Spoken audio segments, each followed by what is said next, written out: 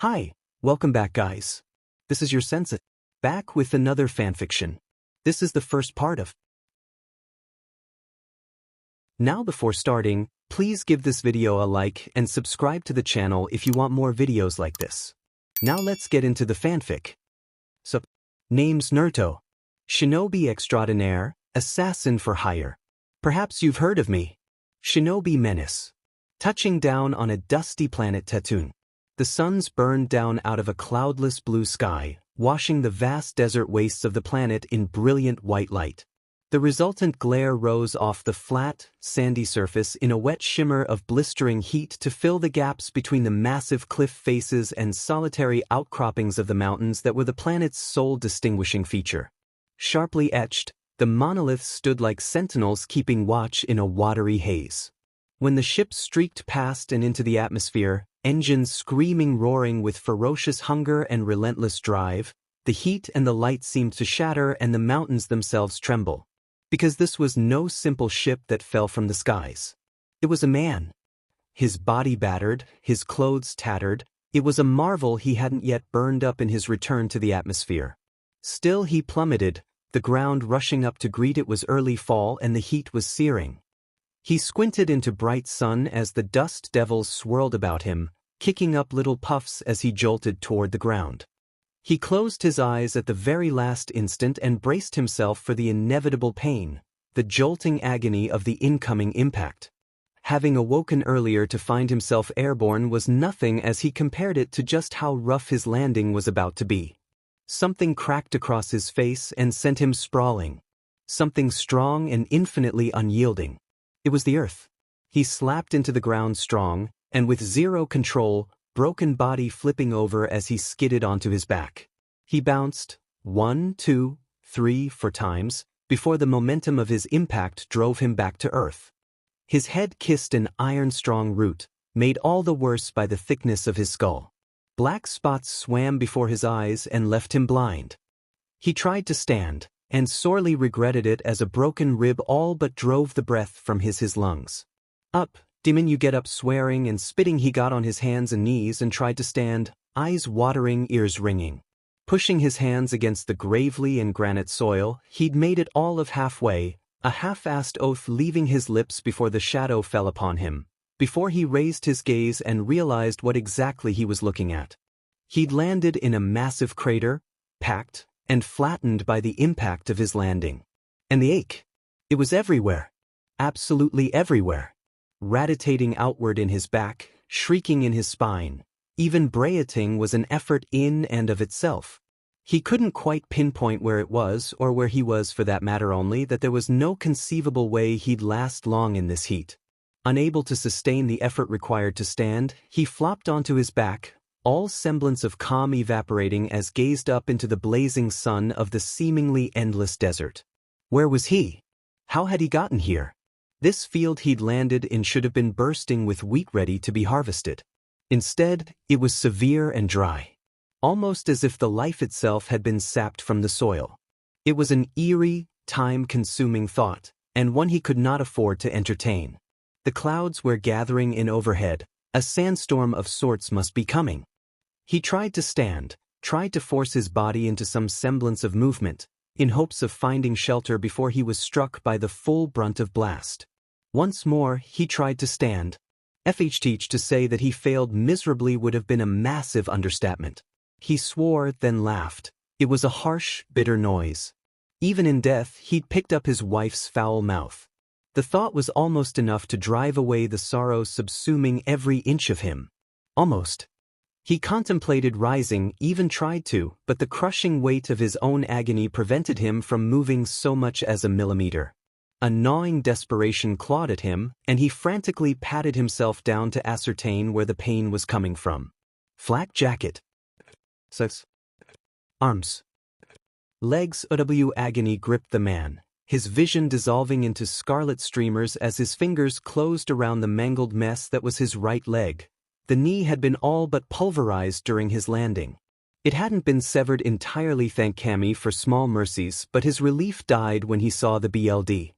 He'd bleed out if he didn't do something, and soon. Raising an arm, he tore off a sleeve and in swift, hurried movements that bespoke of years of practice, proceeded to tie a tourniquet around the wounded limb. An animalistic hiss of pain slipped through his teeth as he tied the knot tight around his thigh and bound it fast, slowing the flow of crimson vitae between his fingers but not staunching it. Within seconds the dark fabric was soaked through and through. He could feel his vision beginning to blur, his hands growing cold. "God, it feels like we just got run over by the Jedi," a rough voice scraped at the inside of his head, interjecting itself amidst the pain. "Are you there, Gaki?" When silence prevailed, the voice tried a more familiar approach. "Come on, Naruto, talk to me." Belatedly, he felt his wound begin to close, the shattered knee and broken bone spurs stitching themselves back together, flowing like milk molding across his flesh. And yet he was barely aware of it at all, as if the event were taking place outside himself and he were merely a bystander. Boy Naruto found himself yanked inward, hauled into his self to confront the very creature to whom he owed his life. Kurama towered over him, long since freed from his cage, eyes narrowed in sheer disbelief at the irreconcilable behavior of his host and partner. Naruto blanched at the balefire in his eyes. Despite their numerous conversations they'd held within his mind, he simply couldn't help but gawp at the sheer size of the kitsune. A very angry kitsune at the moment. "What in the nine hells is wrong with you?" the Biju roared, nearly deafening the blonde. "Are you trying to die?" "Maybe," Naruto replied, drawing a startled hiss from his tenant. "Not on my watch," the fox said, his lips drawn back in a snarl. "Have you forgotten that if you die, I die with you?" Despite himself, the man Naruto managed a laugh. "Nice to know you still care, Kurama." The kitsune sniffed. "You're not getting rid of me that easily, Kit." Konoha's last Hokage chuckled, but there was no longer any mirth to be found in his smile. He no longer had anything to smile about. His village was gone. His people destroyed. The war against Obito and Uchiha Madara had dragged on for years, and though he'd seen the death of many in that time, it was ultimately the death of one that affected him the most. In the end, it was not the passing of Sakura Haruno nor the murder of Uchiha Sasuke that shook him the most.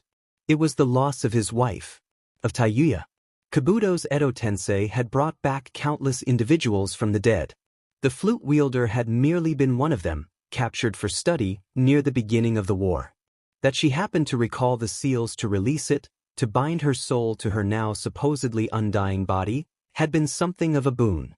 They hadn't been the best of friends at first, even less so given the manner of her captivity, but over time he'd warmed to her, and she him. As much as a foul-mouthed, ill-tempered redhead could, he supposed. She'd even married him, although her condition prevented any chance at raising a family. For a time, he'd been happy. He dared to think all would be well, that they might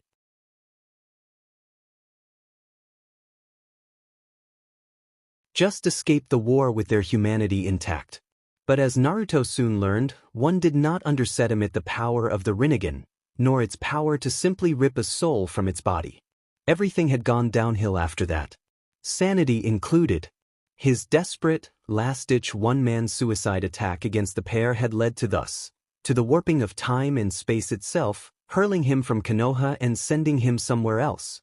One did not carelessly hurl a Bijidama against a space-time ninjutsu and expect to live to see the next sunrise. He'd meant to die with the madman, but instead he'd wound up here. Where was here exactly, anyway? He almost thought it was the land of wind, but no, the Jubi had reduced Gaara and his village to molten slag over the course of the war. This land, though unbearably hot, was not at all glassed, nor was it deprived of life. He could sense others in the distance even without use of his cloak, just as he could tell that this place was nowhere near Konoha. He blinked, driving a bead of sweat from his eyes. He could feel the grains of sand at his back, intermingled with the scent of fire, the unamused and smoldering irises of heat and hell itself, come to claim his life. It was just too damn hot. What was the point in getting up? Precisely. There was no point. All his friends and family, his wife, were dead. Best just to lay, to perish, and let all and any trace of his existence be swept away from this strange, alien world. At least then he could join them. Are you all right, or not? Uzumaki Naruto creaked open a blue iris, momentarily alarmed to find a young woman standing over him. Long strands of dark hair framed her face, all he could see against the blinding glare of the sun. Now wait just a minute, he must have hit his head harder than he'd thought, because he could have sworn he saw two suns glaring back at him, a pair of bright, angry eyes punishing him for his longing to give up and die. Surely he was seeing things. Well, hello there, Kurama rumbled, and Naruto thought he detected a hint of satisfaction in the old kitsune's tone. What do we have here? Tayuya, Naruto muttered, holding out against hope that this was a dream. But this was no dream, and his wife would never say something like, "Are you all right?" And indeed, as he stared up into the twin suns of Tatooine, he gradually came to realize that this was not the foul-mouthed redhead whom he'd come to know and love. It was someone else. It was a girl. "Wo is Tayuya?" she asked. Naruto opened his mouth to reply in kind, to ask who she was, snapped it shut again. Pushing against his elbows, he forced himself into a sitting position, took every inch of her in. Neither tall nor short, skinny nor fat, she radiated concern on an almost primal level, her dark eyes boring into him with anxiety and concern. Her clothing was simple to the point of being rustic, dark, dusty attire, evidence of years spent in the arid atmosphere. She blinked down at him with soft brown eyes, another reminder of the love and life he'd lost, her heart-shaped face framed by long raven tresses, blacker than pitch. Anyone who saw her would have been strong-pressed to believe that this girl, this beauty amid the sands, had survived so long in such harsh terrain. And yet, clearly she had. "Who are you?" "Shmi." The girl smiled, and for a moment, just a moment, it seemed to outshine the sun itself. "My name is Shmi Skywalker." A flicker of hesitation shone in her eyes. "Your liege is it?" Naruto was momentarily at a loss for words, unable to understand what she was alluding to. Then he realized. His leg.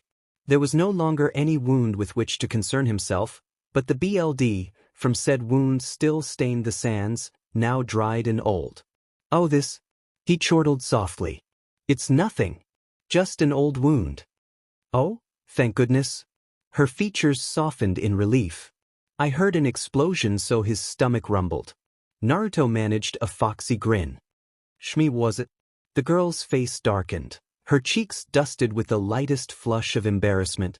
"Wais, do you have anything to eat, perchance?" 9 years later, "Get back to work," Boinge grimacing at the vehement shouts of his Toydarian heir at his back, Anakin Skywalker bolted into the scorching afternoon to repair his wants. He was a small boy, even at his 9 years of age, rather compactly built, with a mop of sandy hair, blue eyes, a pug nose, and an inquisitive stare which often brought him more curses than it did blessings.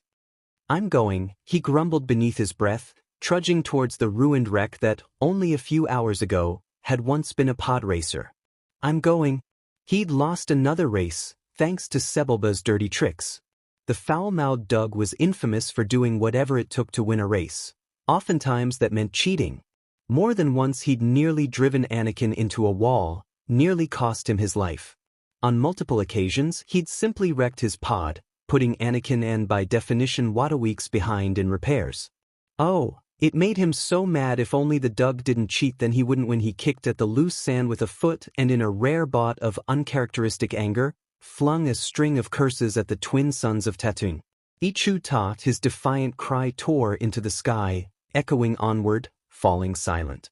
Anakin glared up into the suns for a moment longer until both his eyes began to burn, and, finally, tore his gaze away. Sighing in frustration, he turned and went out the back of the shop into the kicked at the sand again as he crossed to the engines and the pod the droids had dumped there earlier. Already his mind was working on what it would take to try and make them operable again. Even from here, across the yard, he could see the right engine was almost untouched, if he ignored the scrapes and tears in its metal skin. The left was a mess, though, and the pod was battered and bent, the control panel a shamble of sparks and circuitry. "Fidget," he muttered softly, a spark of anger igniting in him as he drew closer, saw the extent of the damage. Just Fidget. He was quick and strong for his age, and was gifted in ways that constantly surprised those around him. He was already an accomplished driver in the pod races, something no human of any age had ever been before. What's more, He was gifted with building skills that allowed him to put together just about anything.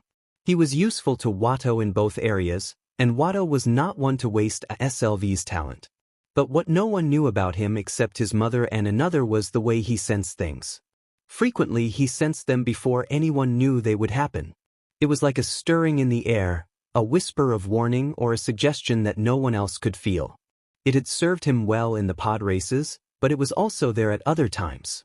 He had an affinity for recognizing how things were or how they ought to be. He was only 9 years old and he could already see the world in a way most adults never would. For all the good it was doing him at the moment. For all the good. Wait a minute. Anakin blinked, suddenly terribly aware that something wasn't right. It wasn't so much a sense of wrongness as it was out of place. He sensed something. Someone like him.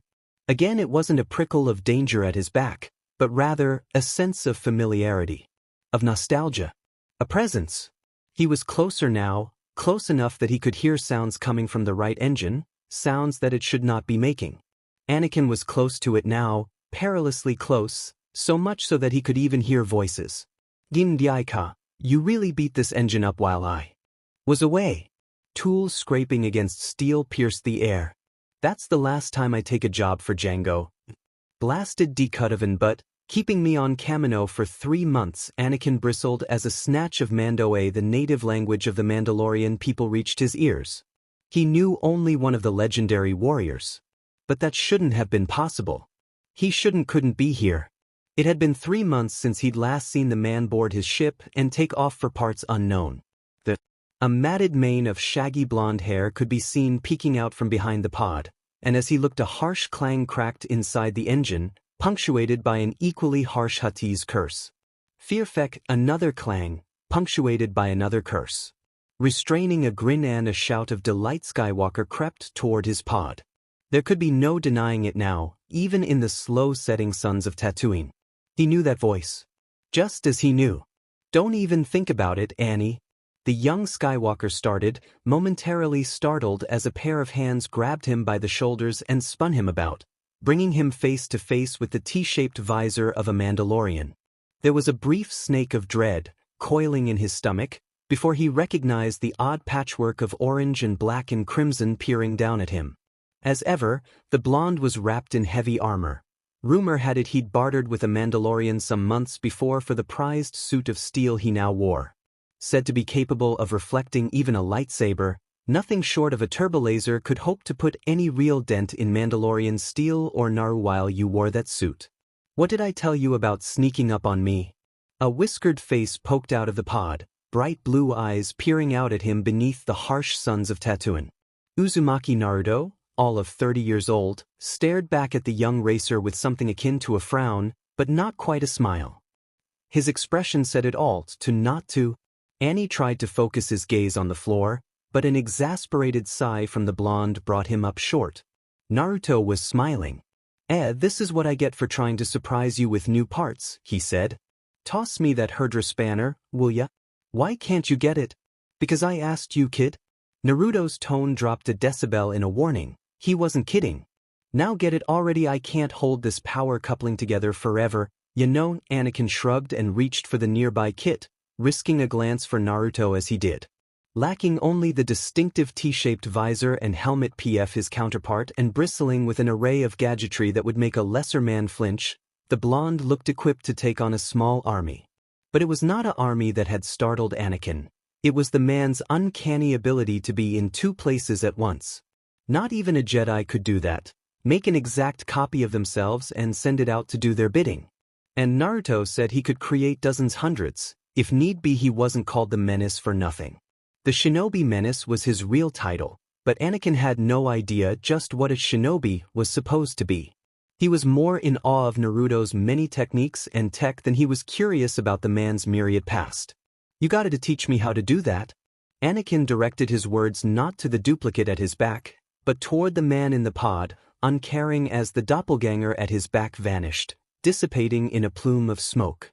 It was a trick that no longer fazed him, but one he longed to replicate as he crossed to the battered blonde and handed him the requested tool. Just the thought of being able to be in 2 places at once sent a silent thrill through him. It's not a skill I can teach. Naruto laughed as he took the tool, his bulky form disappearing into the engine briefly, before remerging. Anakin watched the bounty hunter tinker with the pod for just another instant, and then he rose, towering over Harem in all his glory. Anakin watched with awe-filled eyes and inevitably found them straying towards the man's jetpack. The sleek, curved form of a deadly M5 missile jutted out of it like the horn of some ancient beast. Uzumaki Naruto grinned, whipped a gloved hand on a piece of cloth, and slung himself out of the pod.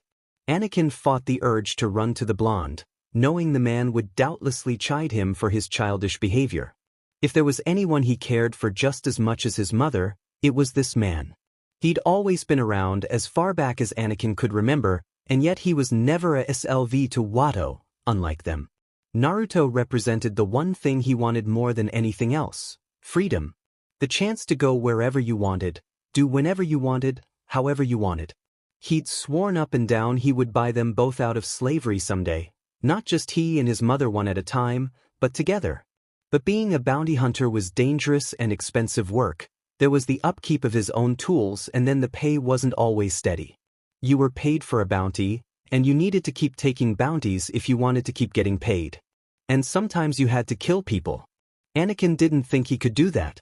He just wanted to stop being SLV, to be able to go anywhere he wanted with his mother, and never have to hear Watto say anything. Rasadwi Kuppa, Peduncle speak of the devil. Anakin, startled, in spite of himself by Watto's abrupt reappearance and the fresh burst of Hatiz, had just enough time to watch his mentor don the helmet and dip behind the engine before Watto swooped down on him, bursting from the back of the shop and starting in on him again with a fresh burst of insulting adjectives.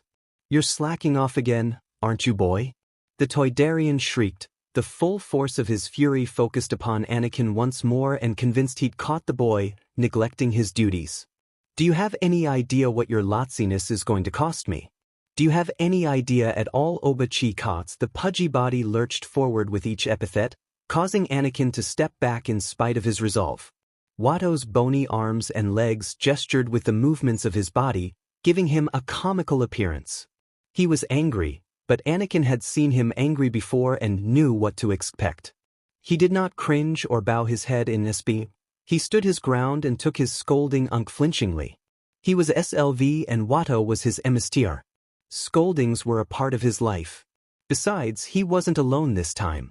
"I shouldn't let you drive for me anymore." All 3 fingers of Watto's left hand pointed at him. "That's what I should do. I should find another driver and sell you and your mother to someone else." Scarce had he said them, however, than the distinctive click of a safety being removed answered. Naruto had since stepped out from behind the engine, and now he was armed. Watto froze in mid-rant, alarmed to find himself staring down the long barrel of a blaster.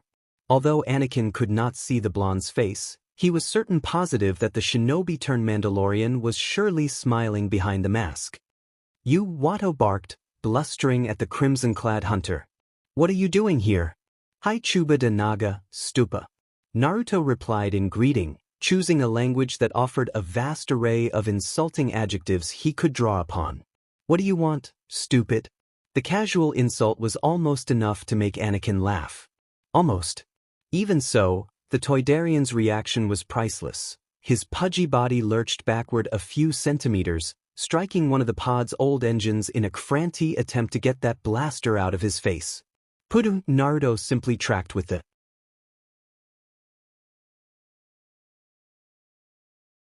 movement, never taking his gun off the snarling alien. There was another clack as he flicked its setting from stun to kill. Wait, Watto begged. "Don't shoot, I give you a discount." "Yes," Naruto growled behind the helmet. "I don't need a discount, you know." For a wonderful, terrifying moment, Anakin actually dreamed that the Mandalorian would take the shot. But although Naruto refused to lower the blaster, he did not fire. "Stop shrieking like that," he said, directing his words to the floundering alien. "You're embarrassing yourself." Watto hauled himself back into the air with a sharp string of curses, his wings a blur of motion, beating, with such ferocity, it seemed as if they would surely fly off his lumpy little body. Anakin stifled an urge to laugh as he imagined this happening. It would not do to laugh just now. Anakin knew the Toydarian would wind down shortly soon, his anger released in a manner to satisfy his need to cast blame in a direction other than his own, and things would go back to normal. Only this time, they didn't. Watto stuttered, his courage evaporating now that he'd found himself face to face with the shinobi's arsenal. Naruto, to what do I owe this pleasure? He practically squeaked out the last word, as the Mandalorian jammed the blaster against his stomach, the deadly weapon pushing into the alien's pudgy abdomen with enthusiasm. I've got enough credits for Shmi. He said it almost casually, his words flat and baritone through the helmet, as though they were discussing the weather, and not the Skywalker's freedom. In another year, I'll have enough for Anakin. You know what that means, right? Watto made a sucking noise with his lips and glared bloody red daggers at the boy. He knew what that meant. As did Anakin despite what his ignorant emissary thought. Freedom, you can't take the boy, Watto protested, suddenly sullen. I need him for the race's eye. His words ended in a yelp as Naruto jerked his wrist to the right and squeezed the trigger. A blaster bolt cut across the space between them, passing dangerously close to the Toydarian's midsection. Anakin was at a loss for words. That was just so incredibly cool. Watto didn't seem to share his enthusiasm.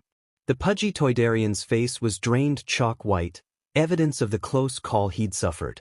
Too bad. Naruto shoved the now steaming blaster in the alien's face. 10 years. That was our deal. Time's almost up, and I've got a pretty little bounty coming that'll take them off your hands for good. Of course I could always shoot you now and deactivate the bombs inside them myself. Would you prefer that, Watto? That won't be necessary. Watto sputtered with a fluttering of his wings, tripping over the words in his haste not to wind up dead. So long as you pay me for them, you can have them. I'm so glad we understand each other, Watto-san. Naruto slung the rifle over his back with a smugness that told Anakin he was smiling beneath the helmet. Anakin held no doubts. If it came down to it, Naruto could shoot Watto dead with little to no compunction and leave with a clear conscience. He almost hoped he would. The thought frightened him. This anger he felt, it was terrifying at times.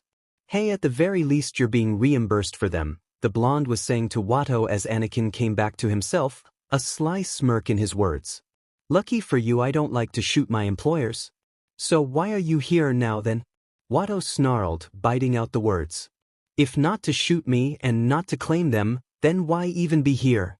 Just visiting my kid. Naruto replied, and suddenly his hand was there on Anakin's head, muscling his hair, much to the boy's infinite embarrassment. Got a problem with that, D-cut?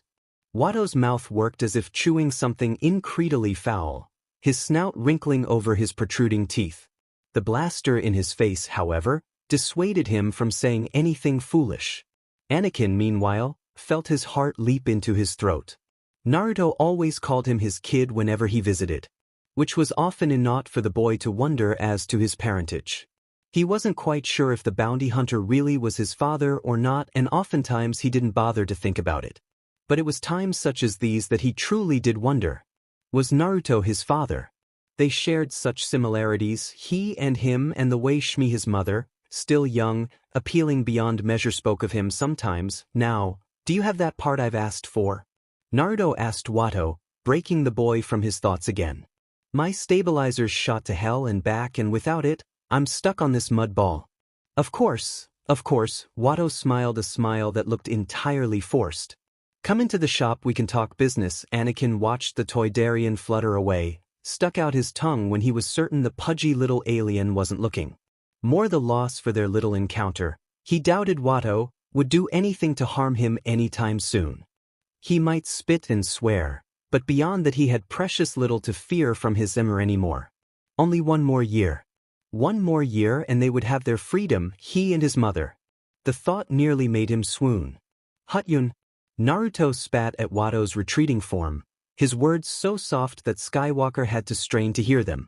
Now, Anakin knew precious little of the Mandalorian language, Mandoe in some circles, but he did know that word. Coward. Watto was a coward, all right, with a capital C at the very beginning. Bah.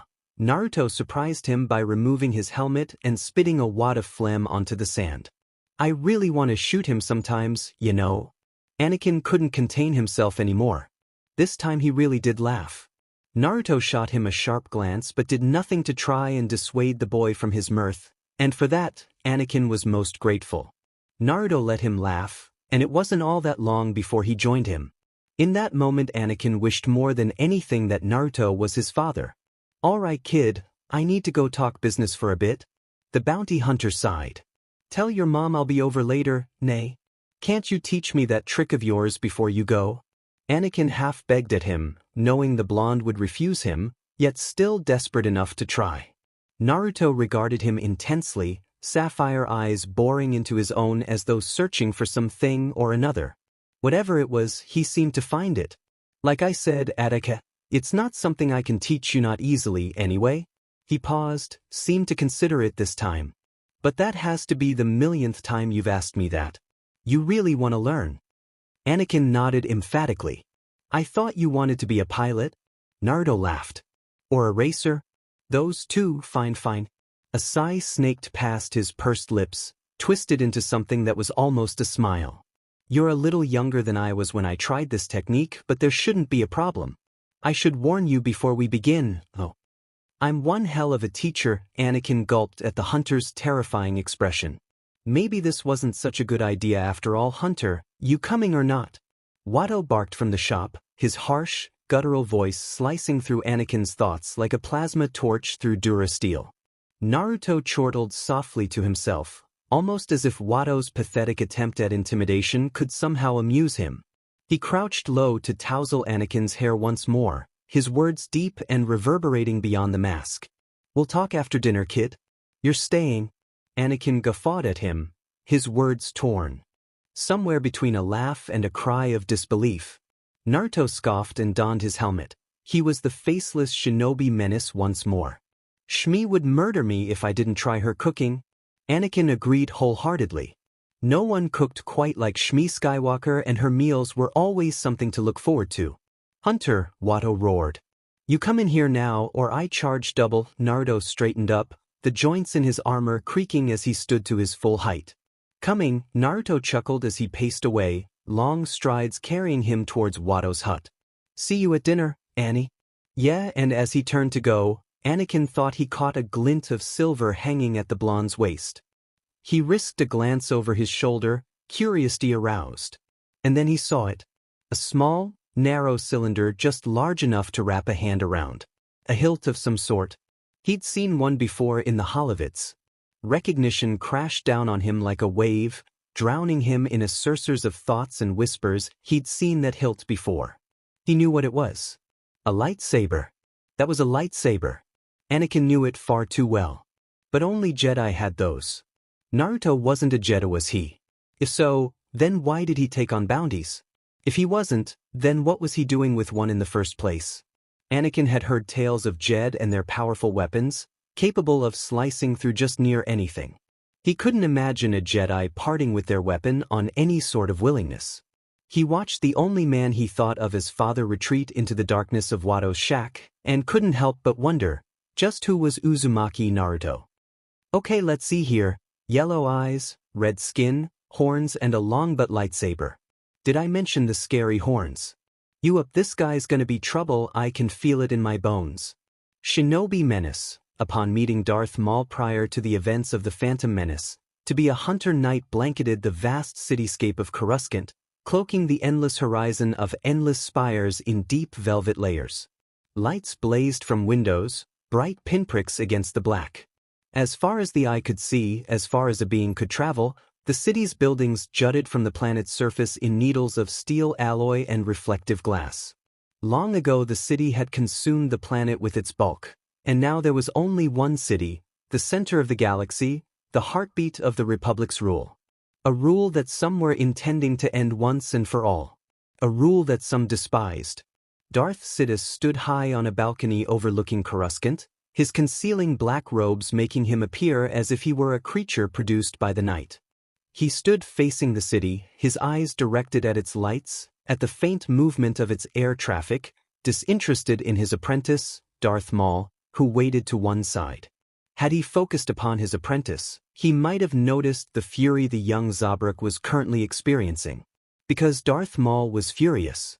The dark side wrapped itself around him like a second skin, clinging to his torso in a writhing nexus of hate and fury, itching to lash out at the first available target. A target found in himself, in his own self-doubt and inability. The Zabrak assassin was irked beyond all semblance of tranquility. He longed for the chance to seek the one who'd first instilled this rage in him, take his throat in hand, and squeeze the life from him. The man of this man, you ask? The Shinobi Menace. One might have thought it mere coincidence when he first encountered the hunter in pursuit of Lorne Pavan. Maul did not believe in coincidences. Perhaps it was a test of the dark side that first placed this foe in his path, this immovable man wrapped in a suit of Mandalorian steel, armed with weapons ranging from a blaster cannon, a wrist-mounted flamethrower to a lightsaber. Maul would have thought him a former Jedi, had he not displayed zero aptitude in THS Force.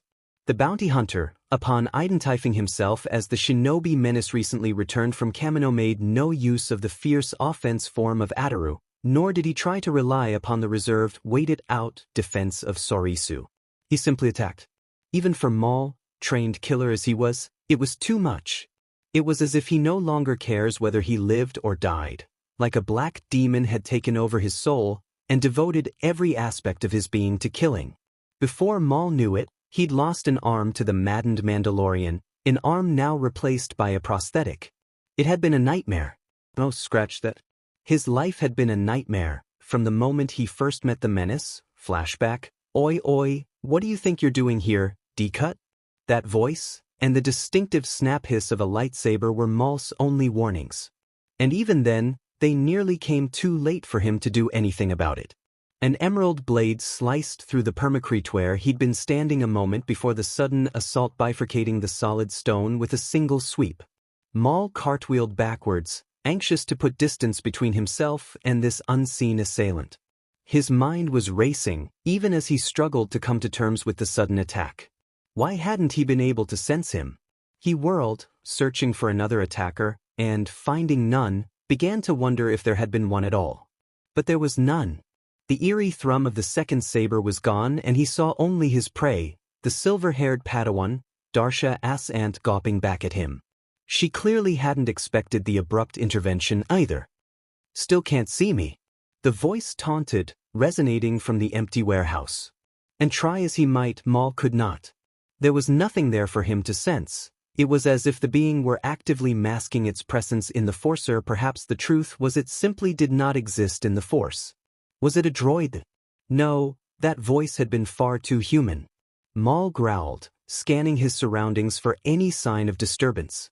The air between him and the Jedi Padawan seemed to blur ever so slightly, as if a giant hand had reached out to pluck at the atmosphere itself. And then there he was. The stealth field dissipated with a sibilant hiss, to reveal the slim, armored form of a Mandalorian warrior. Clutched in his hand, the hilt/pommel of a lightsaber. He stood at least a full head taller than Maul, his T-shaped visor betraying nothing of the man lurking behind the helm. Mando Adrar Digu Jedi Ikat. He spoke in fluent Mandalorian, and Maul silently thanked himself for the language lessons Sidious had drilled into him all those years ago. A Mandalorian never forgets the sound of a lightsaber. He turned to regard the Padawan, leaving himself open to attack, but Maul couldn't bring himself to strike. It was the perfect opportunity, and yet, something held him back. He felt only dread when he looked at this man, finally feeling his presence in the Force. It was as if he were a giant knot in the flow of reality, his very existence a giant boulder around which life itself was forced to flow, for there could be no brooking passage through him. Just what was this man? Kopani Gon, Jedi. The man rumbled in his native language. Darsha jumped, her brow crinkling in confusion, baffled by the language barrier. The warrior laid a hand upon her shoulder, his helmet inclining a mere fraction of an inch as he awaited her response. Beg your pardon. Something akin to a sigh resounded beyond the man's helm. He took his hand away from her shoulder, knocked it against his helm in exasperation. He muttered, cursing himself. Damn it. I said you need a hand. The Mandalorian returned his gaze to Maul, and something seemed to click into place behind that black visor. With this one, Darth Jedi. Sith. He was speaking to him, Maul realized. This man knew he was Sith. He swept his lightsaber up into his hand and ignited it on instinct, both blades sprinting from either end. He would not let them live. Either of them. The Padawan edged forward in return, only for the Mandalorian to push her backward. Kur, the commando, barked at her. Hush, might want to stay out of this one, sire. The hunter beckoned the Padawan back. I don't think you'll be a match for him as you are. He flicked his wrist and the lightsaber came ablaze once more, casting him in its eerie green pallor. He settled in a stance Maul didn't recognize, one leg before the other, the weight on his back foot. Maul hesitated. Not because the Mando had called the Padawan sweetheart, but because the Force was screaming at him, telling him to run, to flee, to get as far and away from this man as possible. Maul carefully ignored this fear and turned it into anger, and anger into hatred. His golden eyes blazed with the power of the dark side, empowering him with its might. Just thought you should know the name of your killer? The armored man laughed. They call me the Shinobi Menace. They're going to call you dead once I finish with you? Maul hissed, bringing his saber staff blade to bear. He felt no fear from the menace, only the resolve to kill. It was a refreshing feeling, to face a warrior as devoted to death as he. It was almost a shame he had to kill him. Nishabradani Darth Jedi the Mandalorian cackled and suddenly his body began to glow gold beneath the armor. Maul frowned, reluctant to press on the attack until he was certain of what he was seeing. The man's armor seemed to melt and become part of the golden glow, his opaque visor becoming transparent, reflecting the cruel, crimson eyes within. His mouth curved upward in a smug smirk, and it was only then that Maul understood the weight of his words. Don't underestimate me, little Sith. With a war cry that could put the rancors of Dathomir to shame, the golden Mandalorian brought his blade to bear and flung himself forward, and flashback, Maul shuddered at the memory. Whatever ability it was, it had proved too much for Maul. Though he'd managed to strike down Pavin and escape with the Sith holocron in his life, he'd been forced to leave the wounded Padawan and her hunter friend behind. It was either that or risk certain death. And Maul, devoted to the Sith way though he was, hadn't been about to risk his life over a single Padawan and the hunter just for the sake of pleasing his Emir. Now, he regretted the decision. Sorely regretted it, as he awaited his MSTR's inevitable response to his words. His yellow eyes glimmered with aggravation and anger as he waited for his inevitable punishment. I sense fear in you, apprentice. Sidious's words were barely a whisper, barely audible over the winds of the Coruscant sky, yet Maul heard them nonetheless. Why is this, Maul? Maul seethed. You speak true, my MSTR. He inclined his head, the mosaic of his face betraying none of the humiliation he felt. Due to my fault, the Jedi are aware of us. Perhaps. Sidious demurred. Perhaps not. They may be aware of you, however. The younger Sith fought the urge to snarl at this, the reminder of his failure. Not only had the hunter managed to confound him on Coruscant some months before, he'd even managed to wrest the Padawan Darsha Asant from his grasp, thus informing the Jedi of the reemergence of the Sith. But the Trade Federation blockade was already nearly in place, his emissary assured him, so nothing of true value had been lost. Maul disagreed. He had been shamed by the menace. His pride had suffered a blow, one he swore to strike in return at the first opportunity. He would find the menace and make him suffer, as none had ever suffered before. He would find his friends and family, everything he held dear, and he would kill them. Make him relive the same shame and humiliation he had thought to experience. What is thy bidding, my emissary? Darth Sidious stared out into the lights of Coruscant as though he could somehow divine his answer among them. Maul was impatient. He wanted vengeance. They gained nothing from waiting, already they were exposed thanks to the menace, and he was hungry to repay the debt he owed the hunter for the loss of his right arm. You will find this menace, and you will eliminate him. Sidious advised softly, the cowl sheltering the smile of his face. If he is truly such a threat as you say, then we cannot allow him to interfere with our plans. Maul fought the urge to roar in sheer triumph. Instead, he exhaled sharply. Satisfaction permeated his voice. I will have vengeance, then. You shall? Sidious answered. So shall it be, my. Maul bowed and turned to leave. Maul. Sidious's words rooted him. I will not tolerate failure a second time. Maul scarcely even heard the words. He was already stalking away, already making plans for the future. There would be no failure this time. He would succeed. He would be prepared.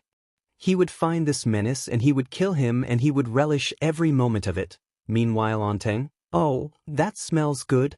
Anakin looked up at the exact instant that he heard someone step through the door of his home. Naruto. That voice caused him to cease his work upon C-3PO's left eye and hazard a glance to the dusty archway, as though he could somehow confirm the speaker's identity merely by listening in on the sudden conversation. As the boy listened, he could make out the distinctive thud-thud-thud of boots coming from the main room. He risked a wry glance at the corners of his own room. Adobe walls, whitewashed and scrubbed, glimmered softly in a mix of storm-clouded sunlight admitted through small, arched windows and a diffuse electric glow from ceiling fixtures. A sandstorm had sprung up after Watto had sent him home for the evening and he'd begun to fear the worst for the Mandalorian. Apparently, he had been wrong to fear. Anakin cocked an ear and subsequently winced as he heard something shatter. His mother must have dropped that plate she'd been cleaning moments ago. Naruto, he heard Shmi Skywalker exclaim, her words caught somewhere between a gasp and a sob. Anakin dithered just a moment longer, uncertain as to whether he should listen or make himself, inevitably, his curiosity won the day. Stepping so slowly so as not to make himself heard, the young Skywalker rounded the bend and peeked around the corners of his room. Finding no one, he crept toward the kitchen, where he finally found Naruto and his mother in the man's arms. Her face remained buried against his plate, her arms wrapped around his in a fierce embrace. She was speaking to Naruto, saying something, but her words remained muffled against the hunter's and were lost to Anakin, stifling any chance he had of deciphering her words. The same could not be said of Naruto. He discarded his helmet. Anakin could see it upon the countertop, and without it, the Mandalorian's words were as plain as day to him. Annie's getting so big. Naruto was murmuring to his mother. Sairaika, you should let me train him already. Don't you sweetheart me? Shmi surprised Anakin, both by understanding the Mandoe language and by extricating herself from his arms. I don't want that kind of future for him. Gadei. Saying please won't help. Your case any. She shook her head emphatically. He deserves a better life than that of a bounty hunter or AO, I'm sorry.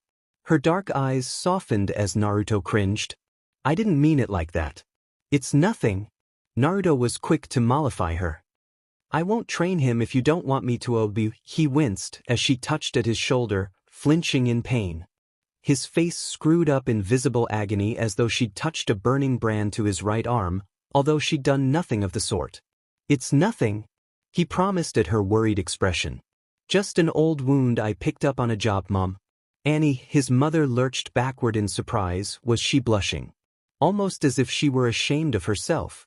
Uzumaki. Naruto grinned back as he caught sight of his young protege, whiskered cheeks dimpling in a smile, hands reaching to muss the boy's sandy hair. Naruto demurred with a soft smile. Shmi Skywalker fixed him with a withering glare. Dinner's nearly ready. Naruto made a noise that Anakin acquiesced to acquiescence and took his seat at their dusty little table. His knees knocked against it, nearly sweeping the food clear off the table, had his hand not shot out to snatch back the plate at the last instant. Shmi shot him a withering look and the blonde offered a sheepish grin, as sheepish as someone of his stature could manage. Over the years, his mother hadn't seemed age in the conventional sense. Her movements were as fluid and graceful as they'd been when he was a babe, a fact that Naruto seemed content to comment on whenever he visited. Indeed, Shmi's face lacked the lines and creases of most women her age, although her eyes always seemed brighter somehow when Naruto was nearby. So how did you get that blade? The menace waggled an eyebrow in bemusement. You really want to know? Yes, Anakin watched in eager earnest as the hunter steepled his fingers and leaned forward, blue eyes glimmering with intent. He thought he caught the softest of smiles from his mother out of the corner of his eye. Well, I once met a Jedi Knight on a bounty. Naruto began slowly, weaving the tangled tapestry of his tale with an ardor and enthusiasm only a true hunter could produce. Great man. Impressive man. A finer one I've never seen. Turns out he and I were after the same target. Some Corellian lowlife, wanted for acts of terrorism against the Republic and crimes upon humanity, blah blah blah. That wasn't important to me. He held up a gloved finger, emphasizing his point. What was important was this. The Jedi did I mention he was a MC? Wanted him alive. I didn't. The contract specifically stated the bounty was for his death, and his head to be mounted on Jabba's mantle. I knew where he was, but the Jedi was a stubborn one. Wouldn't let me find him or kill him until he had the chance to question him. Of course, I wasn't about to let him abscond with my bounty right under my nose, either. It was an impasse. Eventually I drew on him and our little disagreement turned violent. So you killed him? Anakin felt his heart sink into his stomach. It must have shown on his face, because the hunter was swift to deny this claim. Of course I didn't kill him, Naruto admonished, disbelief coloring his words and twisting at his face. Do you have any idea just how difficult it is to fight a Jedi, Annie? Like trying to get a Kowakian monkey lizard to shut up? That's how, and you can forget about killing 1-inch. Anakin felt himself heave a heavy sigh, felt relief crest over him in a wave of understanding. He knew on a fundamental level that bounty hunters often killed their quarries in the hunt, just as he knew Naruto rarely ever accepted low-paying bounties unless they involved a particularly corrupt or wicked individual. It was part of the reason he'd garnered the title of Menace in the Outer Rim. Once he was on the hunt, he was just that. A menace to the cruel and a vigilant knight to the kind. Then another problem crops up. This Corellian guy. He's under the protection of a nasty old hutback on Enel Huda. And my employer wants him. Badly. So we end up storming the palace, defeating the guards, causing chaos in general. And by the time we find the criffing little Beatty, he's locked himself in a cell to keep us out. Apparently he doesn't know who he's messing with.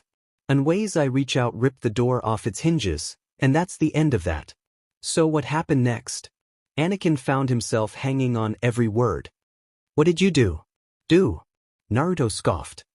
I hauled him out of there and shoved a blaster in his face. Of course, he continued his tale with a sly smile all his own, so now he's making noises of panic and pleading that I hardly notice anymore. Naruto. Anakin blinked as Shmi admonished the blonde.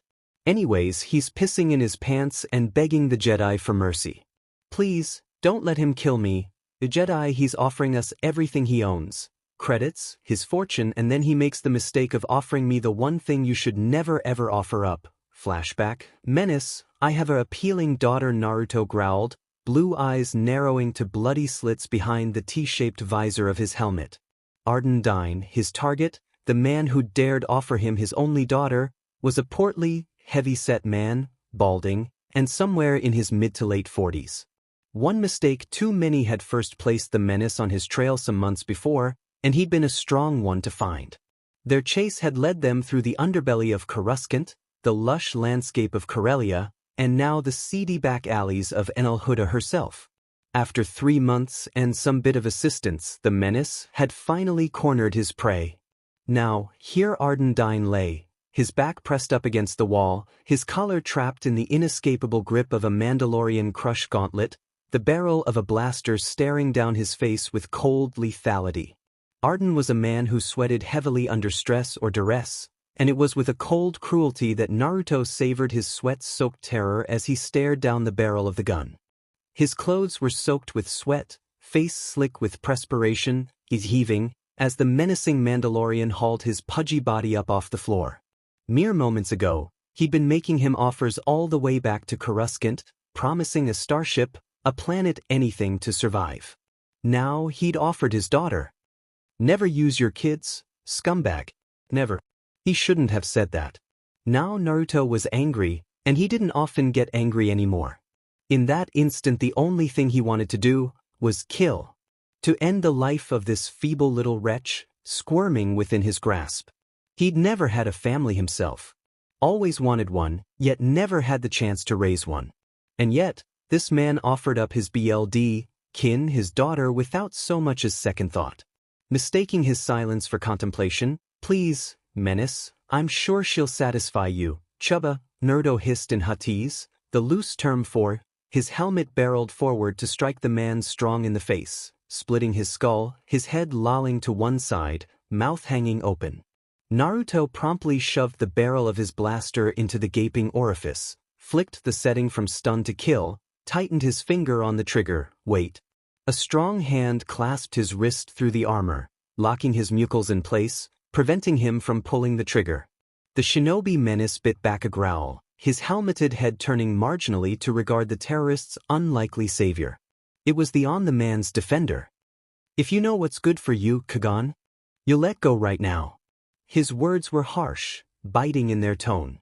He deigned to use the Jedi's name for once, but make no mistake, if this man didn't let go right now he'd be joining this D-cut, dead on the floor. Naruto had yet to kill a Jedi up close or otherwise, but in his present state he had no qualms about doing just that without so much a second thought. It was only the memory of their previous encounter that stayed his free hand from going for the holdout blaster in his sleeve, or turning the wrist-mounted flamethrower on the Jedi. The man's appearance certainly didn't help him any. Kagan was a tall, powerfully built man with prominent, leonine features. His beard and mustache were close-cropped and his hair was worn long and tied back. His face stood pinched in concentration, evidence of the substantial effort required to restrain the younger man, to prevent him from pulling the trigger and ending the Corellian's life. Naruto allowed his gaze to drift, his HUD scanning for any sign of weakness in the Jedi's stance. There were none. Tunic, pants, and hooded robe were typically loose-fitting and comfortable, yet the longer he looked the more they seemed to swirl with an unseen wind, the unnoticed breeze pushing the sash back just enough to reveal the cylindrical hilt dangling at its side, just out of view but within easy reach. Naruto watched his hand brush across the hilt, not in warning, but in that age-old gesture which warned of danger. He felt the thin threads of the Force pluck at his mind, realized the man was trying to calm him, and stubbornly resisted. Let me interrogate him first. The Jedi argued. Let me kill him first. Naruto retorted. Qui-Gon's sharp blue eyes fixed on him. Don't try it. Naruto whipped his blaster around in the same instant that Kagan ignited his lightsaber. In the split second that it took for him to bring the blade up and then down he remembered the man's Mandalorian armor.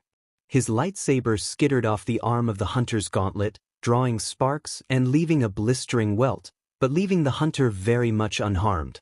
Kagan had less than an instant to see, recognize, and process this before he felt the barrel of a blaster press against his forehead, effectively ending their standoff.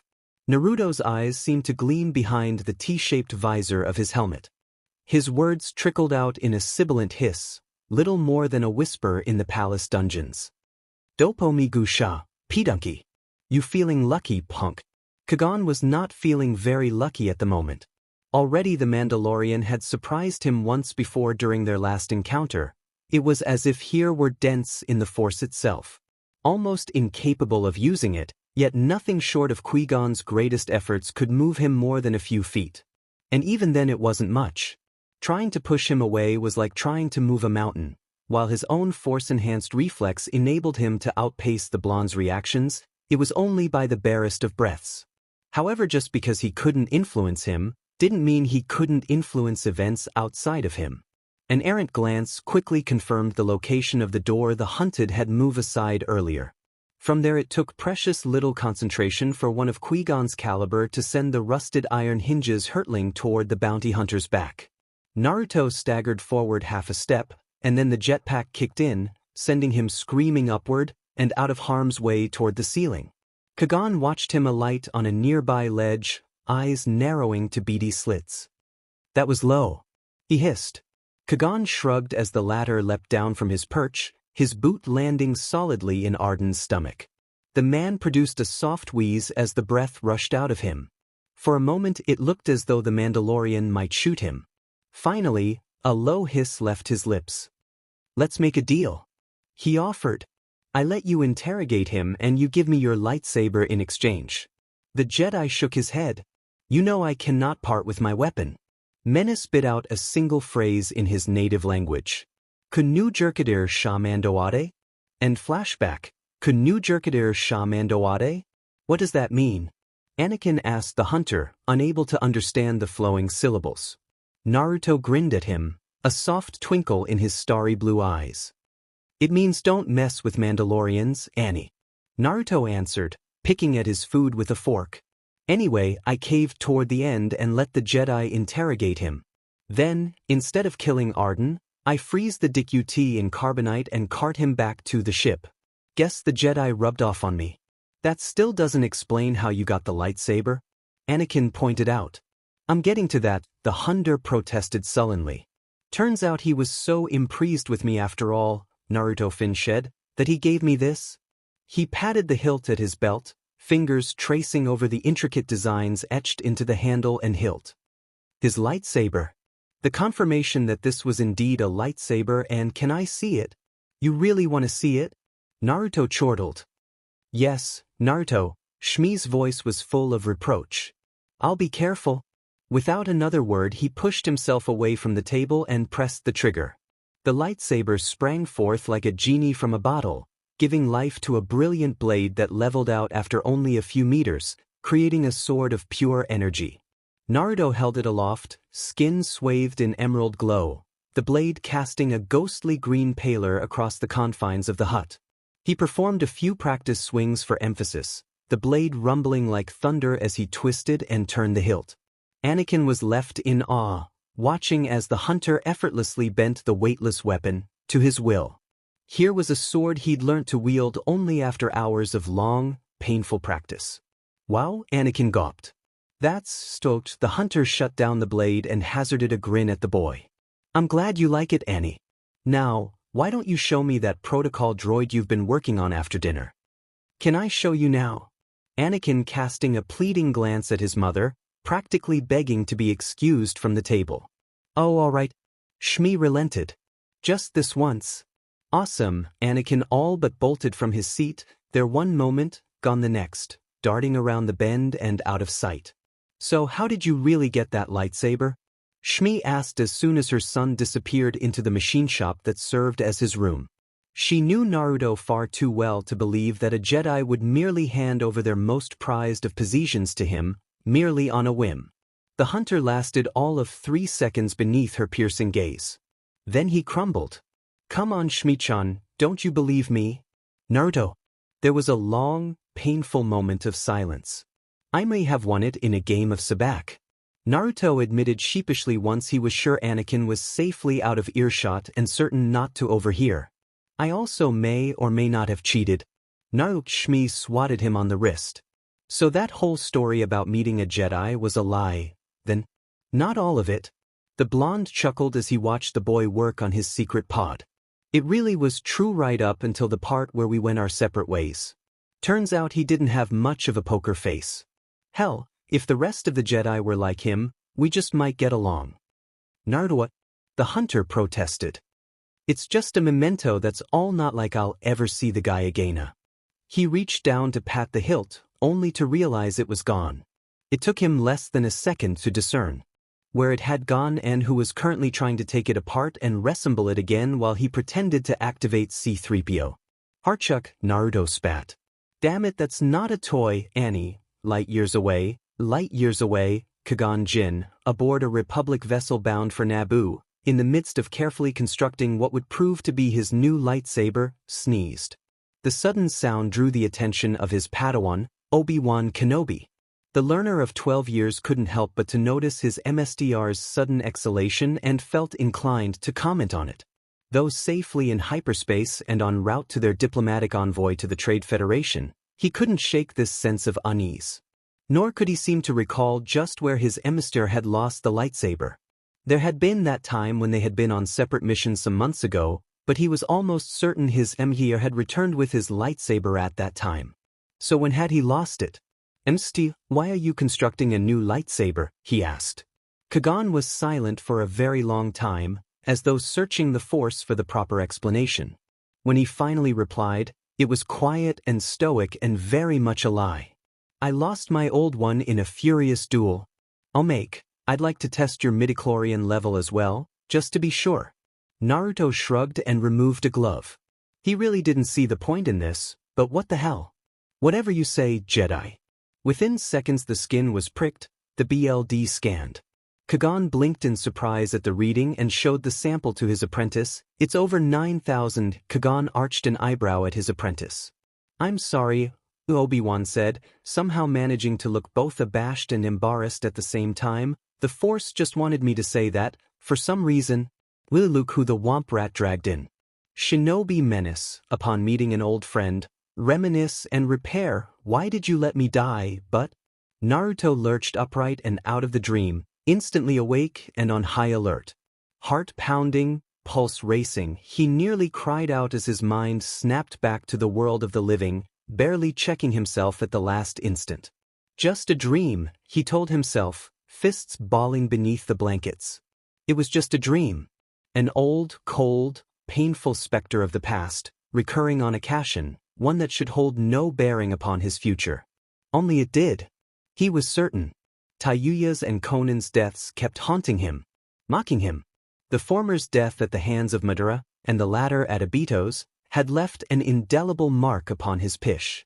At times he could almost hear their voices. I miss you, darling. Sometimes he could even see them. Blue eyes cut a swathe across the room, fixating upon a solitary figure, hunched down against the wall. He knew her azure hair and amber eyes without looking, just as he knew her hands were cradling the gaping hole in her slightly swollen stomach. He bit down on his bile, teeth sinking into his lower lip until he tasted a flinty, metallic taste upon his tongue. Billy. Bill, why won't you look at me? Naruto shook himself heavily, refusing to look the mortally wounded woman, his former fiancée, in the eye. Of course he wouldn't look at her. To do so would be to acknowledge his own madness. Part of him knew why he was seeing this. At the CLMX of the battle, he'd fallen under the influence of the moon's eye plan, albeit briefly, with its eternal Tsukiyomi. Although he'd broken free before the battle's end thanks to Kurama's aid, one did not simply rip themselves out of an all-powerful genjutsu without some sort of side effect suffered in the end. Perhaps that was why he'd been fool enough to shove a full-powered Baijidama at them. In Naruto's case, he believed he was slowly losing his mind. It was slow, gradual, inexorable. He saw those who weren't there, was visited by haunting dreams, a maddening case of paranoia, and of course there were the voices. Although he stubbornly believed those were of his mind's own creation, not the dementia. Traitor. He almost started when Taiyuya's hazel gaze appeared before him, bisecting his thoughts. Almost, but not quite. The redhead was glaring bloody red daggers at him, her pale dead face mere centimeters from his own, twisted into a rictus of fury. He took some small solace in the fact that this figment of his imagination so resembled the original, that she and her cohorts only ever haunted him at night. As horrible as they were, he could tolerate them at night. He didn't think he had the strength to ignore them in broad daylight. Why did you have to let me die? She hissed at him. Her breath smelled like death in his nose, tasted like rot on his tongue. You were standing right there, and you didn't even try to save me. Naruto said nothing as Taiyuya railed against him, sitting silently by, whilst she assailed him with endless accusations. He knew by now that there could be no pleasing her, no matter what he said. He'd given up on that long ago. Now, he no longer bothered to listen. Sighing, he allowed his eyes to drift shut, drawing in the natural energies surrounding him. For all her arid atmosphere, Tetun sustained a surprisingly large amount of energy for him to draw upon. Flushing his veins with it seemed to be the only way to banish the visions and the voices sometimes. You never loved me. She spit in his face. Not then, certainly not now, you no-good two-timing piece of it. Begone. Naruto hissed, eyes bursting open, his lids dusted with orange, his orbs flashing gold. Taiyuya flinched as though she'd been struck, still he daren't relent. He glared bloody red daggers at the apparition of his wife until she finally crumbled, fading to black as though she'd never been there to begin with at all. With a supreme effort of his unquenchable will, the former shinobi pushed himself back to the present and focused firmly upon a portion of the wall, until he was absolutely certain the ghost of his past was indeed gone. Only then did he dare to exhale. Just a dream, just a dream, just a dream, just a dream. He checked the nightstand for his blaster, and upon finding it, immediately stabbed a hand beneath his pillow for the kunai, fumbling with the pillowcase for the deadly dagger. Then and only then, when he finally felt the cool grip of his father's cherished knife between his fingertips, did he take a breath and check his surroundings, reminding himself where he was. Who he was with. Oh, now he remembers. Kurama's voice reverberated deep within his mind, laced with slumber, and perhaps just a sliver of amusement. Naruto forcibly bit back a reply of his own. He knew his tenant-turned-partner still enjoyed getting the occasional rise out of him. Ordinarily, he didn't much enjoy it, but tonight, it served as further proof that he was indeed awake and would not be all that haunted by the ghosts of his past tonight. Night had fallen upon Tting. Her twin suns having long since set, a curtain of velvet darkness lay draped across upon the desert. All was quiet. All was still. Somewhere in the distance, a great dragon's roar resounded through the desert, its deep howl sending silent shivers shooting down his spine. Naruto sighed, the tension draining from his features. All was well. NarutoxShmi Skywalker lay beside him, head nestled into his ear, the smooth dip of her waist nestled oh so subtly against his own. Her long, dark hair, normally bound back behind her head, lay across her back in loose layers, obscuring her nakedness where the thick blankets could not. He touched a hand to her cheek, and Shmi stirred against him, the softest smile wreathing the tan features of her face. She was as appealing now as she was the day they'd met. Maybe more. Suyer, Kurama goaded, and the fact that you've given her a few throbbing chakra injections had nothing to do with it, right? Oh, shut up. Naruto bit back a sigh. Shmi had been a balm for his soul when he'd first found himself stranded here. She'd taught him how to speak basic, how to handle even the most complex of blasters. And then he'd discovered the awful truth. Shmi was SLV. She had no life, no freedom to call her own.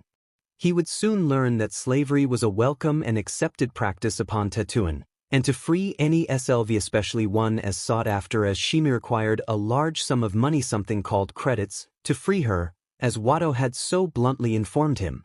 Back then, well, Naruto hadn't so much as a credit to his name, and the Toydarian certainly wasn't going to free Shmi on goodwill alone. Seeing no way to earn her escape at the time, he'd resolved to free her the only way he knew how, and well, that hadn't gone over well. They'd gone only a few paces from the homestead before Shmi told him about the transmitter inside her, that it would detonate if she tried to escape. Despondent and left with little choice in the matter, Naruto had resolved to buy Shmi from Watto. That, too, had been the undertaking of a lifetime, one that might have been downright impossible, were it not for his talent. Naruto, despite all protests to the contrary, was a killer. Years at war had stripped away his naivete, leaving him with a stone-cold resolve to attain victory by any means necessary. While he did not relish the idea of taking a life, he was willing to end one if that was what it took to get the job done. One could not become a shinobi and be expected to spare a life in the line of duty, not the life of one who'd stab you in the back at the first opportunity. He began by taking odd jobs for various individuals, made a name for himself slaughtering sand people, but it wasn't until he learned to pilot a starship and finally scrounged up enough creds to purchase one that he actually considered the life of a bounty hunter for himself. Of course, few wanted to risk hiring a rookie, but there was good money to be made at the best of times. During those jobs, it was the memory of Shmi and Anakin, the boy who just might be his son, that kept him going. It would be some time later before he met Jango Fett and became a true hunter. A Mandalorian. That had been fun. And by fun, Naruto meant excruciatingly painful and frustrating. Back then, the man had taken all his tricks head-on and matched him not blow for blow, but with strategy and cunning. Were it not for the powers of his own Jinchuriki cloak, he would have certainly lost his life that day. Who would have thought there was a material that could actually prove resistant to his Rasengan and Raisin Shuriken? Shmi might have made him knowledgeable in the ways of the galaxy, but it was ultimately Jango and 5 years of pure hell that made him into a true huntsman. From thence, Naruto resolved only to hunt on his terms, to seek out wicked individuals with bounties on their heads. Thus the Shinobi Menace was born. Suddenly he was on the grid, as Jango would have said. No longer did potential employers thumb their noses or what passed for noses in some cases at him and his offers. Nay, Clients were scrambling for him to hunt down their targets. And hunt them he did. From the core worlds to the outer rim, not a single target escaped him. He was named the Menace, for he was a menace to his prey, as inescapable as the dread they'd feel once they realized he was on their trail. Only death or capture awaited. Sometimes the former was preferable to the latter. One thing would eventually lead to another as he tracked down bounty after bounty. 4 years later, and here he would find himself today. To this very day, he still wasn't entirely sure if Anakin was his son or not. Shmi refused to elaborate whenever he broached the subject, and although he had his suspicions, he was reluctant to press her now, just as he'd been when he'd first discovered she was PRDNT. Now that had been a shocker. Still, the resemblance was there. Sandy blonde hair, bright blue eyes, that same inquisitive streak he'd had as a lad. Anakin might be his kid. But what if he wasn't? Shaking his head, the Jinchuriki extricated himself from the covers, donned his leathers, and made for the door. He paused as a gleam of silver on the nightstand caught his eye. His lightsaber reassembled after Anakin's bumbling attempt to discern its inner workings lay just out of reach. He reached for it, the smallest of smiles twitching at his lips. Just touching it evoked Qui-Gon's shell-shocked expression, his look of complete and utter shock, as Naruto won the hand of Sabak, and subsequently claimed the blade as his own. What a memory that was! Who would have thought Jedi had such sucky poker faces? His fingers closing around it, the Mandalorian shinobi paced out the door, stepping into the cold night of Tatooine. He drew in a deep breath, holding the hilt in a loose, one-handed grip. Savoring its feel, the modifications he'd made. It was no longer the weapon of a Jedi, but of a shinobi. It was his weapon, a shield to protect those he loved, a sword to cut down those who dared seek their harm. Flicking the hilt, he ignited the blade. Instead of the eerie green cadence of before, a marvelous magenta greeted him. He'd found that, though he lacked the means to wield the Force conventionally as a Jedi did without tearing the galaxy a new backside, it was not beyond him to change the color of the cold crystal itself. Chakra, both his own and that of Kurama's, had molded the jade crystal into something else, creating a blade he could proudly call his own. He'd taken great pangs to etch a simple sigil into his new trophy, the likeness of a lone leaf, a silent nod to his days as a shinobi. Days long behind and past, times remembered with longing and pain. Happiness and sorrow. The color was fitting, he thought, given his union with Kurama at the outset of the Fourth Shinobi War. Violet. Neither scarlet nor sapphire, neither light nor dark, but somewhere in between, straddling the line between good and evil. This blade, though not his primary weapon of choice, the very essence which a shinobi, possibly the last one in existence, stood for. He found the Jedi Order and the Sith repulsing as a whole. The former's tendency to shut out even the most base of emotions reminded him of Danzo's root, whereas the latter's obsession and perversion of the self was downright sickening. Better just to wipe them both out. Well, except Kagan. He was all right. For a Jedi. There was also that Twi'lek Jedi he'd met a few years back. Now that one, she had one hell of a body. What was her name again? Ailey. No, Ayla. Getting sentimental, Kit? Hardly. Naruto scoffed at the notion, refusing to even consider such feelings for a woman he barely even knew. Jedi shunned emotion, anyway. Even if he did find her attractive, which he did not, mind you, he hardly expected her to return his feelings.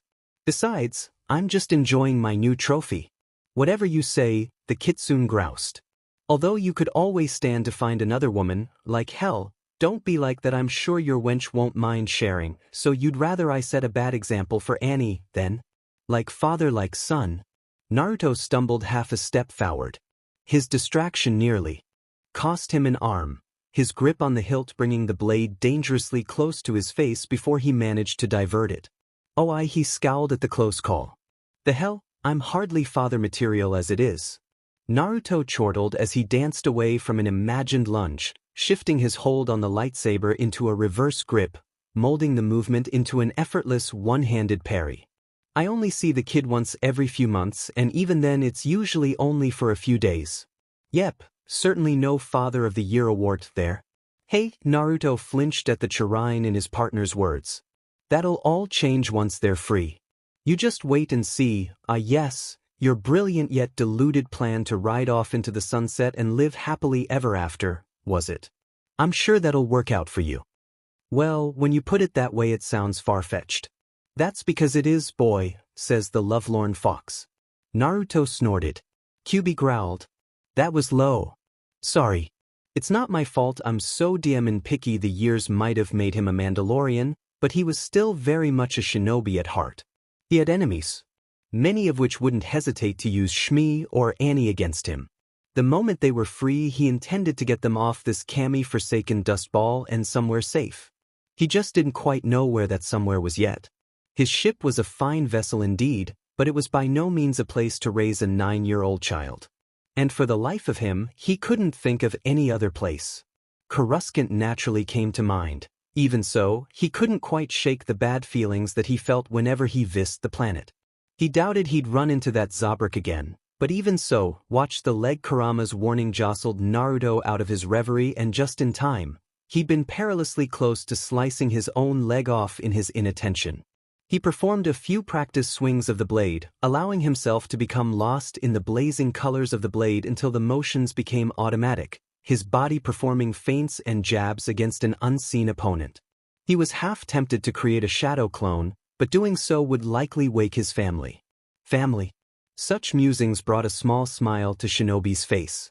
BLD or not, he had a family here. He was still smiling as he performed a precise riposte and closed down the blade. A faint light greeted his eyes as the sword shrank down into the hilt. The twin suns were beginning to rise once again. He'd been practicing far longer than he'd thought, and yet he felt barely winded. I think that's enough for today, he decided. Agreed, was Kyuubi's blasé reply. I'd rather not spend another week regrowing your limbs. Touching a hand to his wrist communicator, he summoned his ship. Better get the stabilizer installed. The next morning, Pudu, a sharp Huttese profanity rang across the sands of Tigin. The next morning, an explosion racing hot on its heels. Anakin awoke to the smell of smoke and the sound of Huttese curses ringing up and down the yard. He rose from his bed with a start, only to find his mother already at the door. She was clad in little more than a robe, as though she'd woken in a hurry. Peduncle Naruto was haranguing a soot-covered duplicate of himself.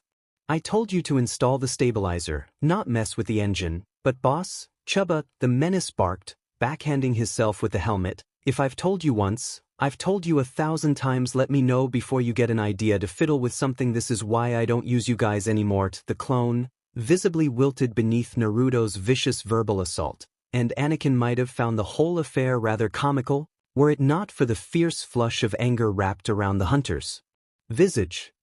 Kipuna, he barked again, flinging his helmet on the ground. Naruto, what's wrong? My baby, Naruto wailed, flinging a hand toward his beloved vessel.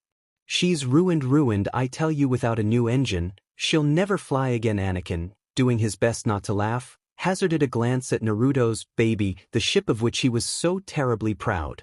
Named after the village from whence he hailed, the Konoha was a massive White's 1250 freighter, its disc-like circumference swathing the SLV huts in shadow.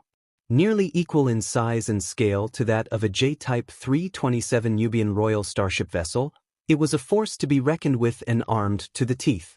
Proton torpedoes, turbolasers, tractor beams, the battered freighter had suffered so many modifications, not all of them strictly legal under Naruto's care. It could literally be called a flying arsenal.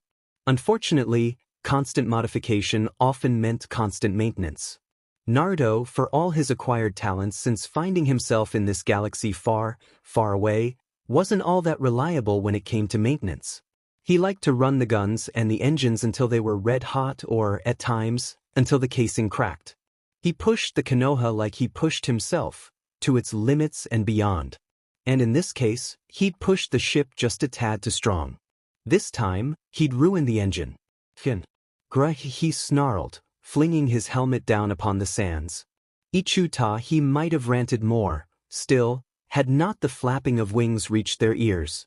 Naruto and Anakin turned as one to regard the sound, but it was the former who snatched the blaster out his belt and fired at the source. Watto's pained cry rang out like a shot as he toppled to the ground, his left wings seared by the near miss, his pudgy body squirming as he struggled to right himself. Naruto was on him in an instant.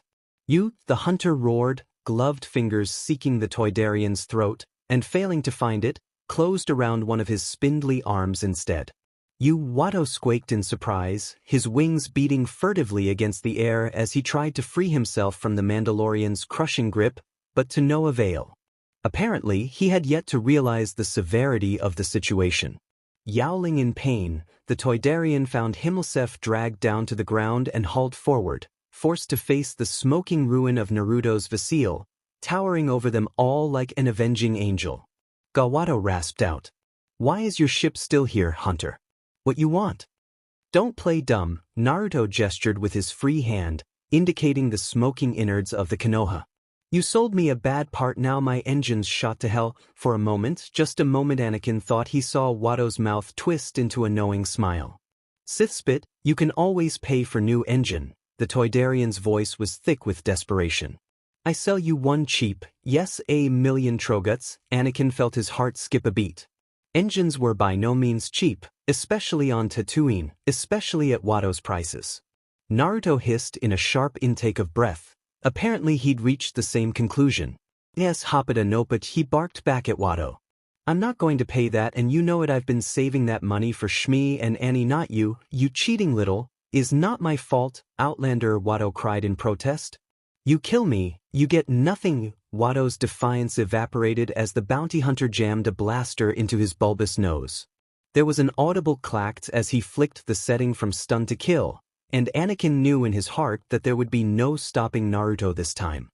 He could see madness in the man's eyes now, nearly a decade of pent-up fury and exasperation tamped down, rising now to the fore, in the wake of this sudden and unexpected incident. And weren't his eyes meant to be blue? All Anakin could see was those sinister scarlet, not sapphire orbs peering down at Watto. "You have 3 seconds to convince me not to shoot you in the face." Watto sputtered, eyes bulging.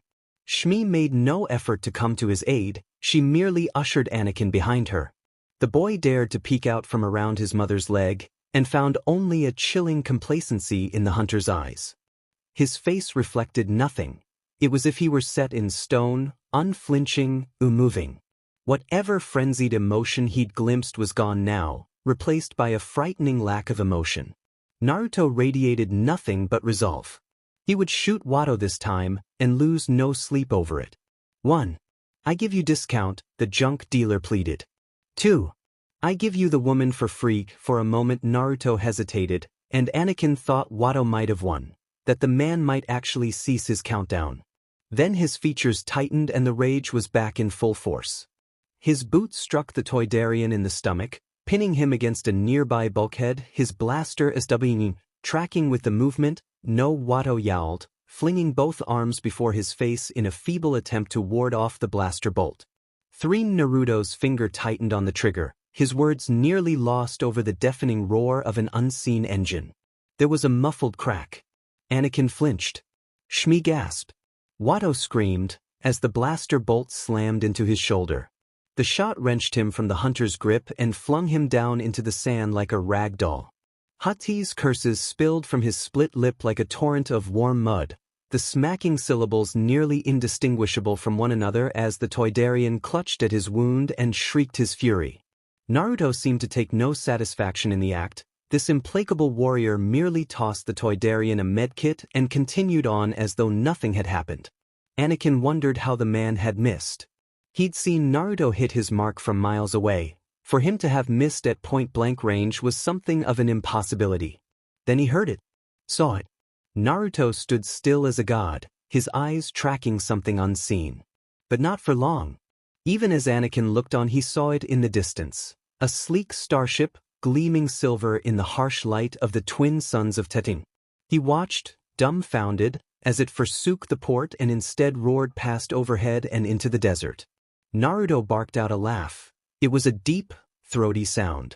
Anakin swung around in surprise, alarmed by the sudden sound of exultation. He watched as a slow smile spread across the man's face, formerly devoid of mirth, now wide and bright with unconstrained delight. Well, what have we here? He murmured to himself. He turned toward Watto, kicked the medkit closer to the flailing Toydarian, leaving the junk dealer to fumble at it with his good arm.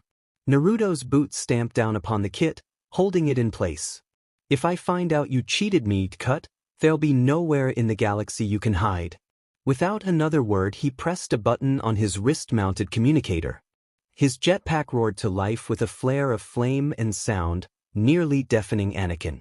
And then the hunter was gone, shooting into the belly of his ship. There was a harsh clatter, punctuated by a triumphant cry, and then Naruto was back again, bearing what looked like a set of macro binoculars. He trained them in the direction the ship had gone, his smile growing with every second. Abruptly he closed them down, leaving Anakin to wonder, alongside his mother, exactly what he'd seen out there. He chuckled. Things are looking up for you today, Watto. What makes you say that? The Toydarian wheezed, his beady eyes narrowed with suspicion upon the man who'd just shot him. Because, and here Naruto's gaze did glitter with amusement, I do believe I just found myself a new engine. How do you know this man? Padme Amidala. Two of a kind, 10 minutes earlier. In the cockpit, Rick Oli was directing the transport toward a large yellowish planet that was steadily filling up the viewport as they approached its surface. The Jedi and Captain Panica stood behind him, peering over his shoulder at the ground maps he had punched up on the monitors. Tatooine, Obi-Wan Kenobi confirmed, speaking to no one in particular. Rick Oli pointed to one of the maps on the scopes. There's a settlement that looks like it should have what we need: a spaceport. It looks like Mos Espa. He glanced up at the Jedi. Land near the city's outskirts, Qui-Gon Jinn ordered. We don't want to attract attention. The pilot nodded and began to guide the transport in. It took only moments to direct it down through the planet's atmosphere to a patch of desert just in sight of the city. The Nubian landed in a swirl of dust, settling comfortably in place atop its landing struts, perching on the arid soil like an ancient bird of prey. In the distance, Mos Espa glimmered faintly through the shimmer of the midday heat. Qui-Gon sent his protege to uncouple the hyperdrive and Captain Panica to advise the Queen of their landing. He was settled on going into the spaceport alone as soon as he left the cockpit to find other clothing, and in doing so, happened upon Jar Jar Binks, the Queen's handmaiden Padme, and the little R2 unit they had to thank for their escape, R2-D2. He slowed, considering the possibility that going into the city alone would make him more noticeable. Jar Jar, he said finally. Get ready. You're going with me. The droid as well. He continued on without looking back. The Gungans stared after him in disbelief, then in horror. By the time he regained his wits, the Jedi was out of view. Wailing in dismay, he chased after him and came upon Obi-Wan in the main cabin hoisting the hyperdrive out of the bowels of the ship. Obi-Wan, sires, he gasped, throwing himself to his knees in front of the younger Jedi. Please, no make me go wit Qui-Gon. Obi-Wan was inclined to agree, but knew better than to say so. Once his emissary made up his mind, that was that. Sorry, but Qui-Gon is right. This is a multinational spaceport, a trading center. You'll make him appear less obvious by going along. His brow furrowed as he turned back to the hyperdrive. I hope, he muttered to himself. Jar Jar climbed to his feet and trudged disconsolately toward R2-D2, his mouth set in a grimace of forbearance. The astromech droid beeped in sympathy, then made a series of encouraging clicks. For what little good it did as the Gungan trudged back around the corner, murmuring all the while, Metsa no one ago. Qui-Gon reappeared, dressed now as a farmer in tunic, leggings, and a poncho. He walked past them to where Obi-Wan was studying the hyperdrive. What have you found? Obi-Wan's young face clouded. The generator is shot. We'll need a new one. I thought as much. The Jedi emissary knelt next to his protoge. Well, we can't risk communication with Coruscant this far out on the edge of the galaxy. It might be intercepted and our position revealed. We'll have to get by on our own. He lowered his voice to a near whisper. Don't let anyone send a transmission while I'm gone. Be wary, Obi-Wan. I sense a disturbance in the Force. Obi-Wan's eyes lifted to his. I feel it also, I will be careful. Qui-Gon rose, gathered up Jar Jar and the R2 unit, and headed down the loading ramp to the planet's floor. An empty carpet of sand stretched away in all direction, broken only by massive rock formations and the distant skyline of Mos Espa. The suns that gave the planet life beat down with a ferocity that seemed as if they were determined to steal that life back again. It rose off the sand in a shimmering wave, the air so dry it sucked the moisture from their throat and nose passages. Jar Jar glanced skyward, with a groan, lamenting the scorching suns. At a signal from Kagan, they began to walk, or in the case of the R2 unit, to roll. A strange caravan of animals and riders, carts and sleds appeared against the distant skyline like a shadow mirage, all misshapen and threatening to evaporate in the blink of an eye. Jar Jar muttered some more, but no one was paying attention. Least of all Kagan. With each step he took, the disturbance grew stronger, as if it were actively seeking them out intentionally. Searching for something. But what? They had not gotten far and the Jedi not far into his musings when a shout brought them around. Two figures were running toward them from the transport. As they neared, Kagan was able to make out Captain Panika and a girl dressed in rough peasant's garb. He stopped and waited until they caught up, a frown creasing his leonine features. "What's the matter?" he asked the captain. Panika was sweating. "Her Highness commands you to take a handmaiden with you. She wishes for Padme to give her own report of what you might." "No more commands from Her Highness today, Captain." Kagan interrupted quickly, shaking his head in refusal. "Mos Espa is not going to be a pleasant place for, the Queen wishes it." Panika interrupted him right back, his face angry and set. "She is emphatic. She wishes to know more about this planet." The girl took a step forward. Her dark eyes found Qui-Gon's. "I've been trained in self-defense," she said. "I also speak a number of languages. I'm not afraid. I can take care of myself. Can you, I wonder?" Captain Panika sighed, looking over his shoulder toward the ship. "Don't make me go back and tell her you refuse." Kagan hesitated, prepared to do exactly that. Then he looked at Padme again, saw the strength in her eyes, and changed his mind. She might be useful.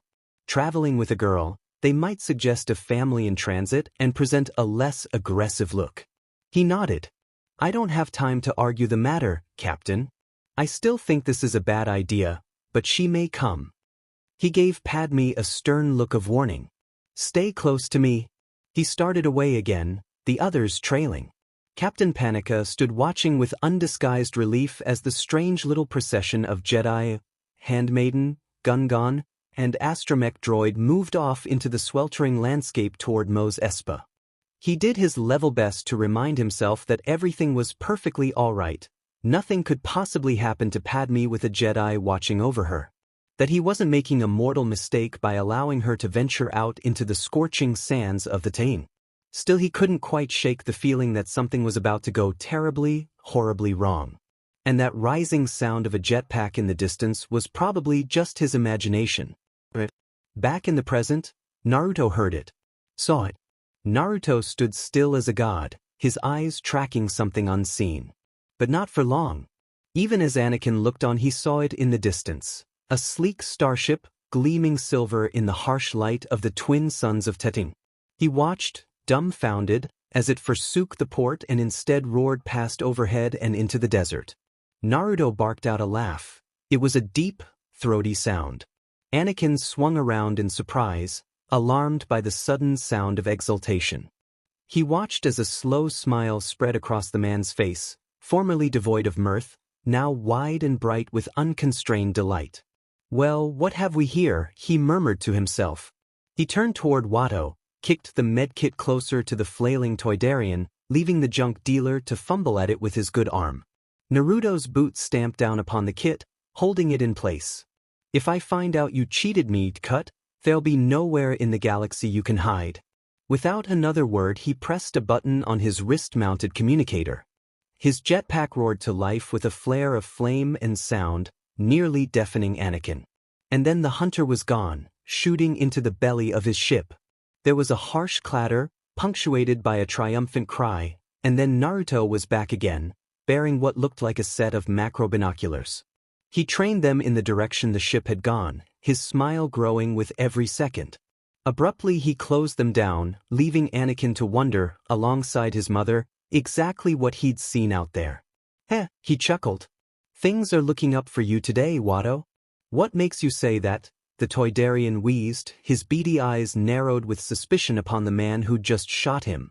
Because, and here Naruto's gaze did glitter with amusement, I do believe I just found myself a new engine. Without another word, the bounty hunter pressed a finger to his wrist gauntlet, igniting the flames of his jetpack. It started to life with a baleful roar, as if eager to be used after all this time. The blonde snapped off a salute toward Anakin and Shmi, promised to be back before supper, and then he was gone, roaring forward into the distance. Toward a destiny even he did not yet understand. Sometime later, it was not yet mid-afternoon by the time the members of the little company under Qui-Gon's command came within sight of Mos Espa. That was when everything went straight to Pudu. No sooner had the Jedi after begun to lower his guard, to feel some semblance of security, than he felt it. He'd been nursing a nagging sense of unease ever since they'd left the transport behind. Now that unease erupted into full-fledged alarm as the whine of a jetpack reached his ears from across the desert, its mournful wail keening like some long-forgotten beast. The Force screamed a warning, and not a moment too soon. Twang, down, he cried, shoving Padme and Jar Jar to the dusty streets a split second before blaster fire erupted overhead. The shots went wide, spraying harmlessly aside when they could have easily struck the pair down. The warning shot fired, the Jedi Mstr turned and reached for his lightsaber as a black blur streaked past over their heads, ready to and willing to do battle with this unseen foe. Then, with a fierce electronic growl, the energy surged forth, as if eager to be free after all this time. Qui-Gon swung the blazing blade of jade once, then reversed the slide, deflecting their assailant's second shot with ease and grace bespoken of decades of training, sending the bolt screaming off into the desert afternoon. Before their pursuer could circle back and finish them off, he reached out with the Force, seeking to wrest them down to the ground. It was like trying to move a mountain. Qui-Gon balked. Only one man had been able to resist the Force like that. Only Twang, their attacker, fired off another shot in recompense for his temerity, breaking Qui-Gon's concentration and searing an angry red line mere millimeters from the Jedi's cheek. Flighty fingers of fear raced up and down his spine, a fear that was quickly quelled as the Jedi pivoted to ward off another blaster bolt. Above you, Padme pointed into the blazing suns. Qui-Gon squinted into the blinding haze and nearly lost an eye for it as a hail of blaster fire peppered at his feet. Much to his chagrin, Qui-Gon caught sight of their attacker, a man in menacing Mandalorian armor, held aloft by a jetpack. He snapped of a sarcastic salute and swooped down at them, firing his twin blasters with keen precision, a precision the Jedi recognized all too well. He let the Force wash through him like a wave, an invisible cascade that carried him out of danger and in a long arc to meet his airborne foe.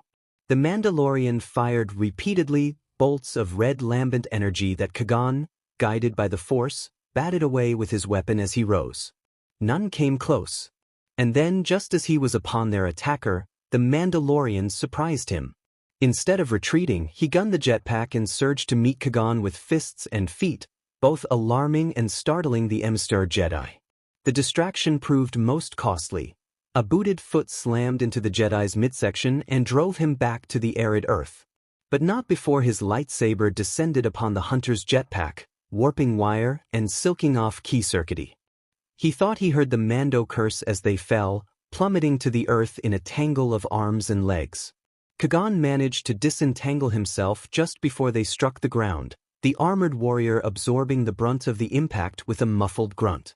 Unfortunately, their impact also knocked the lightsaber free from the Jedi's grip, sending the hilt rolling across the sands. Harchuk the Mandalorian cursed and took that opportunity to headbutt Qui-Gon in the face. A jarring headbutt, but it also scrambled the man's HUD and bought the Jedi precious time to find his footing and distance as well as recover his lightsaber. The Mandalorian rose more slowly, refusing to spare so much as even a passing glance at the ruined remnants of his jetpack. He rolled his shoulders and sheathed his blasters, sliding them into their holsters at his hip. Silence reigned as the two men circled one another, searching for any sign of an opening, ready to pounce upon the slightest weakness. Despite his momentary victory, Qui-Gon knew this battle was far from won. Whomever his attacker was, they were well trained. Not only that, but out here in the desert with Padme and Jar Jar to protect, he was forced into fighting a defensive battle on two fronts with no cover afforded for his friends. This did not bode well. Well now, the Mandalorian chortled bleakly, his voice distorted both by distance and the T-shaped visor and helm he wore. Didn't think I'd meet a Jedi all the way out here. Say, you wouldn't happen to be the owner of that ship that set down a few clicks from here, would you? Kagan held his tongue. The Mandalorian sighed and murmured a phrase in his native language, his body seeming to bob and bend in the sweltering haze. Suit yourself, he sighed. I guess I'll just have to kill you and take that engine of yours. No offense.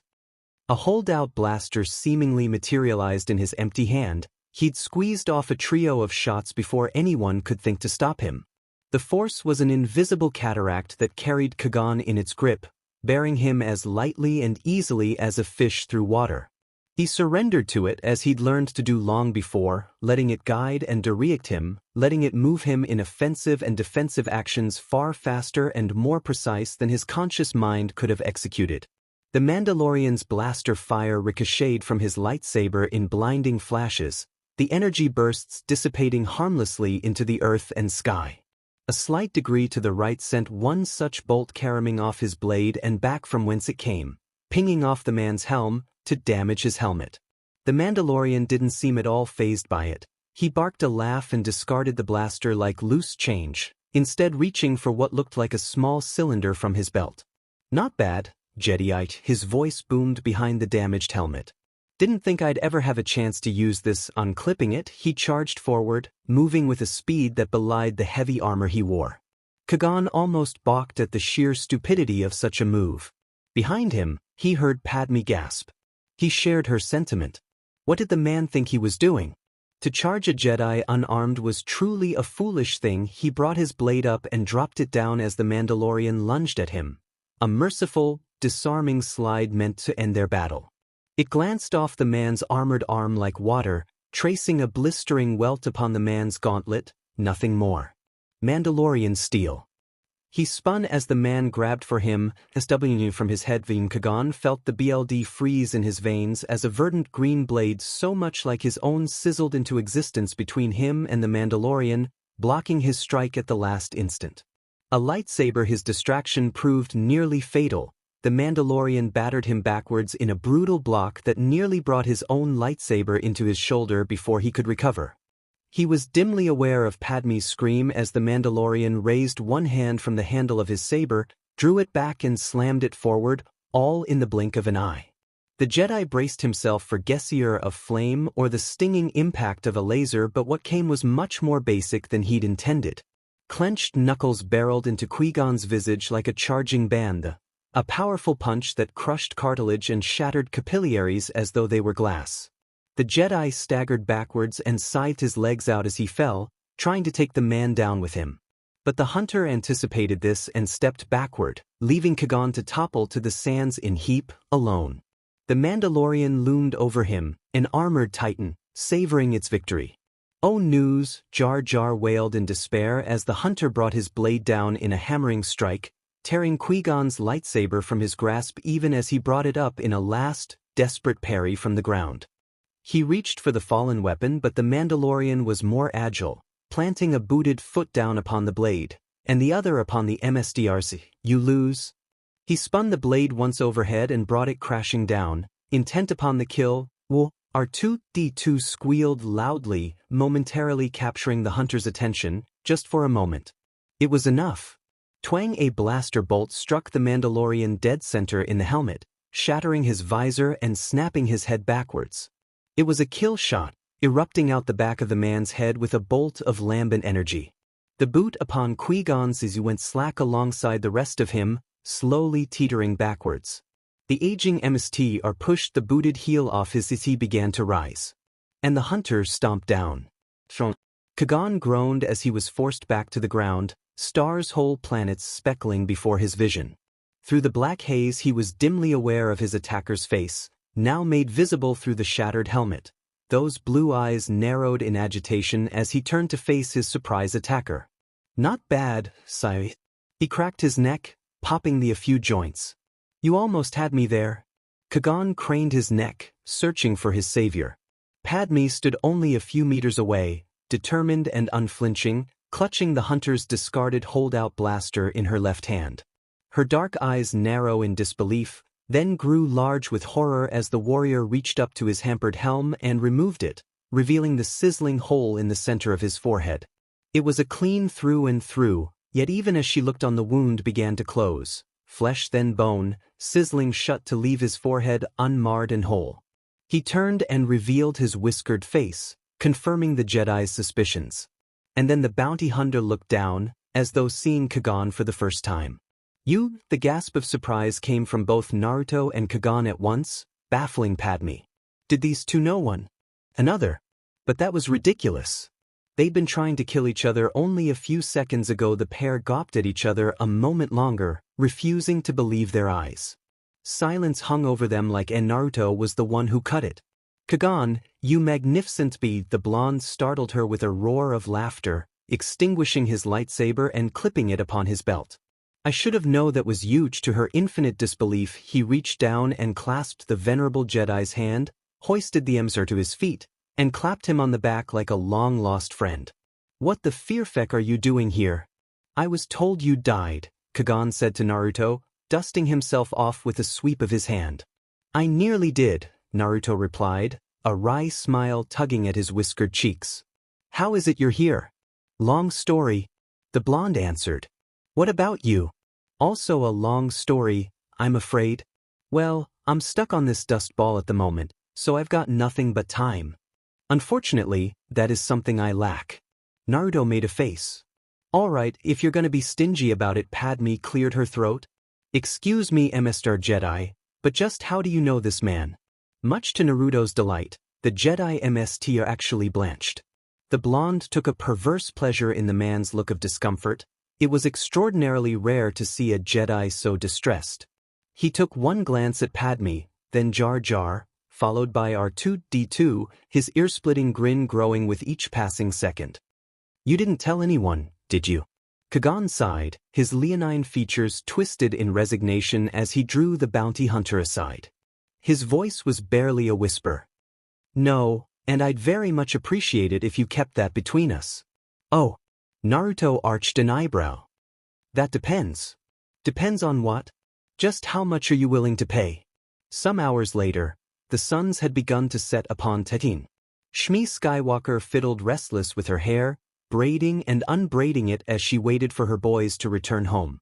She could hear the sands stirring restlessly outside on the plains, a sure sign that a storm was coming and coming fast. Outside, the wind howled past the doors and windows, shaving a fresh layer of skin from the exterior of the walls. Naruto had promised he'd be home before supper. It wasn't that she didn't trust them to be safe. She knew Naruto's invulnerability rendered her beloved almost unkillable, and yet despite the fact she still worried for him. Not just for him, but for Annie as well. Her son took after Naruto so well, it was almost frightening at times. The resemblance was uncanny. They were such much alike, and yet neither seemed to notice. They were almost two of a kind, he and Naruto, and yet neither realized it. She felt her eyes tear at the thought. "Mom," Anakin called excitedly from the main room. "Mom, I'm home." Shmi hastily dabbed the tears from her eyes as her son entered the kitchen in a blur of motion, chattering excitedly. Apparently Naruto had found much more than a mere engine out there in the desert. Speaking of his mentor, where was he?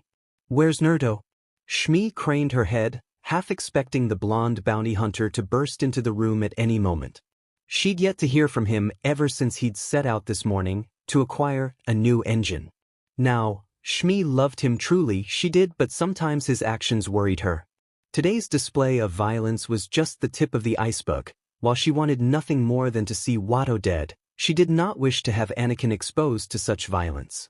She wanted her son to lead a happy life, one devoid of the hardships and suffering she'd known when she was a girl. "He's right behind me," Anakin was grinning, practically shining with warmth. "But forget about that, he brought some friends, one of them's a girl, her name's Padme," and into Shmi's disbelief, her son actually flushed. "Mom, I think I like her." Shmi felt her heart shatter into 1,000 pieces. Her little boy was growing up, starting to have feelings for girls. And she'd been keeping secrets from him. Something she'd sworn never to do, and yet she'd done this anyway, more out of a longing to shield him than anything else, leaving him in the dark all this while. She felt her feelings tear inside her BRST. Unbidden, she drew her son into her arms. "Oh, Annie," Anakin blinked. "What's wrong, Ma? I need to talk to you about Naruto." Her voice was an anguished whisper. "There's something I haven't told you about him, something important." "What are you talking about?" Anakin tilted his head. He was truly at a loss.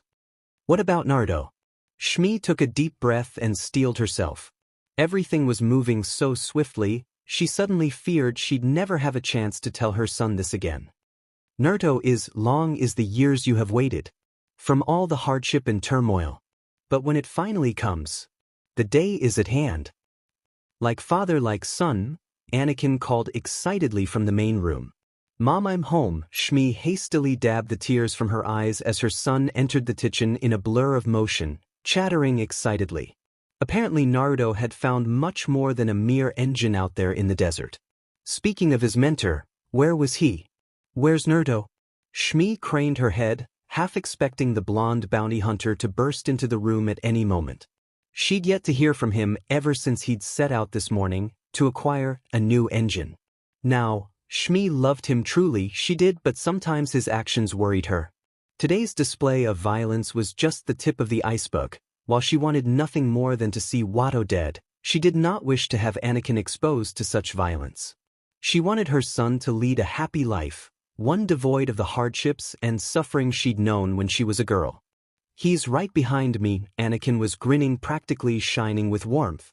"But forget about that, he brought some friends, one of them's a girl, her name's Padme," and into Shmi's disbelief, her son actually flushed. "Mom, I think I like her." Shmi felt her heart shatter into 1,000 pieces. Her little boy was growing up, starting to have feelings for girls. And she'd been keeping secrets from him. Something she'd sworn never to do, and yet she'd done this anyway, more out of a longing to shield him than anything else, leaving him in the dark all this while. She felt her feelings tear inside her BRST. Fear, anxiety, longing.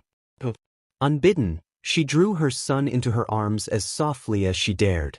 "Oh, Annie," Anakin blinked. "What's wrong, Ma? I need to talk to you about Naruto." Her voice was an anguished whisper. "There's something I haven't told you about him, something important." "What are you talking about?" Anakin tilted his head. He was truly at a loss.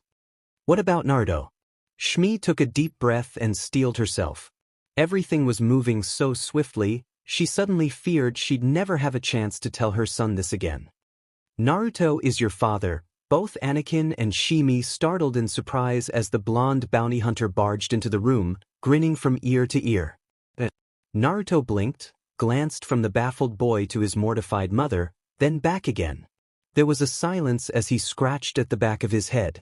Ymar and I, before the former could think to reply, the latter balked, recognizing the telltale burns of a lightsaber etched into her beloved's armor alongside the shattered state of his visor and helm cradled under an arm.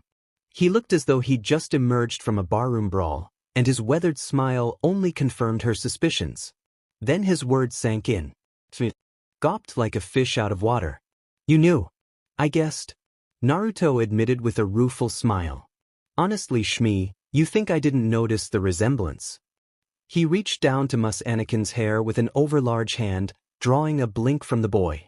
"So Annie, I guess you really are my kid?" Shmi wanted to weep. Tears of joy. Never in a million parsecs had she thought Naruto would be so accepting of the fact that Anakin was his son. His own flesh and blood, her greatest secret, now revealed. She watched her son's expression flicker through a range of different emotions, startled, confused, hopeful, exultant. There was a moment of silence, terrible, dreadful silence, as Anakin glanced from his mother to Naruto, then back again, warring between shock and disbelief. "Dad," his cry was so unexpected that when it came, it caught both of them off guard.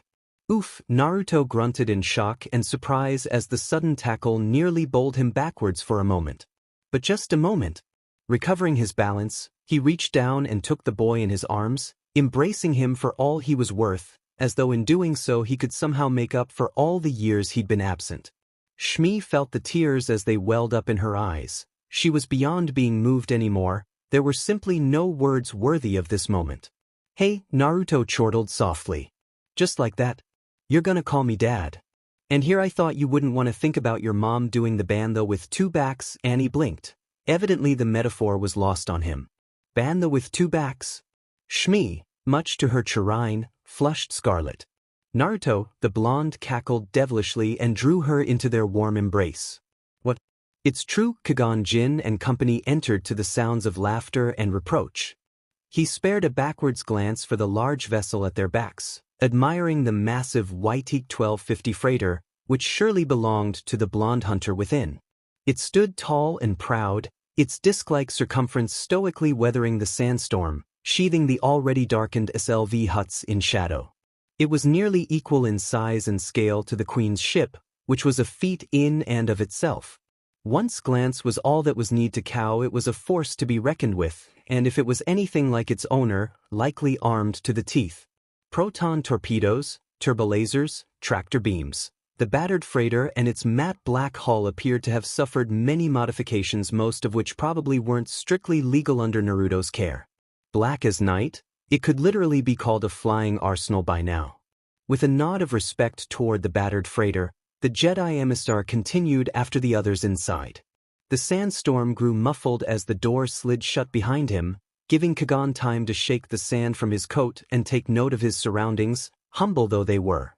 Adobe walls, whitewashed and scrubbed, glimmered softly in a mix of storm-clouded sunlight admitted through small, arched windows and a diffuse electric glow ceiling fixtures. They stood in the main room, a smallish space dominated by a table and chairs. A kitchen occupied one wall and a workspace another. Opening led to smaller nooks and sleeping rooms, from which he could hear Anakin and Naruto chattering excitedly. Those two, did they realize they were related, he wondered. The resemblance was almost uncanny, impossible to miss. Outside, the wind howled past the doors and windows and echoed his thoughts, shaving a fresh layer of skin from the exterior of the walls. Jar Jar Binks looked around with a mix of curiosity and relief. "'Tis cozy," he murmured.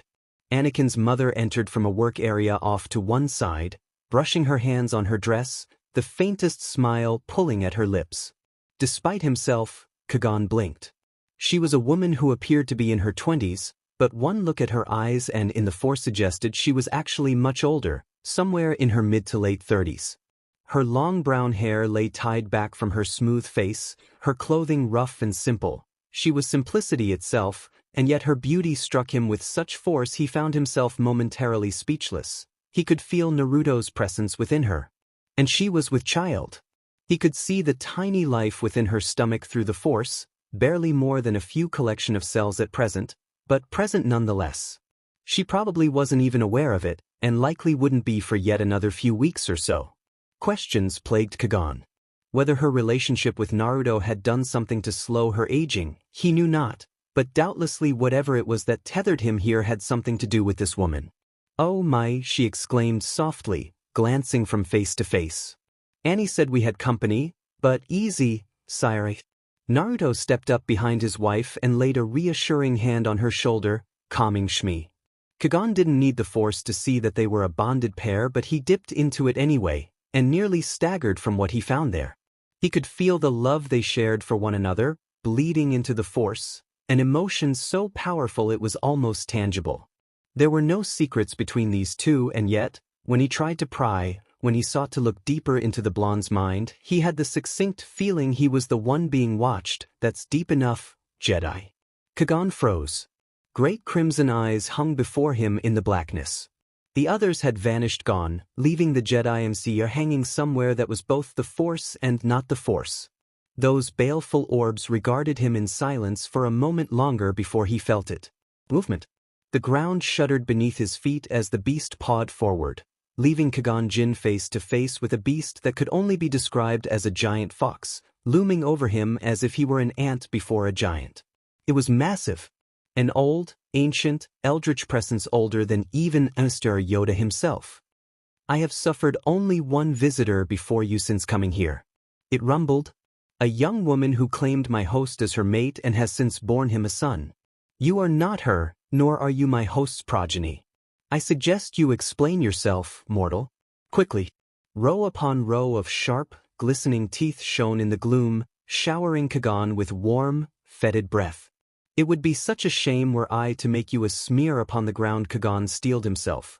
He was all too aware that Thissantidicald squash him with a mere thought. The air around this beast was saturated with power. It was a wellspring of emotion and power in the force. No, a wellspring didn't seem appropriate. A torrent, a tidal wave would perhaps be a better word to describe the power he felt, the energy surging around them. Who are you? He asked. The kitsune laughed. It was a deep, throaty sound. You violated the sanctity of my host's mind without even an inkling of who I am. The beast drew itself up on its hind paws, glowering down upon the aging Jedi. I am the Kyubi no Yoko. Once, I laid waste to the land known as the Elemental Nations. Men quivered in fear of me, women and children wept. I was mighty, I was feared. Just as quickly as the outburst had come, so too did the almighty fox seem to deflate. Now I am merely an impotent colossus along for the ride. You, however, I sense you do not have the luxury of time as I do. Its snout crinkled in an old frown. Such a shame. You mortals are so fragile, even in this universe. This universe? Kagan frowned. What nonsense is this? Foolish human. Another laugh, another gust of bloody breath. Do you think your universe, your all-abiding force, was the only one out there? There are countless others, each more numerous than the last. But I sense you are not so set in your ways as the rest of your kind. It reached forward, poking him in the tsitsi with a claw. As a reward for your foolhardy courage, allow me to show you a glimpse of what is to come. A cold iciness crept through the force, pervading his very being and granting him a vision of the future. He bore witness to his own death, struck down by a crimson lightsaber. He watched as war split the galaxy in two and tore everything asunder. He felt pain, terrible pain, as thousands of Jedi were extinguished in the blink of an eye. And at the end of it, a terrifying sight was there to greet him, a man in black armor, a metal monolith forged in the fires of fear and loss and wrath, loosing a bone-shattering cry of, "Oh!" His mind reeling, the Jedi closed himself off from the visions, severed himself from the strange crimson entity closing in on him.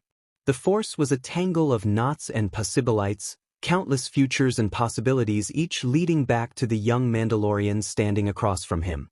In that instant, he realized what would happen were Uzumaki Naruto to ever vanish from this universe. Chaos. Somehow, someway, this man's fate held countless others entwined. If his life unraveled, so would the fates of many others, including his own. If Naruto noticed how shaken he'd become, he did little to show it. The shinobi's gaze held Qui-Gon's for a single, knowing parsec before he began introductions. It took all he had not to balk. Had only a moment passed since his horrific vision?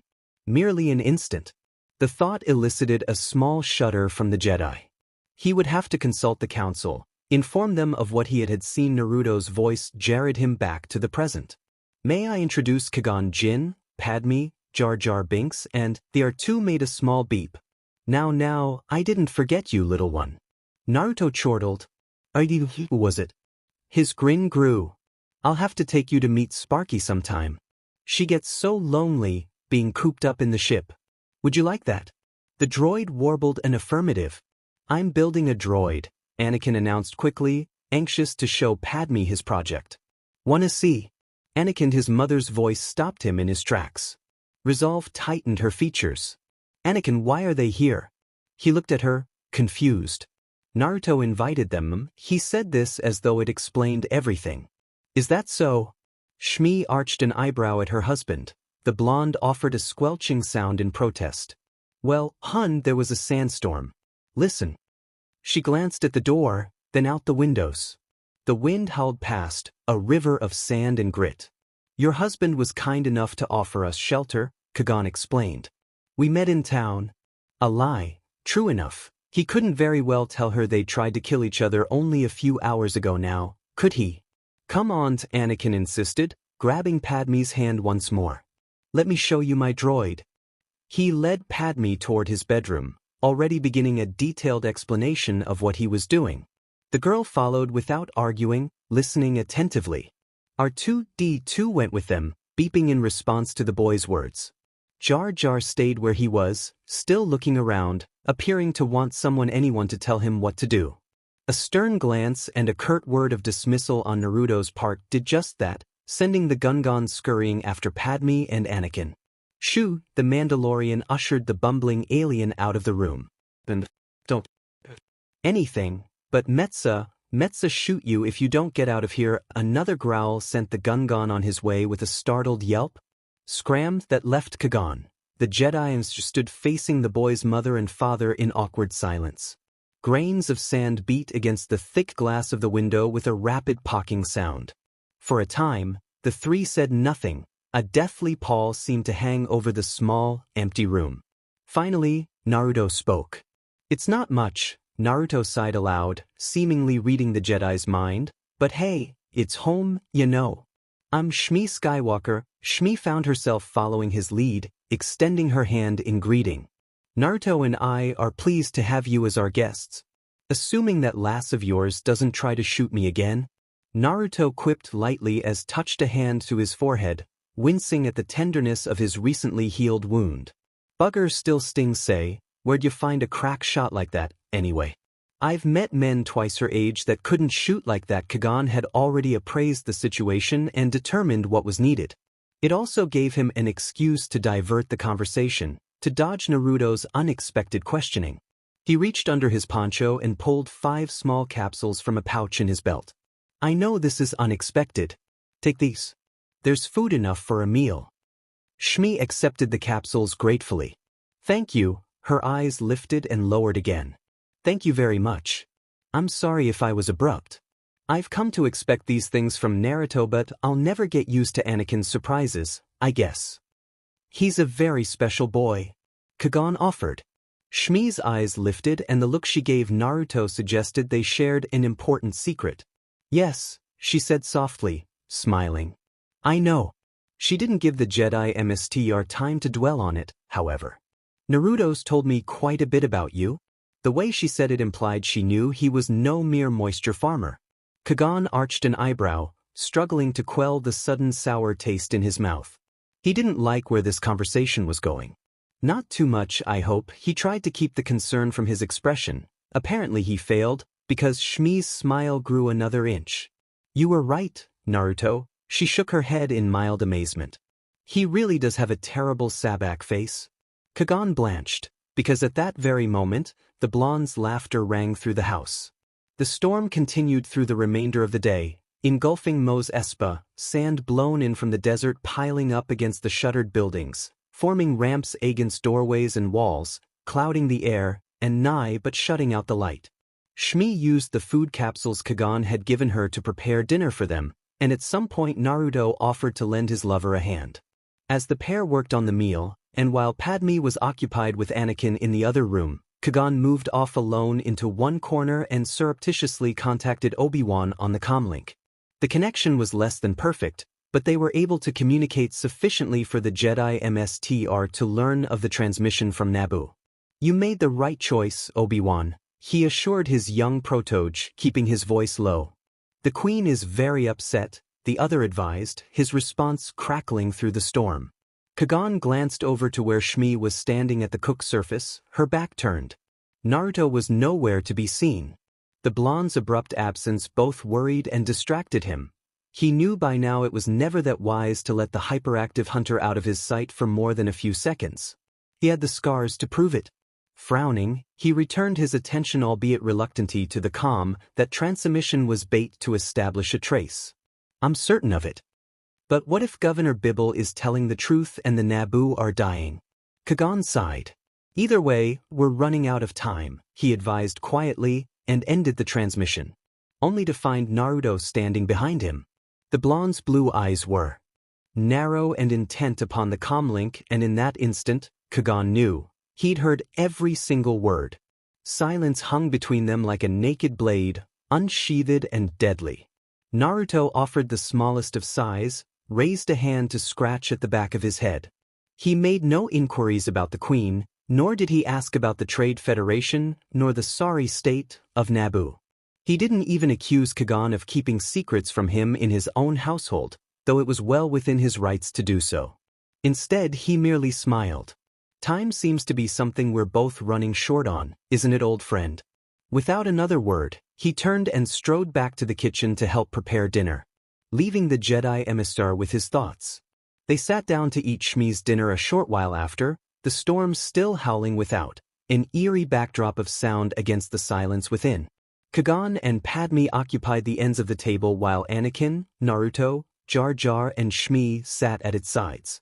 Anakin, in the way of small boys, began about life as if in no way embarrassed to be doing so, thinking only of it as a fact of his life and anxious to share it with his new friends. Naruto and Shmi, more protective of their son's station, were making a combined effort to help their guest appreciate the severity of their situation. All slaves have transmitters placed inside their bodies, Shmi was explaining. I've been working on a scanner to try to locate them, but so far, no luck. Naruto finished lamely. The kid's good, but he's not that good. Kami, it would be so much easier if I could just shoot all those Hutyuns for what they did and be done with it, Shmi admonished with a glance toward Anakin. The hunter shrugged sheepishly. Sorry, just slipped out? Anakin giggled at the exchange. Hutyun. Padme blinked, baffled by the exchange. Naruto warmed to the change of topic happily. Sirike. He fished a bit of food off his plate and popped it into his mouth. You've never met a Mandalorian before, have you? That's too bad it is. His scathing sapphire gaze raked over her like hot coals whilst he chewed, then swallowed, whiskered cheeks turning taut in a bright smile. With a shot like the one you pulled today, you might make a fine Mando yourself. Mandacarla, you've got the right stuff. Padme's cheeks colored at his unexpected praise. Shmi smiled. It's not often Naruto praises someone so. You must have performed exceptionally well for him to hold you in such high esteem. The handmaiden darkened further. I'm terribly sorry about that. You didn't kill me, so consider yourself forgiven. Naruto laughed it off, but Shmi frowned. I beg your pardon. She glanced to Kagan for confirmation, but the Jedi seemed lost in his drink, leaving it to the hunter to explain just what Padme had done to earn his respect. By the end of that explanation, his lover's approval had turned to outright dismay. Shmi nearly rose from the table, but his hand upon her shoulder stayed her where she sat. Easy now, love. Naruto shushed in low tone. It was my own fault. I wasn't paying attention when she got the drop on me. Besides, Annie likes her, remember? Anyone who can shoot like that gets a pass in my bingo book. This earned him more than a few stares from Padme and the others, but when the blonde refused to elaborate, their conversation gradually drifted back to the subject of slavery once more. Shmi offered a wan smile when Kago posed a question about the transmitters. Any attempt to escape and they blow you up, Anakin finished. Poof, Jar Jar had been slurping contentedly at his soup, listening with half an ear as he devoured the very tasty broth. He overdid it on hearing this, however, making such a loud noise that he stopped conversation altogether at once. All eyes turned on him momentarily. He lowered his head in embarrassment and pretended not to see. Padme looked back at Shmi. I can't believe slavery is still permitted in the galaxy. The Republic's anti-slavery laws should. The Republic doesn't exist out here, Shmi interrupted quickly, her voice strong. We must survive on our own. There was an awkward silence as Padme looked away, not knowing what else to say. Even Naruto was taken aback by his partner's sudden vehemence. Have you ever seen a pod race? Anakin asked, trying to ease his crush's discomfort. Padme shook her head no. She glanced at Shmi and Naruto, noting the sudden concern on the woman's smooth face on one hand, the pride on man's visage in the other. Jar Jar launched his tongue at a morsel of food nestled deep in a serving bowl at the far end of the table, deftly plucking it out, drawing it in, swallowing it, and smacking his lips in satisfaction. A disapproving look from Kagan silenced him. They have pod racing on Malastare, the Jedi MSTR observed. Very fast, very dangerous. Anakin grinned. I'm the only human who can do it. A sharp glance from his mother wiped the grin from his face. Well, what? I'm not bragging, it's true. Watto says he's never heard of a human doing it. And Naruto, Dad, he amended with a glance at the blonde, pursued by a happy flush, can't even do it. Kagan studied him carefully, quietly filing away the fact that Naruto was the boy's father for later. You must have Jedi reflexes if you race pods? Anakin smiled broadly at the compliment. Jar Jar's tongue snaked toward the serving bowl in an effort to snare another morsel, but this time Kagan was waiting. His hand moved swiftly, and in a heartbeat, he had all but secured the Gungan's tongue between his thumb and forefinger. Jar Jar froze, his mouth open, tongue held fast, his eyes wide. "Don't do that again," Kagan advised, an edge to his soft voice. Jar Jar tried to say something, but it came out an unintelligible mumble. Kagan released the Gungan's tongue, and it snapped back into place. Jar Jar massaged his build mouth ruefully. "Decut?" Naruto murmured softly from the other end of the table, but there was a touch of amusement in his eyes. Anakin's young face lifted to older man's, and his voice was hesitant. Tu was wondering something. Kagan nodded for him to continue. The boy cleared his throat, screwing up his courage. "You're a Jedi Knight, aren't you?" Naruto gagged on a piece of food and nearly fell out of his seat. Padme couldn't tell whether he was choking or laughing. Likewise, Shmi's concern had faded away, her previous frown now replaced with an expression of subtle amusement. Both seemed to know something she didn't. There was a long moment of silence as the man and the boy stared at each other. Neither would yield. Naruto finally swallowed the food he'd nearly killed himself with, folded his arms, and leaned forward expectantly. "If the handmaiden didn't, what makes you think that?" Kagan asked finally.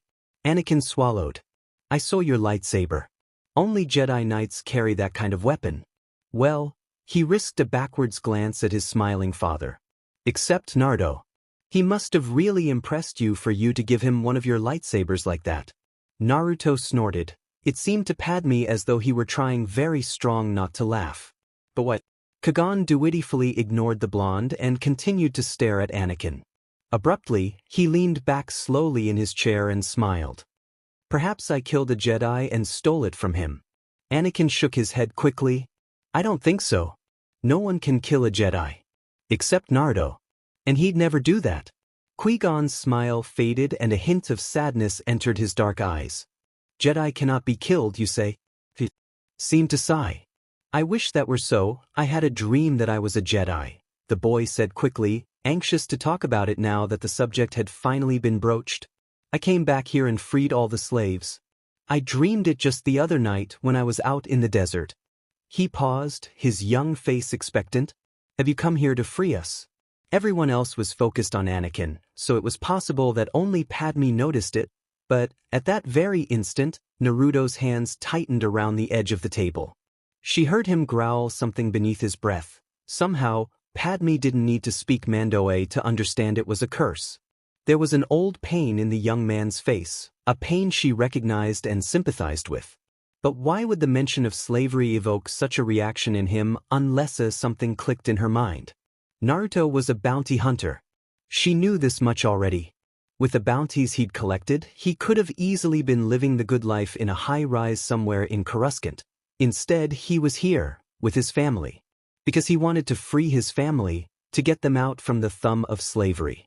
It all made sense now. That was why this conversation had taken such a pain-filled twist for the hunter. Kagan Jin shook his head. "No, I'm afraid not," he trailed off, hesitating. "I think you have," the boy insisted, defiance in his eyes. "Why else you be here?"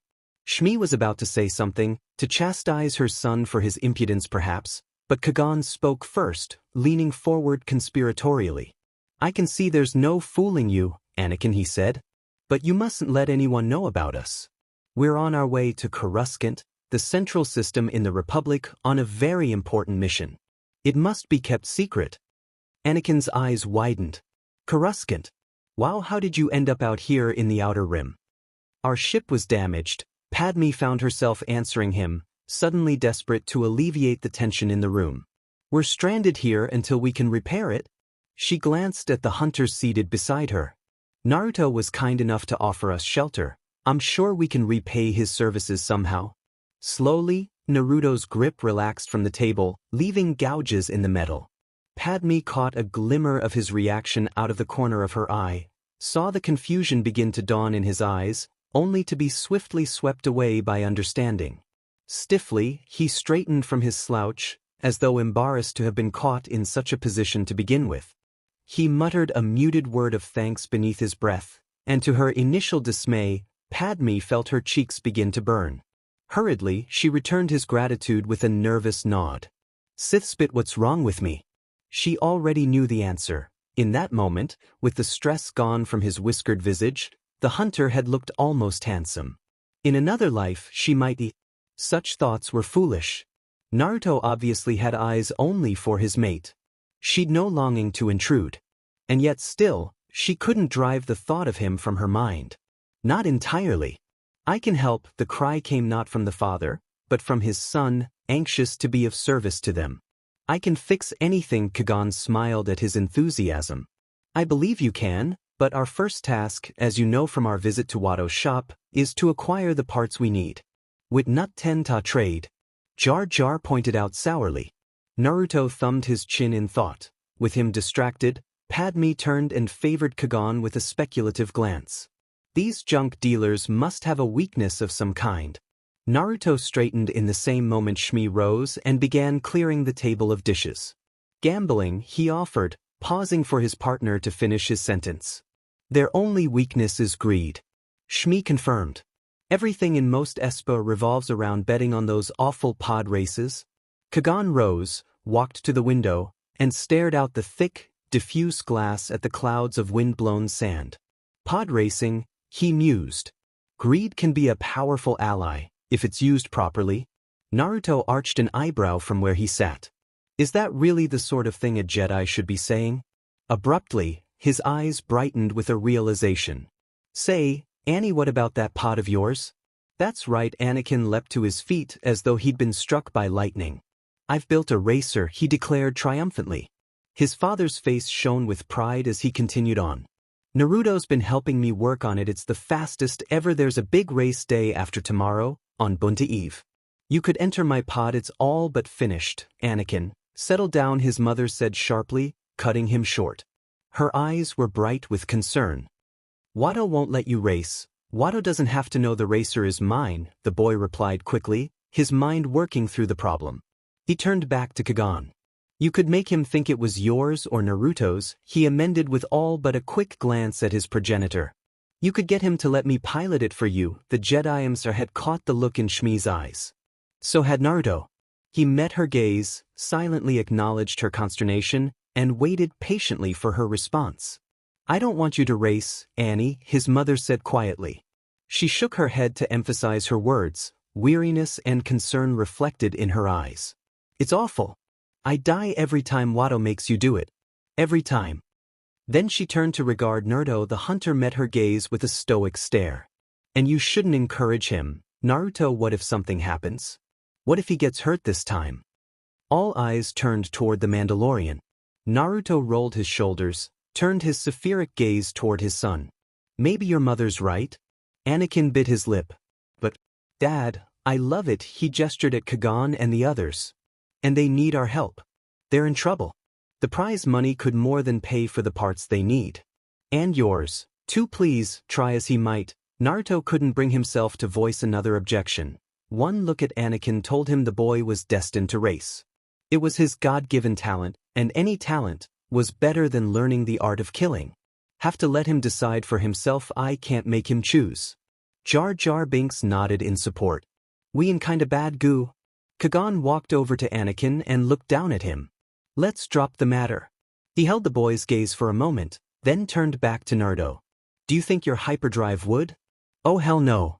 The blonde interrupted angrily, lurching to his feet.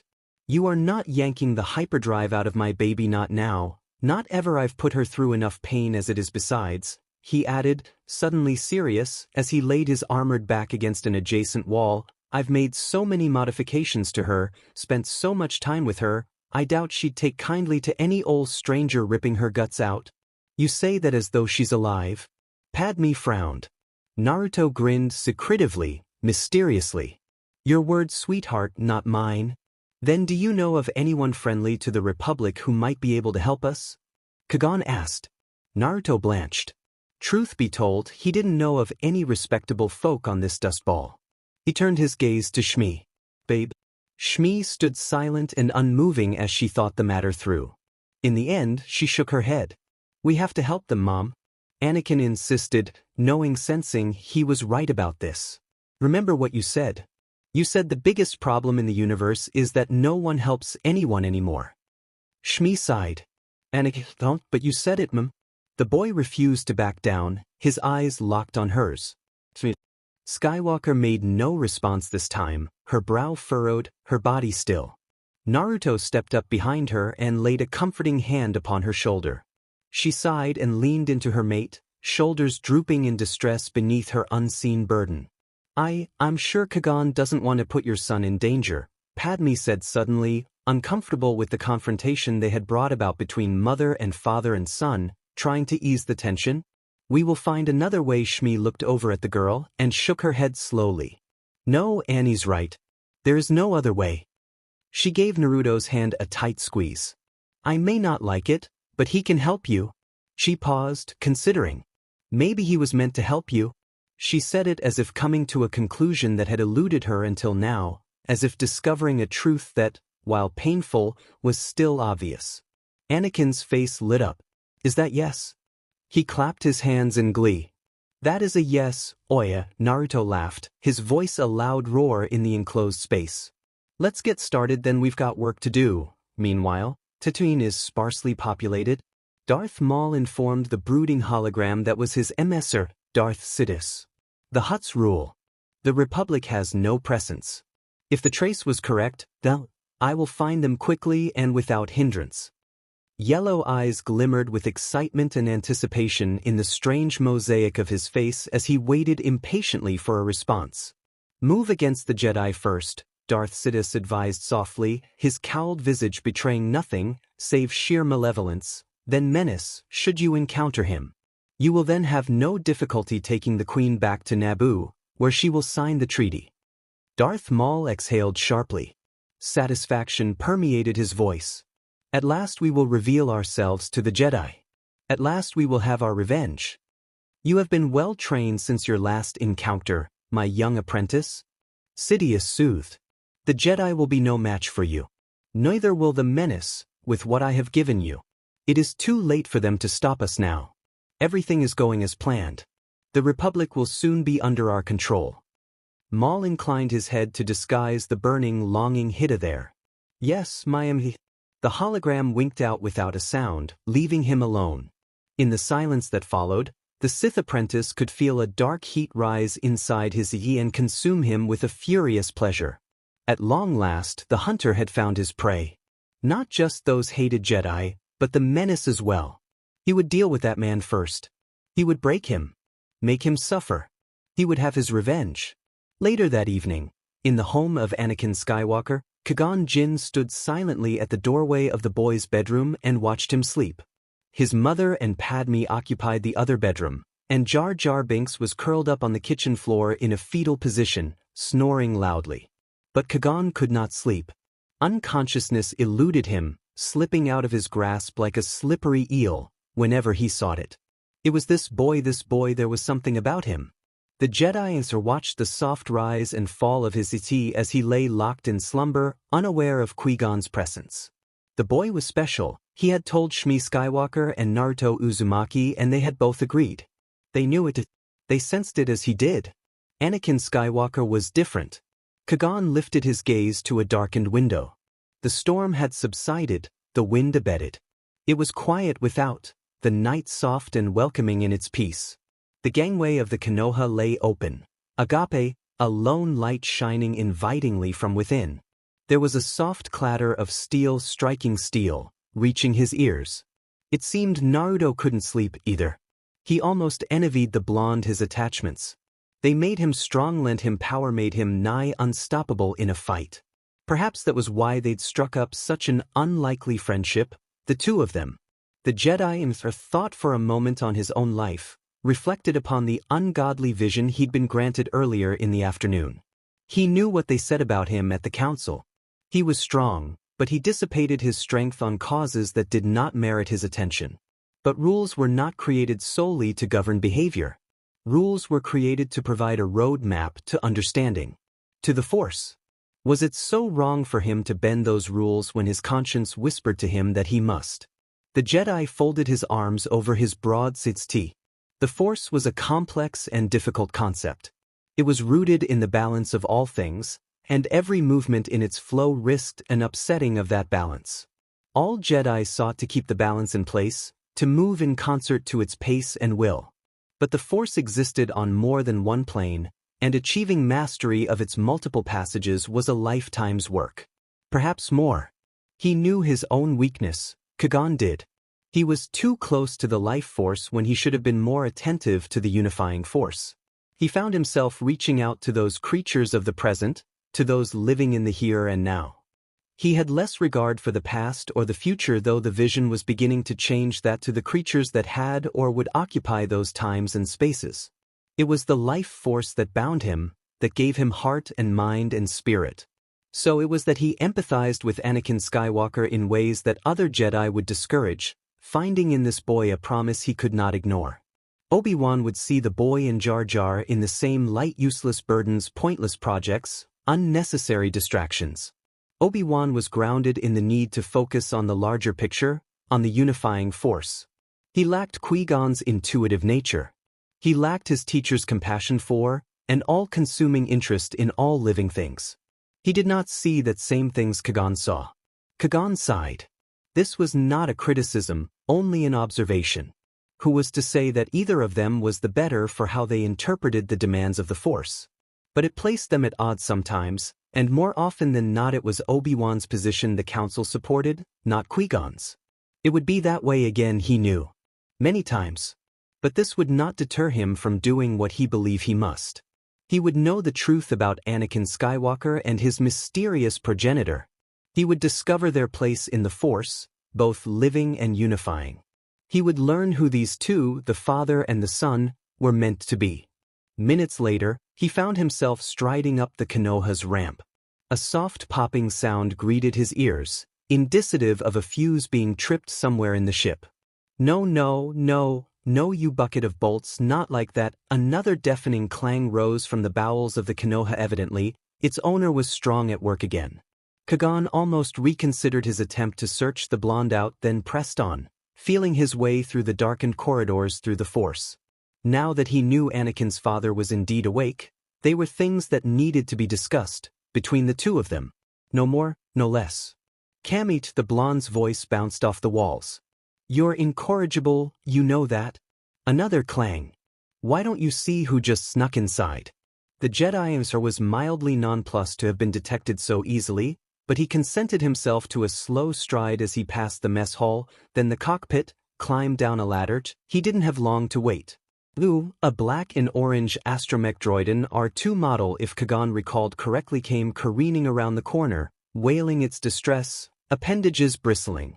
With almost every weapon imaginable known to mankind. The demented droid nearly ran headlong into Kagan before he slowed it with the Force, hoisting the little astromech aloft with a flick of his fingers and holding it steady with a thought.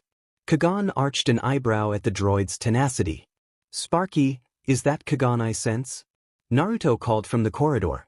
The droid bleeped a response. Remarkably, the hunter seemed to understand. Would you kindly lower my little friend? His words crackled from a nearby speaker. She isn't all that fond of heights. Gently, Kagan lowered the droid to the floor. The R2 unit replied with an indignant warble, then wheeled back from whence it came, bleeding an angry raspberry as it went. You'll have to forgive Sparky.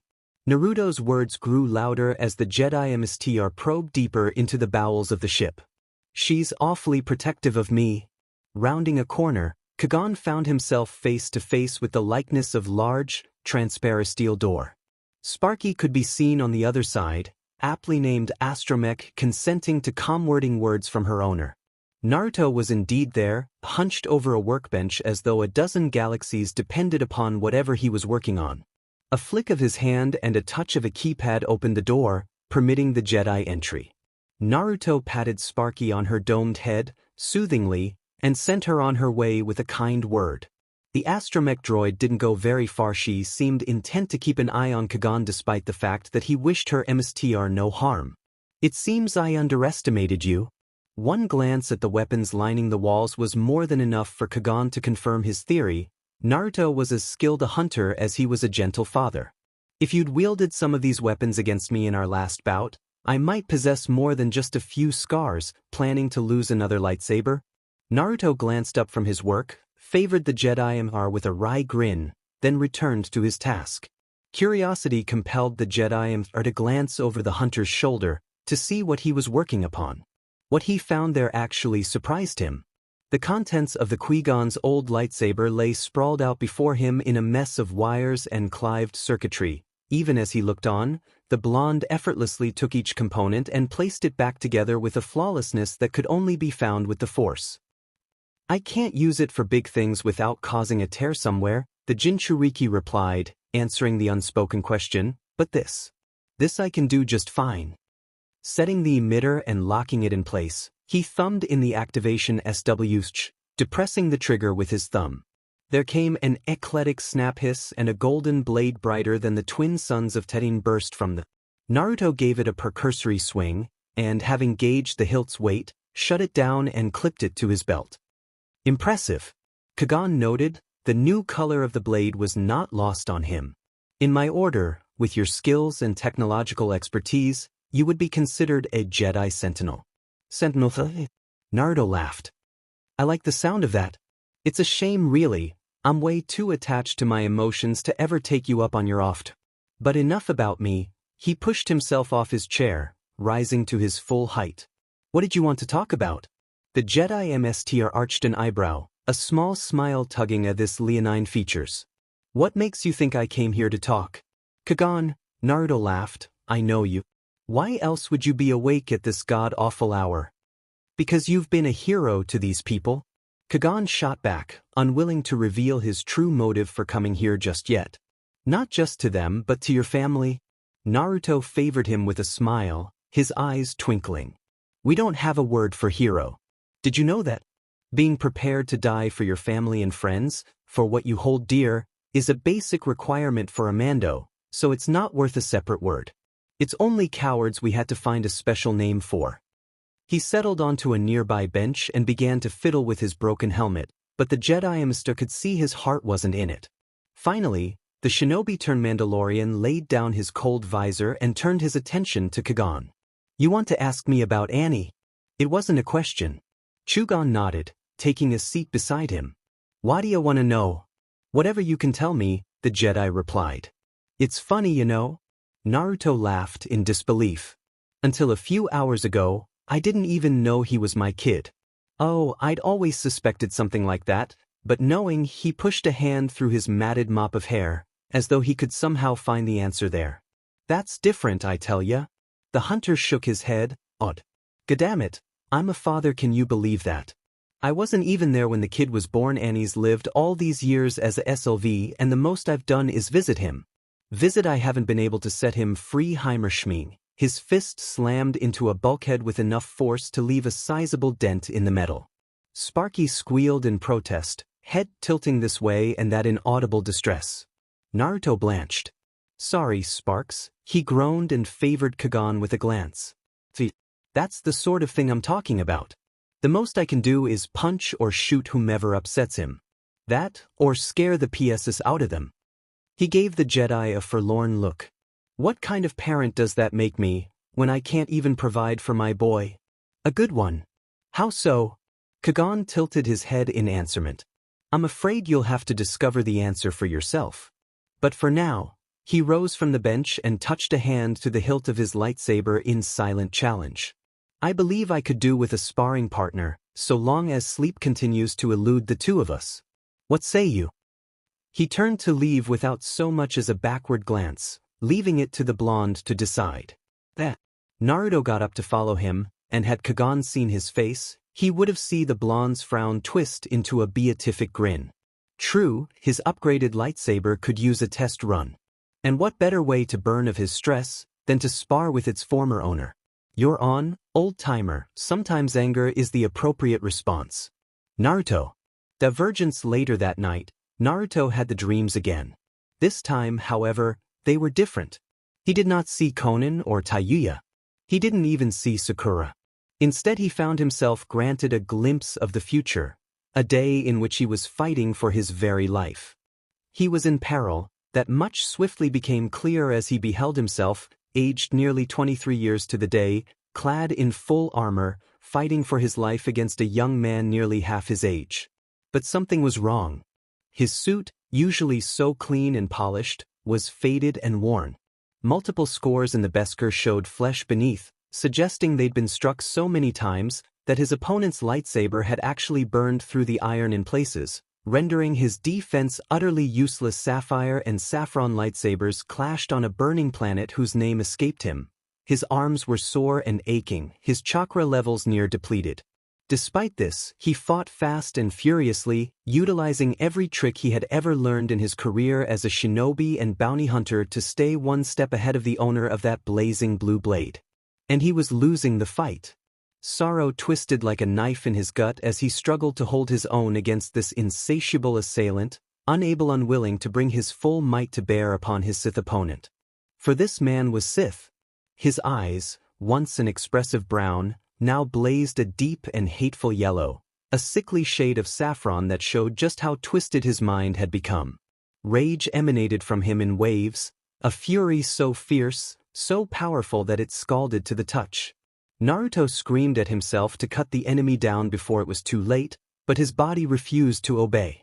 He could feel the exhaustion in the dream, fouling his concentration, rendering him open to mistakes he normally wouldn't make even on his worst day.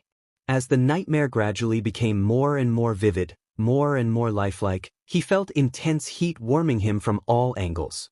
Wherever he was, it was more than hot. It was scorching. He returned himself to the battle. He could sense that things were drawing to a close. Then the image seemed to blur. When next it cleared, he found himself standing upon a repulsor platform across a river of lava. Yes, lava facing down his attacker positioned on another such platform. Enough of this, boing. He felt his mouth move behind the helmet, the words rough with age. "You're not going to kill me, and I don't intend to kill you." The young man's only response was a furious snarl as he maneuvered closer, their sabers clashing once more. And then, through the saber lock, Naruto finally caught sight of his attacker's face. He felt no hesitation in his future self, but his current self froze. He was staring into the face of the man his son would one day become, a proud warrior, corrupted by evil. He was looking at Anakin. His momentary lapse cost him. Sparks sprayed before his vision as the lightsaber seared across his helmet. The HUD sparked feebly and died. Even here in the dream, he felt pain as the burning blade slashed an angry line across his forehead and cheek before he could bat it away. Black spots speckled his vision. He nearly lost his balance and plunged backward before he righted himself. Their duel continued across the river of lava, a precarious perch with the two of them trapped upon the platform. "I failed you, son." The words broke his heart as he heard them. "I have failed you." He paused to straighten himself, raising his blade before his visage. "Shmi would weep if she saw you like this." "Don't you?" Anakin growled then, deep and low in his throat. "Talk about my mother like that. You betrayed her, and what proof do you have of this?" Naruto's future self scoffed at the baseless accusation. His son's strikes had grown sloppy with rage. They were deflected now as easily as an errant thought. "I was always faithful to your mother, Anakin." Never doubt that his mind raged to break free from the dream, or was it a vision, but to no avail. No amount of pain of sorrow could tear him away from the scene playing out before him. "You can't blame me for moving on." "Be quiet," Anakin raged at him. "I don't want to hear any more of your lies." Their blades blurred against the lava, colliding then separating, colliding again. Naruto was amazed at himself. In the dream his body moved with a fluid skill he lacked in the here and now. As their battle wore on, he did the unthinkable, parrying strikes with one hand. His fencing style gave him a distinct advantage over the brawling, brute force style his child favored. And it showed. The anger that had first drove Vader at the beginning of their duel was slowly destroying him as the battle wore on, leaving his form open to more and more mistakes. Whereas Naruto became more and more resigned, giving himself to the Force as exhaustion struggled to claim him, supplanting himself with a strength he daren't call upon. Until now. "Listen to yourself," the dream Naruto spat as they broke apart, his tone strident. You've allowed this Dark Lord to twist your mind. Shut up, until you've become the very thing. Shut up, I always feared you would be. Shut up. Anakin reached out to silence him with the Force, and his face twisted with the strain of the effort. It was like trying to strangle a marble statue. Naruto could feel the sheer force behind the effort in his dream as his son, his own flesh and blood, tried to choke the life out of him, and it broke his heart. He felt the force gather in his body as he reached out, pinching his son's windpipe, denying him air, just for an instant. Vader faltered, as the air left his lungs, as his face began to purple, as veins imploded in his eyes. He couldn't do it. Naruto let go of the Force and let Anakin topple back to the platform, even as the energy urged him to finish what he started. He couldn't do it. He could not end his own son. I hate you, Anakin roared, swinging wildly with his saber. I should have known you were plotting to take Padme from me. Wake up, Annie, Naruto hissed as he parried another strike, resuming their deadly dance of death once more. I did no such thing. You drove her to me with your madness. Sidious is manipulating you. He has been from the very beginning. Can't you see that now? I've had no part in it. You've let your feelings run away with you. You've orchestrated your own downfall. Don't you understand? Sidious is evil. From my point of view, you're the ones who's evil. Naruto spat at him. Well then, you are lost. I said shut up. Anakin lunged at him then, but apparently this aged Naruto knew better than to take the bait. Naruto watched his future self step backwards and fly to safety, the thrusters of his jetpack carrying him clear of his son's lightsaber with the last of its fuel, freeing him from the restrictive confines of the repulsor's platform and carrying him to the rocky shore. He alighted heavily upon the bank, ripped the helmet from his head, and turned to face his progeny, exposing a sweat-slicked visage to the world, his now bearded face twisting in a grimace of fresh pain against the scar marring his visage. It's over, son, he declared, shouting down at Anakin. I have the high ground, Anakin. No. Darth Vader glowered up at him, eyes blazing against the lava's glow. You underestimate my power, old man. With impending horror, Naruto realized what his only son was about to do. It was a mistake he'd made many a time in his youth, letting the anger get the better of him. He watched his stance slip, muscles tense in preparation of a monumental leap. Straight at him. Annie. His voice broke on the word, knowing full well the foolish mistake his son was about to make. Don't try it too late. Vader gave a leaping lunge, his lightsaber flaring an unholy red in the lava glow, and then Naruto woke with a start. Heart hammering, he struggled upright, gasping for breath. Cold sweat slicked his body, leaving him damp. Dreams again. The blonde turned his head, momentarily alarmed to find himself inside his bunk aboard the Konoha, the covers a tangled mess around their feet. That surprise became a pleasant one once he realized Shmi Skywalker was laying there beside him, her legs tangled in his, her youthful face peering up at him with an understanding he didn't deserve. She'd exchanged her day clothes for a simple white shift, one that left all her curves tantalizingly accentuated, one that also left little to his imagination. Her hair had since been freed from the bun she'd worn earlier this morning, freeing her auburn tresses to cascade down her back and frame at her face in a tide of dark brown, tempting him with her scent. Naruto blinked, struggling to recall how he'd got here. He vaguely recalled returning here after sparring with Kagan, but the rest remained a blur. He must have fallen asleep at some point. Waking to find that she was here beside him, that she'd left the hut and snuck aboard just to see him, was almost enough to banish these old fears of his. Almost, but not quite. Something like that, he admitted, touching a hand to his face, absently feeling where the scar should have been. Already, the memories of the dream was fading. There were so many questions. Why had Anakin gone dark? Who was Sidious? What role did Padme have to play in all of this? How had he been able to use the Force in his dream? And why did he suddenly have the terrible feeling he was going to lose the only woman in this universe he'd ever truly loved? He gazed at her, as if he could somehow capture this moment in his mind and preserve it there. Forever. I worry about him, Naruto admitted. Annie, he's a good kid, don't get me wrong, but the dreams. Shmi didn't say anything as she lay there. She didn't ask him if he wanted to talk about it, didn't pester him for details. Instead, she simply scooted closer and wrapped her arms around him, allowing him to drink in her presence, to bask in her warmth. Naruto shivered at her touch, suddenly aware just how close she was, how little she wore. Not only that, but also how much he loved her. This wonderful, gorgeous, appealing woman in his arms, the light of his life, mother of his child, and the center of his universe. Naruto sighed and ran his fingers through her hair in slow, circular motions, occupying his mind as best he could. Shmi smiled and turned toward his touch, her cheek brushing against his just in time for him to embrace her on the nose. She snuggled closer to him, making no secret of her longing for him, her fingers working at the outer straps of his vest.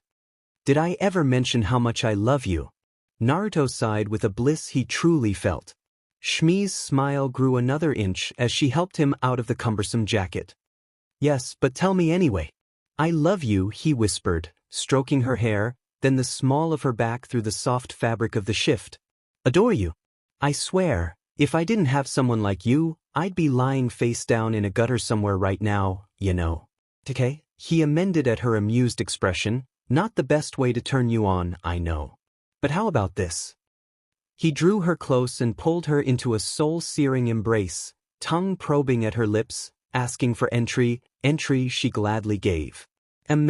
Her BLD vibrated at his touch. "How does Coruscant sound?"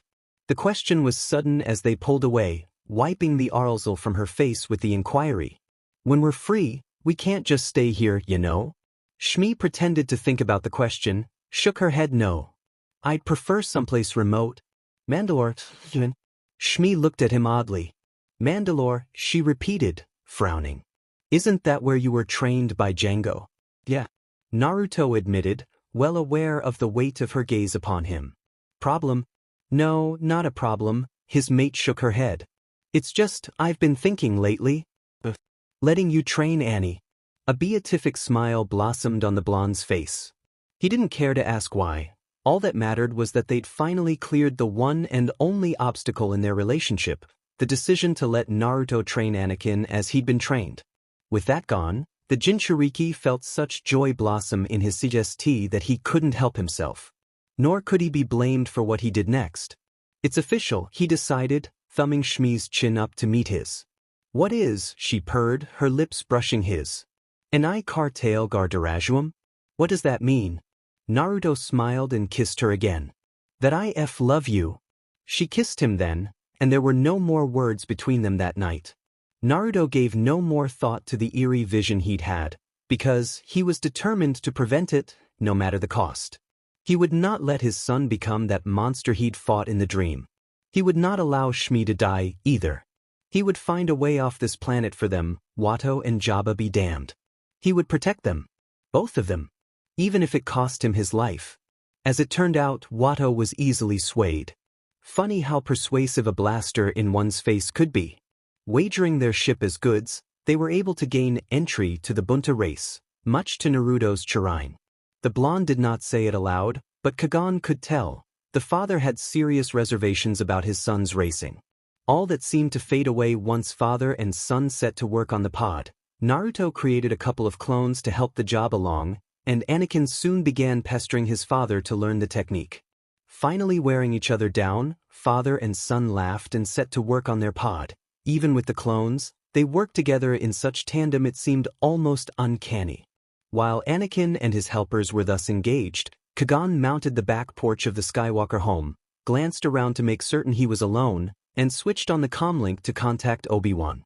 His protege answered immediately, anxious for a report, and Kagan filled him in on what was happening. "If all goes well, we will have our hyperdrive generator by tomorrow afternoon and be on our way," he concluded. Obi-Wan's silence was telling. What if this plan fails, and Str? We could be stuck here for a long time. Kagan Jin looked out over the squalor of the SLV quarters and the roofs of the buildings of Mos Espa beyond, the suns a bright glare overhead. He couldn't help but feel that they'd landed here for a purpose, that the Force itself was trying to tell him something. But what? When nothing came to him, he returned his attention to the comlink. "A ship without a power supply will get us nowhere," he answered his apprentice, very much aware of how terse he sounded. "We have no choice." He switched off the comlink and tucked it away. And there is something about this boy, he whispered to himself, leaving the thought unfinished. Shmi Skywalker appeared through the back door and moved over to join him. Kagan acknowledged her with a nod. Together they stood watching the activity in the courtyard below, observing father and son as they doggedly worked on the battered pod racer. You should be proud of your son, Kagan said after a moment. He gives without any thought of reward. Shmi nodded, a smile flitting over her smooth face. He knows nothing of greed. Only dreams. He has special powers. The woman glanced at him warily. He can see things before they happen, the Jedi Mstr continued. That's why he has such quick reflexes. It is a Jedi trait. Her eyes were fixed on him, and he did not miss the glimmer of anger that shone there. He deserves better than SLV's life, she said quietly. Kagan kept his gaze directed out at the courtyard. The force is unusually strong in HM, that much is clear. I believe I already know the answer to this question, but who is his father? There was a long pause, long enough for the Jedi MCR to realize he had asked a question she was not prepared to answer. He gave her time and space to deal with the matter, not pressing her, not making it seem as if it were necessary she answer at all. Naruto is Annie's father, she said finally. She shook her head slowly, her eyes distant. But it was strange. I knew I was carrying his son after our first night together. I don't know how else to explain it. I wasn't even pregnant for a full 9 months when I carried him. I gave birth so early, I was afraid he might. She deliberately cut herself off before resuming, her words steely. I raised him. I knew he was going to be special, that he was meant to do great things, from the moment I first held him in my arms. I can't tell you any more than that. I just knew. She laid a hand upon her flat stomach, touching the first stirrings of life within. Just as I know now that I'm with his child again. She smiled, faintly, stroking her stomach. It will be a girl this time, I think. As swiftly as it had come, her joy faded. But Naruto, I know him. He can't bear the thought of me having another child in slavery. And he doesn't have enough money to free the both of us, Annie and I. That makes him desperate. And if he's desperate, he might do something reckless to free us. Something that will get him killed. Her eyes welled with unshed tears. I don't want this child to grow up without a father like Annie almost did. Kagan arched an eyebrow. It shouldn't be possible for her to be aware of the life stirring within her womb only a few days after its CNCPin. Did Anakin's mother also have some semblance of the Force? And if so, what did that bode for them? They were such a remarkable family, the Skywalkers. Shmi touched his arm then, drawing his eyes to meet hers. Can you help us? Kagan was silent for a long time, thinking. He felt an attachment to Anakin Skywalker he could not explain. In the back of his mind, he sensed he was meant to do something, not just for this boy, but for his family as well. That it was necessary he try. But Jedi were identified within the first 6 months of BRH, and given over to their training.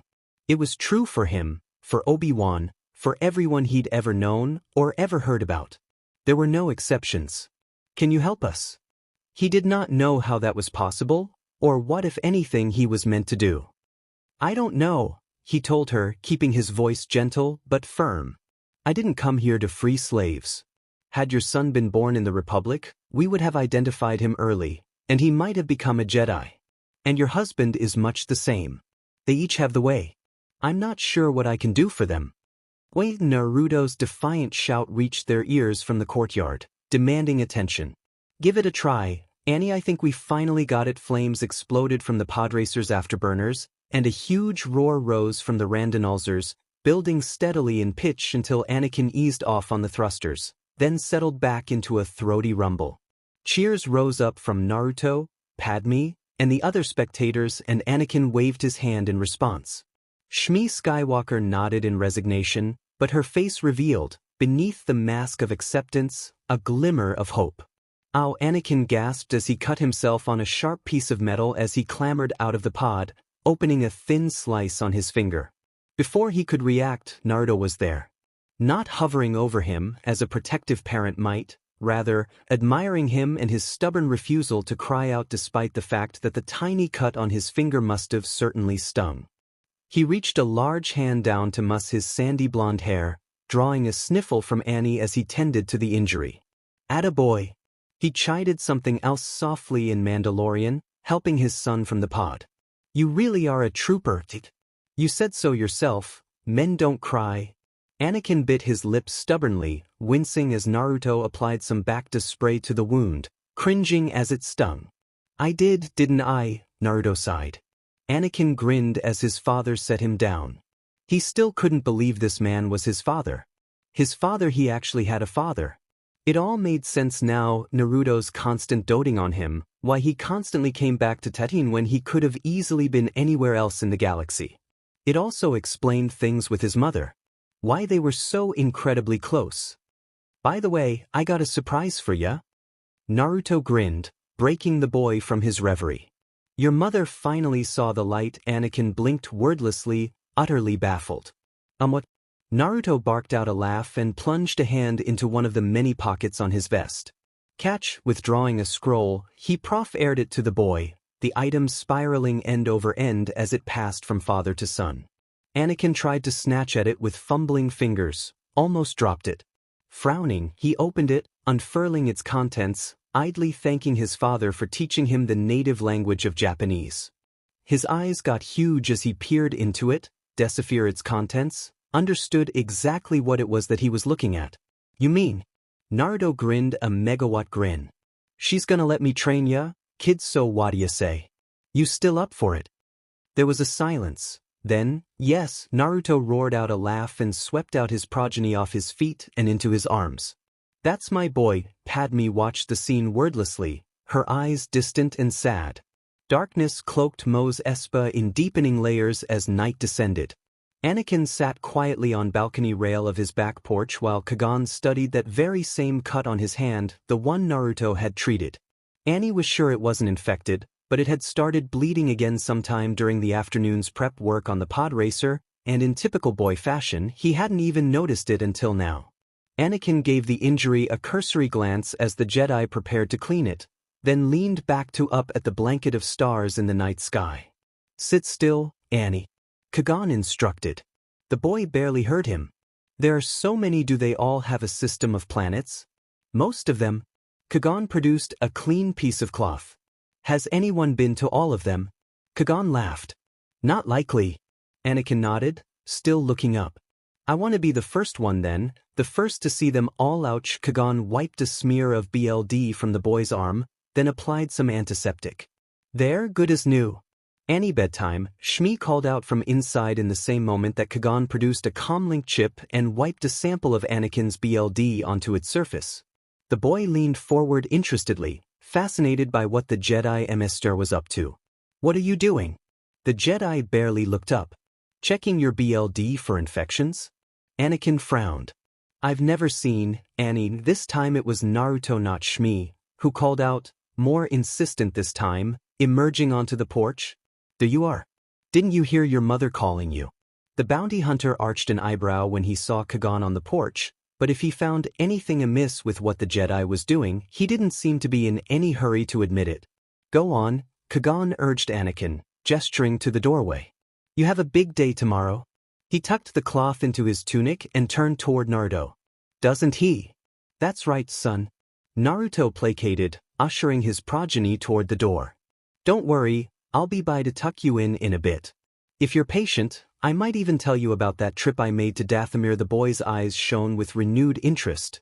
There was nothing he loved more than a bedtime story. "Really?" Naruto nodded. "Really?" Anakin hesitated, his eyes fixed on the Jedi Master, intense and questioning. Then he turned and darted off into his home. His footsteps were soon lost within the hovel. Kagan waited a moment, making certain Naruto wasn't about to protest, that Anakin had truly gone to bed. Then, and only then, did he turn to face the blonde hunter. He held another comlink in his hand, a backup in case of an emergency. He'd never imagined a need for it, but he was suddenly thankful he'd brought it along regardless. "I'd like a sample of your BLD as well, if you don't mind." "To check for an infection?" Naruto's deadpan was barely concealed. "Cut the CRP, NVOD. Yeah. Well, I don't get sick. What's this really for?" From what little Kagan knew of the Mandalorian language, there had just been an implicit declaration of trust on the blonde's part. Naruto had just called him, in no uncertain terms, a brother in arms. The notion was humbling. That the shinobi trusted him this much staggered him. An unspoken bond had formed between them since the moment they met, and the Jedi had done nothing to question it so far. I wish to run a midi-chlorian test on it. Naruto frowned. You know I can't use the Force in excess without causing chaos. Kagan was suddenly brought to recall the sudden sandstorm yesterday afternoon. It had come up out of nowhere, and only shortly after Naruto had attacked their little band. Was that storm a result of Naruto using the Force? Or merely a natural phenomenon? One could only wonder. Even so, I would still like to know. Whatever you say, bub. Naruto shrugged and raised a finger to his mouth, bit down. A droplet of BLD leaked between his teeth. Kagan caught in on the chip of the backup comlink. He then slipped the chip with the boy's BLD sample into a relay slot in the first comlink, followed by Naruto's in the second, and called Obi-Wan aboard the Queen's transport. His protege responded, despite the lateness of the hour. I'm transmitting a pair of BLD samples, Kagan advised, glancing at Naruto guardedly as he spoke. Run a midi-chlorian test on it. He sent the BLD readings through the comlink to Obi-Wan and stood waiting in silence. He could feel the beating of his heart, quick and excited. If he was right about this, Obi-Wan interrupted his musings. There must be something wrong with these samples. Kagan took a slow, deep breath and exhaled softly. What do the readings say, Obi-Wan? They say the boy's midi-chlorian count is 20,000. There was a slight quiver in the youth's tone when next he spoke. The Menace Master, it's at least 5 times that amount. The younger Jedi's voice rose an octave in alarm, tightening with surprise and distress. No one has a count that high. Not even MSTR Yoda. Naruto whistled.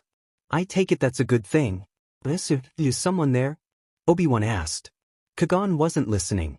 No one. Kagan stood staring out into the night, staggered by the immensity of his discovery. Then he let his gaze wander back to the hovel where the boy was sleeping and stiffened. Shmi Skywalker stood just inside the doorway, staring at him. Their eyes met, and for just an instant it felt to the Jedi as if the future had been revealed to him in its entirety. Then Shmi turned away, embarrassed, and disappeared back into her home. Her gaze caught Naruto's and held it, and in her gaze Kagan saw an unspoken demand for the blonde to retire as well. See ya in the morning, Navi.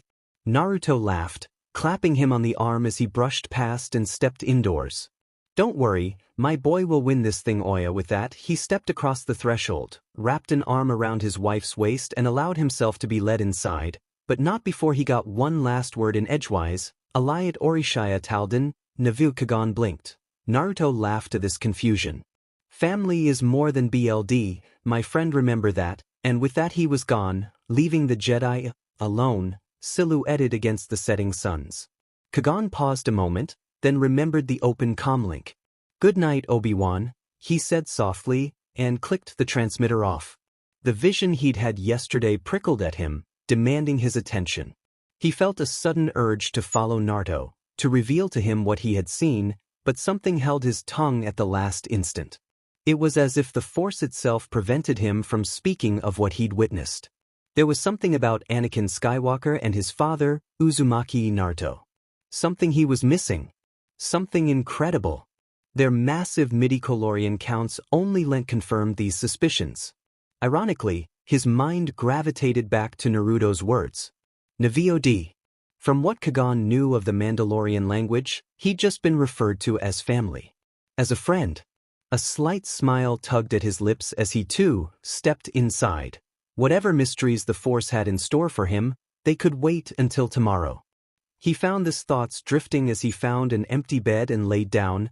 All too swiftly sleep came to claim him. Tomorrow. Yes, tomorrow. Tomorrow was the day of the race, upon which all their fates hung. And if something somehow went awry, well, Naruto had a contingency plan in store for them.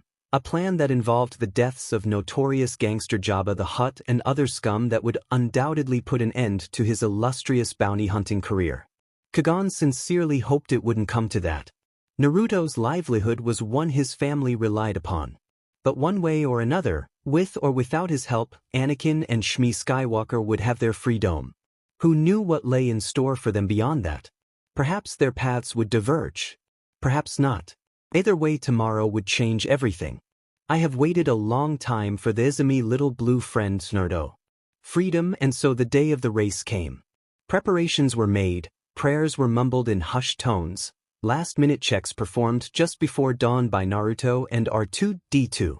By the time morning finally came, everyone was already awake, doing everything in their power to prepare, silently placing all their hopes upon the shoulders of this young boy. A clear, bright, early morning sky promised good weather for the Bunta Eve. It was, Anakin Skywalker thought to himself, a good day to race. A good day indeed. The pod racer hung level before him on its anti-grav lifts, freshly painted and gleaming in the new day's sunlight. R2-D2 and Sparky, the latter having reluctantly emerged from the Konoha at her MSDR's behest, bustled about with a brush and a can of paint, completing the final detailing of the craft.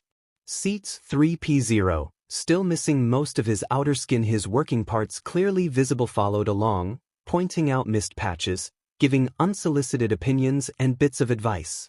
In the end, the boy found himself drawn to Padme. She was standing apart from the others, seemingly lost in her own thoughts. She seemed almost sad. Anakin took it upon himself to cheer her up. Approaching her slowly so as not to startle her, he reached up and tugged at her sleeve. Padme blinked in surprise. "Looks nice, doesn't it?" he gestured, indicating the pod. The handmaiden nodded slowly coming out of her world. "You shouldn't be so gloomy. Try smiling more often," he suggested, pulling at his lips with a hand. "Like this, see?" That did it. The slightest of smiles tugged at her lips. She giggled and turned to face him.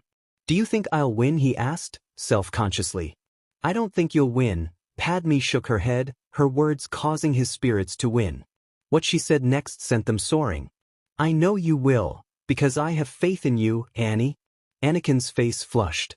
"Gee, thanks, Annie." The sharp wheeze of an Iepi brought him around to find Naruto riding toward them on the first of two beasts he had commandeered to help haul the pod racer to the arena. His father's face was aglow with expectation, and his body as well, clad nearly from head to toe in his full suit of resplendent Mandalorian armor, glittering in the light of the twin suns, helmet tucked beneath an arm. He waved at Anakin as he approached. Caught in the glare of the suns, his son squinted back at him and returned the wave. All too eagerly. He didn't need his mysterious sixth sense to tell him his mother was behind him, staring at Naruto as well. He already knew, just as a small, angry part of him also knew that Padme wasn't looking at him anymore. She was gazing at his progenitor with more than a hint of awe on her part. This was what Anakin Skywalker wanted to be when he grew up, not a bounty hunter, nor a Jedi, rather, a hero. Someone who commanded not just respect, but fear as well. If you were feared, then no one would ever dare to raise a hand against you. This was the unspoken if unintentional lesson he had learned from his father long ago. No one messed with him. No one dared insult him, not even behind his back. Anyone fool enough to think otherwise found themselves picking their teeth or whatever passed for them out of the street with broken fingers. "Are you ready for this, boy?" Naruto slung himself out of the saddle and alighted upon the sands with a practiced ease, his booted feet thudding harshly against the desert floor. Shmi came to greet him with an embrace, one the blonde was equally swift to return. He pulled her close and she leaned into him without resistance, completely and utterly trusting in her husband. Naruto might have a heavy hand when it came to dealing with riffraff, but when it came to his family, he was as gentle as a morning breeze. "Are we all set?" he asked. Anakin was suddenly reminded of one more reason to win this afternoon. He wanted to make his parents proud. Yet, there was another reason. Yes, he wanted them to shower him with praise, but more than anything he wanted to make Padme proud, too. If he came out on top today, surely she'd respect him. Maybe then, that small, angry part of him groused, she'd finally stop looking at Naruto and start looking at him. The thought was small and petty, one he dismissed initially, but it lingered nonetheless.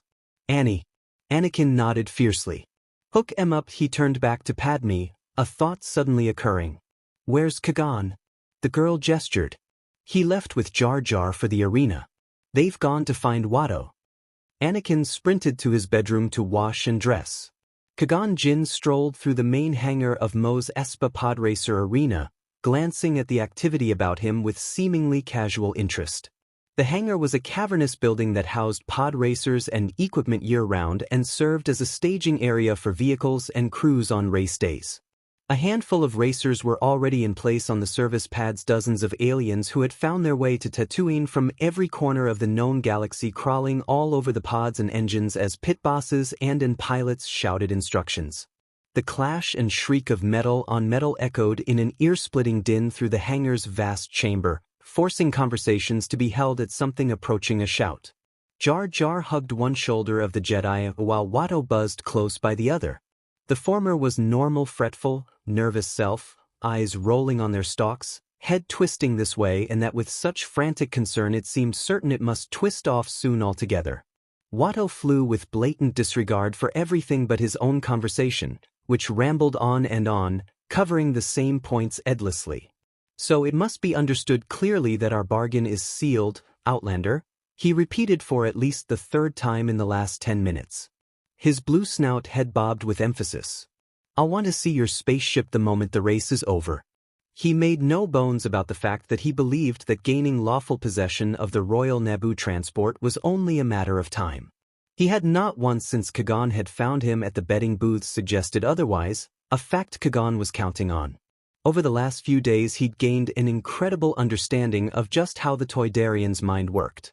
Watto was motivated by greed, and greed alone held the key to their salvation. He sorely hoped this plan worked itself out, because Naruto's contingency plan involved an astronomical body count. And who could blame him? The blonde had acted honorably in his agreement with Watto over the last 9 years only for pudgy alien to cheat him, or so they both believed at perhaps the very last instant by saboting his engine. The bounty hunter was out for BLD, and only victory in today's race could possibly quell the bloodbath he had planned for Watto and nearly every other criminal/gangster in Mos Espa. You aren't thinking about reneging on our deal, are you? Watto peered at him with a narrow gaze, mistaking his silence for regret. The Jedi MSTR demurred with a shrug. Patience, my blue friend. You'll have your winnings before the sun's set, and my companions and I will be far away from here. Not if your ship belongs to me, I think, Watto snorted, and gave a satisfied laugh. Just as quickly, his sharp eyes fixed on the Jedi. I warn you, no funny business. Qui-Gon kept walking, his gaze directed elsewhere, carefully baiting the hook he had set for the Toydarian. You don't think Anakin will win? Watto flew around in front of him and brought them all to a stop. Wings beating furiously, he motioned to a bright orange racer parked close at hand, its engines heavily modified, so that when the twin energy binders were activated and the engines joined, they formed a distinctive X-shape. Sitting to one side of the racer was the Dug who had attacked Jar Jar 2 days earlier, Sebulba, his wide eyes fixed on them, his slender limbs drawn up in a vaguely menacing gesture. A pair of lithesome Twi'leks worked diligently massaging the Dug's neck and shoulders. The Twi'leks were humanoid aliens from the planet Ryloth. They had pointed teeth, smooth blue skin, and twin tentacles that draped gracefully from their hairless heads down their silken backs. Very red eyes lifted to Qui-Gon momentarily, interest flicking in their depths. They exchanged a significant glance with one another, an unspoken thought traveling between them. One drew herself up as if to speak. Kipuna, the Dug barked harshly, causing both women to flinch before renewing their ministrations in earnest. The Jedi Emser was suddenly reminded of Jedi Knight, Aayla Secura. Were she here, she most likely be seething with anger to see her species debased in such a way. Were Naruto here, he'd probably have flayed Sebulba alive for such behavior. With his bare hands. Come to think of it, Aayla had once mentioned meeting Naruto once before. Watto snorted, drawing him from his musings. Don't get me wrong, he announced, shaking his head in an odd cocking motion. I have great faith in the boy. He's a credit to your species. His snaggle-toothed mouth tightened. But Sebulba there is going to win, I think. Oh.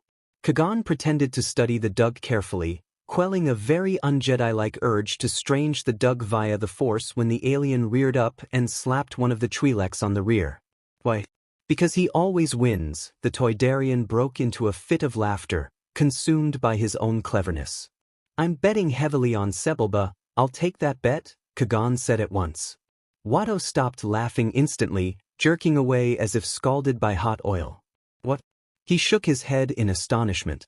What do you mean? Kagan advanced a step, backing the Toydarian away. I'll wager my new racing pod against. He trailed off thoughtfully, letting Watto hang.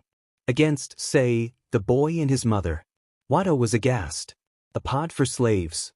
I don't think so. The blue wings were a blur as he flitted this way and that, head cocked. Well, perhaps. Just one. The mother, maybe. The boy isn't for sale. Kagan frowned. The boy is small. He knew Naruto would never forgive him if he didn't press the advantage here. He can't be worth much. Watto shook his head decisively. For the fastest pod ever built? Watto shook his head again. Both or no bet?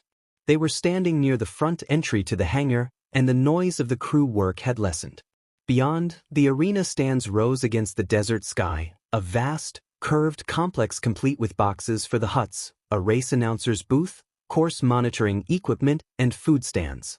Already the stands themselves are beginning to fill, the population of Mos Espa turning out in full force for the events, shops and stalls closed, the city on holiday. Bright streamers and banners flew, and approaching racers flamed with reflection of sunlight and polish. Kagan caught sight of Anakin appearing through the crowds, riding an Eopie with Padme up behind him, towing one of the massive Radonulzer engines. His father followed on a second Eopie, towing the other engine as if it weighed no more than a feather. The Eopies themselves were gangly, long-snout pack animals with tough, leathery skin and short fur particularly well-suited to resisting the Tatooine desert heat. R2-D2, Sparky and C-3PO trailed the little procession with the pod and Shmi. The Jedi MST deliberately turned to watch their approach, drawing Watto's gaze after his own. The Toydarian's eyes glittered at the sight of the boy and the racer, only to narrow when they saw his progenitor. Naruto was a sight to be seen in his armor, his face hidden from view by the distinctive T-shaped visor of his adopted race. Suddenly and without warning, he turned toward Watto. Kagan could have sworn he'd just heard the Toydarian squeak in fear just then. He looked back at Kagan and gave an anxious snort. No pod's worth two slaves, not by a long shot. One Sylvie or nothing. Kagan folded his arms over his seat. The boy then? Watto huffed and shook his head. Her jerked with tension. His deliberation was generating inside his pudgy blue body. No. Then abruptly he reached inside his pocket and produced a small cube, which he tossed from one hand to the other as if it were too hot to hold. We'll let fate decide. Who's the boy? Red, it's the mother. Kagan made no mention of the fact that Watto had already lost the battle. If Annie won the race, he would lose the war as well. The second Skywalker won, he would now secure his own freedom, and Naruto would in turn be able to buy Shmi off of this brainless blue buffoon. Watto cast the cube to the hangar floor. As he did, Kagan made a small surreptitious gesture with one hand, calling on his Jedi power to produce the smallest, most minute inflection in the Force. For the circumstances required, it was more than enough. Out of the corner of his eye, he saw Naruto's head snap up, his visored helmet fixating upon him as he felt that tiny ripple in the fabric of the Force. The cube rolled, settled neatly on one end blue side facing up. Watto threw up his hands angrily, his eyes turning narrow and sharp. You won the toss, Outlander, he sneered in dismissal. But you won't win the race, so it makes little difference, I think. We'll see. Kagan replied calmly. Anakin and the others reached them, entering the hangar with the pod and its engines. Watto wheeled away from Kagan in a huff, pausing long enough to snap irritably at the boy. Better stop your friends betting, he declared with an angry snort, or I'll end up owning him. Toots, one of the Eopies, sniffed expectantly at him, and he swore at the beast in Huttese with such ferocity that it backed away. Naruto barked back at him in Mandoe, and the Toydarian blanched, gave Kagan one withering glance, and flew off into the hangar shadows. What did he mean by that? Anakin asked as he slowed the Eopie beside Kagan, glancing after the retreating Toydarian. Kagan shrugged. I'll tell you later. He daren't say anything more, because Naruto pulled to a stop beside them, eyes boring into his back in an unspoken inquiry. Something told him the blonde would not be so easily dissuaded. But, to his surprise, instead of questioning him, the hunter slung himself out of the saddle and stalked off in the direction of Sebulba. The Dug saw him coming, paused in verbal tirade toward the two Twi'lek women still massaging his shoulders, and levered himself up on his hind legs threateningly. Dopomigu sha, pedunky? You feeling lucky, punk? Naruto growled at the remark and flexed his fingers, never slowing in the slightest. Belatedly, Kagan recognized the crush gaunts, or shukruk in Mandoe, he wore on either hand. Despite his dislike for the Dug, Kagan cringed. That poor creature had no idea what he'd just gotten himself into. Developed by the Mandalorians, the armored glove used a reactive fabric that exponentially enhanced the natural hand-arm strength of its wearer. Its name was well earned from the wearer's new ability to crush bone, metal, or any other material with relative ease.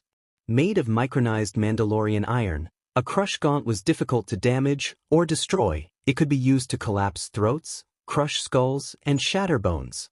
Due to these unique properties, said properties being those of the micronized Mandalorian iron, the user of a crush gaunt could easily catch and hold a lightsaber blade in his grasp as he discovered the strong way or summarily block an opponent's blade. The Jedi MSTR had the succinct feeling Naruto wasn't about to use those gloves to block any blades. Anakin Shmi caught his meaning and moved to cover her son's eyes, and not a moment too soon. Chubba, Naruto roared at Sebulba, backhanding the delusional Dug with a thunderous retort, launching his spindly body into the hangar wall. One hit was all it took to impart the meaning of his intent. The fearsome blow smashed Sebulba's confidence and sent the arrogant Dug scurrying toward the safety of his pod. Naruto started after him with a hiss, spitting obscenities that could make even the most foul-mouthed Hutt blush in utter shame. Chuba dumpa, dopamaski kung, Sebulba whimpered, all of his bravado and bluster gone, evaporating in the face of the furious fighter closing in on him. Just when Kagan thought the hunter might climb into the pod after Sebulba and eliminate him altogether, he stopped, stilling himself with an effort. He watched the hunter huff angrily, his fingers clenching slowly into fists, only to relax again, tightening up just as quickly. He seemed to be on the verge of climbing up after the defiant Dug and strangling the life from him. Kagan wasn't about to intervene, however. It wouldn't do for anyone outside of Anakin's family, especially Watto, to realize he was a Jedi just yet. It was up to Naruto. Or not. The Twi'lek twins glanced toward the quivering form of the Dug, hunched down in his cockpit, then at this menacing Mandalorian who'd taken it upon himself to avail them of their red eyes narrowed. As one, they seemed to agree on something. They much rather preferred the latter to the former. Kagan stubbornly stifled a smile as they approached Naruto. All too late the blonde seemed to realize the consequences of his actions. An angry grunt dissolved into a muffled gasp of disbelief as each woman looped an arm in his and simultaneously reached up with the other to remove his helmet in tandem. Wait, his head whipped left and right in surprise. Ladies, what the devil are you doing? Ma lorda, Murashani. One of them purred in Huttese, stroking his cheek. No bada tutu, Naruto shook his head rapidly and uttered a denial in the same language, but the girls were having none of it. Ma lorda, the second sister repeated, firmly. It took Kagan but a moment to mentally translate their conversation. Roughly, the pair were referring to Naruto as their lord, or MSTR bounty hunter, much to the blonde's complete consternation. And then they went a step further than that with their affections, further proving Qui-Gon's suspicion that they were slaves by choice, lacking the transmitters possessed by Shmi and Anakin to keep them from fleeing. That did not, however, prevent them from doing this. Blue eyes narrowed in confusion, then widened in shock as each placed a soft embrace against his whiskered cheeks. To his credit, the hunter did not blush. Not in the slightest. Instead he squirmed and raised both hands, crossing his fingers in a strange shape. There came a poof of smoke and suddenly, to Qui-Gon's dismay and Padme's disbelief, there was a second Naruto standing beside the first, an exact duplicate of the original. He promptly set to work at an unspoken command, the clone did, mysteriously swapping places with the original, freeing him from the lithesome pair at its own expense. Thus freed, Naruto stumbled back toward the others, snatching his helmet off the floor and donning it before he could be kissed again. The Twi'leks regarded this second Naruto in their arms with some confusion. How could he be both here and standing over there? Eventually they shrugged and turned their attention to the clone, much to Naruto's relief. Shmi merely arched an eyebrow as her husband returned to her side. If she was at all fazed by the Twi'leks' affections, or this abrupt not to mention unexpected appearance of another Naruto, she did little to show it at all. Slowly, gradually, her gaze slid to the uncomfortable clone trapped by the Twi'lek sisters, then glided back to the original. "Friends of yours?" she asked archly. She seemed almost amused by his discomfort. Now Naruto flushed. "I have got to stop this hero thing," he muttered. "You really should." Shmi agreed wholeheartedly as she uncovered their son's eyes and glanced at the enamored girls. "So, what do you plan to do with them?" Naruto blinked. I asked, "What do you intend to do with these girls now that you've scared their off?" Naruto was just about to offer up the feeble protest that he hadn't scared Sebulba that badly, but when he turned to look for the despicable Doug, he was nowhere to be found. Anakin snickered softly. His father shot him a scathing glare. "Not you too, Annie." For the first time Sein Kagan had met him, the hunter seemed to be genuinely at a loss for words, and Shmi was still expecting an answer to her question. "Well, I guess I'll just leave the clone with them and we can get out here while they're as soft." Poof answered that question. Naruto turned to find that his clone, unable to tolerate the attention of the twins any longer, had dispelled itself, leaving him to tend with two sisters who evidently wanted to serve him as thanks for liberating them from Sebulba's oppressive service. Kagan knew Naruto well enough to know the blonde would never allow such a thing to happen. It simply wasn't in his nature. And then the blonde did what he always did. He surprised the Jedi once again. "Hold it." Naruto promptly held up a hand, forestalling the sisters and their advance before it could begin. They looked almost hurt because of it. He sighed, suddenly intensely grateful for his helmet, because it hid the expression of intense anxiety he wore. Silently, he cursed himself. For the first time in nearly a decade, he'd been reckless. Foolish. The moment he laid eyes upon the disgusting Doug and his gross mistreatment of the Twi'leks, his sanity had taken a turn for the worse. Quite simply, he'd snapped. It had taken every ounce of his considerable willpower not to snap the Doug's spindly neck. Instead, he'd backhanded him halfway across the hangar, and now neither he nor his pod were anywhere to be seen. And by not doing so, he found himself caught in a conundrum. He spat, shoulders slumping. "I don't suppose you have names, do you, girls?" The twins exchanged a glance, murmured between themselves. The first said softly. "Set," echoed the second. Naruto nodded. "Good." They spoke basic. "All right then, Vetsan," said Sanmi. "Name is Naruto." "Uzumaki Naruto." He waited for the words to sink in. "Do you understand?" At their nod, he continued. "Do you two have anywhere to go?" He gestured with his hands. "A home or something?" A shake of the head from both. "We have nowhere else to go." Vet replied in fluent Huttese. "Oi oi." Naruto shook his head slowly. "Cut that out. I'm not your MSTR. I can't stand the idea of slavery." Set blinked, her leku curling in genuine surprise. "But, no buts." Naruto was emphatic, his words stern. He frowned, looking to Kagan for an answer. The Jedi Master shrugged, and it was then that Naruto realized he was on his own. It seemed that in spooking Sebulba he'd gained himself a pair of admirers. Very attractive, not to mention scantily clad admirers, who both saw and respected his strength and wanted him as their empress. Naruto slammed a lid on that train of thought before it went any further. He was quite happy with Shmi. Thank you very much. He wasn't about to let a pair of lithesome young females sway his conviction to his most precious person. It would take a lot more than that to tempt the likes of him. "Well now, this is interesting." Naruto blinked in surprise, simultaneously alarmed and relieved to hear Kurama's voice inside his head once more. "And where have you been?" He posed the question in his mind. "I haven't heard from you for the last 2 chapters. Sorry, did I miss anything?" The kitsune yawned within the seal. "Thought I'd sleep off the filler and whatnot." "Filler?"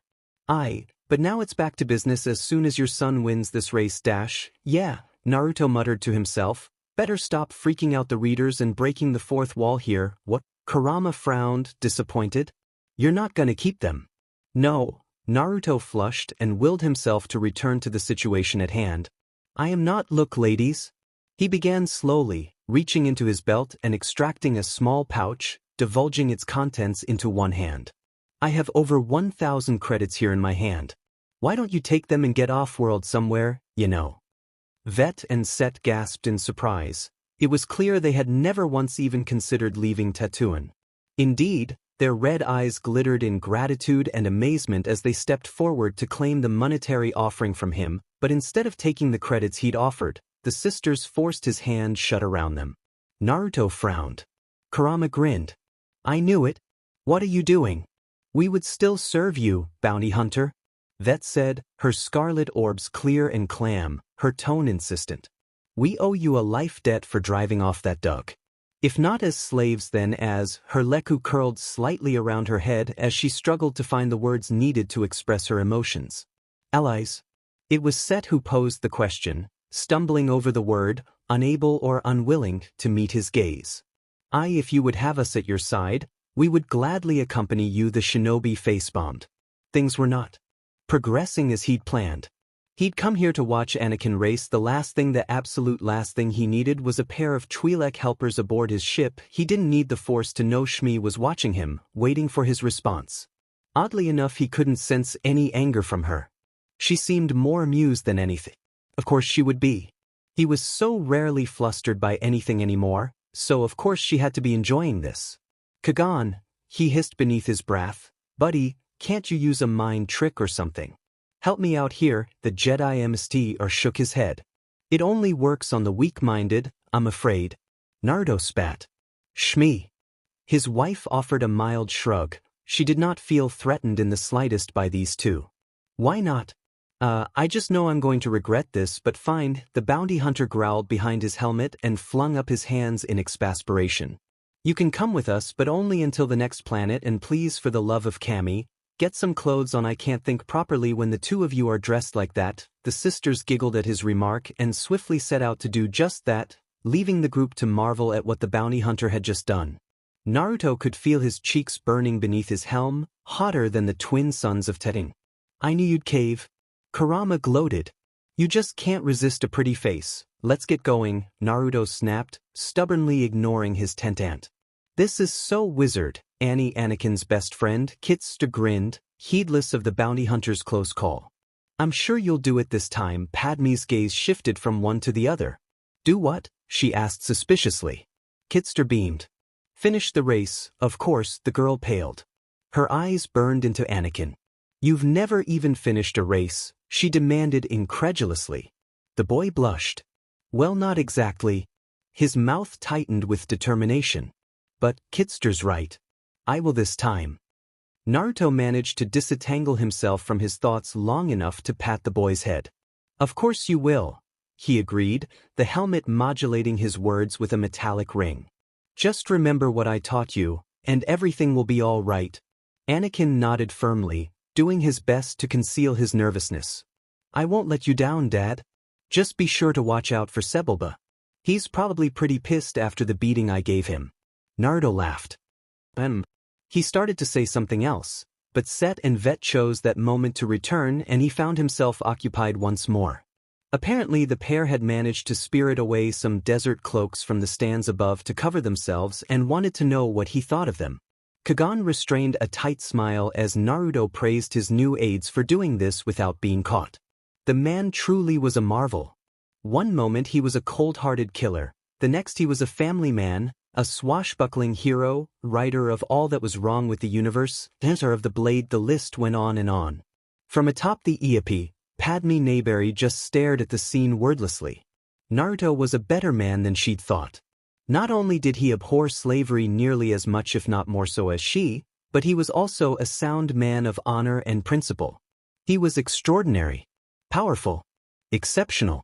Never in her life had she seen someone capable of creating clones of themselves in a matter of minutes. producing, living, breathing duplicates that were capable of independent thought. She didn't need to see his face to read his body language. For a split second there, he'd been distinctly uncomfortable around the Twi'lek twins. One glance with Kagan was more than enough to confirm her suspicions. The Jedi Mstr shared her suspicions and was likewise stunned by the blonde's ability to duplicate himself. Her mind a-whirl with possibilities, she handed Kagan the reins to the EAP and allowed herself to follow after Anakin and the others. Perhaps, she might have underestimated Uzumaki Naruto in the center of Mos Espa. The crowds were beginning to thin as the population gravitated in increasing numbers toward the podracer arena at the edge of the spaceport. Most of the shops and stalls were already closed, and the rest were in the process of doing so. Owners and vendors were completing sales and glancing anxiously in the direction of the traffic's steady flow. Amid the confusion and bustle, a Sith probe droid slowly floated along, mechanical eyes traveling from shop to shop, from face to face, searching for a certain blonde bounty hunter. Over 100,000 beings had filled the podracer arena by the mid-morning, jamming into the grandstand seats, crowding onto the broad viewing platforms, filling the available space. The arena soon became a vast sea of color and movement and sound in the emptiness of the surrounding desert. Flags and banners bearing the insignia of the racers and their sponsors waved over the assemblage, signifying favorites and creating impromptu cheering sections. Bands played in support of some of these racers, and isolated horns and drums beat in wild appreciation for all. Vendors walked the aisles, carrying food and drink from canopied stands to below to sell to the crowd. Everywhere, excitement and anticipation was building. Then a roar erupted as the racers began to emerge from the main hangar on the far side of the start line. One by one the pod racers hove into view, some towed by EAPs, some by hand, some by repulsorsled, all part of a long procession of pilots, pit crews, and hangers-on. Standard bearers, each carrying a flag that identified pilot and sponsor, marched along, forming a colorful line in front of the assembly of pods. Overhead, their twin sons of Tetin shone down with a bright, hungry glare. As the racers moved onto the track in front of the arena stands, a flurry of movement in the royal box signified the arrival of Jabba the Hutt and Gardulla, his female friend. Slithering into the cooled interior of the box, the two Hutts oozed their way along the flooring to their designated places amid the bright silks that draped the rough stone. Jabba came foremost, proceeding directly to the arched overlook where he could be seen by the people of Mos Espa. Lifting his pudgy arms in greeting, he basked in the crowd's appreciative roar. Gardulla muttered her approval, nodding her necklace head on the end of a thick, shapeless body, slitted eyes glittering. A courtier of aliens and humans filed in behind the two Hutts, guests of Mos Espa's rulers on race day, a coveted designation. A long line of SLV girls of varying species came last, each chained together, there for the amusement of those who had chosen freely to attend. Naruto cocked his head and peered up into the stands, his eyes narrowed at the sight. While Jabba remained his primary employer in the Outer Rim, the Hutt's obsessive need for slaves disgusted him. His mind warred with his heart, wanting more than anything to free those poor girls, yet knowing he could not. Not without risking himself and upsetting the plan. Absently, he fingered the trigger against the small of his palm, flicking the catch open and shut. Once if pressed, it would activate a nasty surprise planted the night before, dozens of thermal detonators, planted in the VIP box. Not even a Hutt could survive them. The only thing that prevented him from pressing the button was the girls. That, and the knowledge that he needed to wait until at least after the race, provided Annie lost when all those winnings were about to be sent down to the betting booths and collected before he could spirit his clones up there and free the girls, thereby removing the sole obstruction to putting his plan into action. Make no mistake, Naruto sincerely hoped Annie would win. It simply paid to have a contingency plan, just in case. Hell, he was tempted to blow the fat slug sky high anyway, just for laughs. Ciao beso, Jabba rumbled in Huttese, his deep voice echoing through the sound enhancers and out across the flats. Tam kachi buntaruliya, ki madadruta do 1D welcome. The crowd roared some more, arms and flags waving madly. Horns sounded as Jabba began his introduction of the racers. Naruto caught Sebulba out of the corner of his eye, standing immediately next to Anakin, hind legs reared up as he waved to the stands. Evidently the Doug hadn't chickened out after all. He did pale a bit, however, when he caught sight of Naruto. Good, the blonde thought to himself. Let him be afraid, frightened, he'll make more mistakes. And the more he makes, the easier it'll be for my boy to win one by one. Jabba recognized the pod racer pilots. Naruto dutifully ignored the long list of names. A glance over his shoulder revealed Kitster at work attaching the Randonalzers to Annie's pod with the Steelton cables, checking the fastenings with sharp tugs. He flashed Naruto a thumbs up. The blonde inclined his helmed head minutely in answerment. Any moment now Mahanik Tuda Hawk, Jabba boomed. Tito Pagali's Tuda Munis Mandel. Anakin Skywalker Tuda Tang. Applause burst from the crowd, though it was not as enthusiastic as it had been for Sebulba, Giscano, or several of the others. Anakin waved in response, eyes traveling over the thousands gathered, his mind already out in the flats. When he turned to walk to his racer, his mother was standing in front of him. Her smooth, youthful face was calm and determined as she bent down to give him a hug and an embrace. Her eyes were steady as she backed a step off, her hands gripping his shoulders, and she could not quite mask the worry reflected there. "Be safe, Annie," she told him. He nodded, swallowing. "I promise."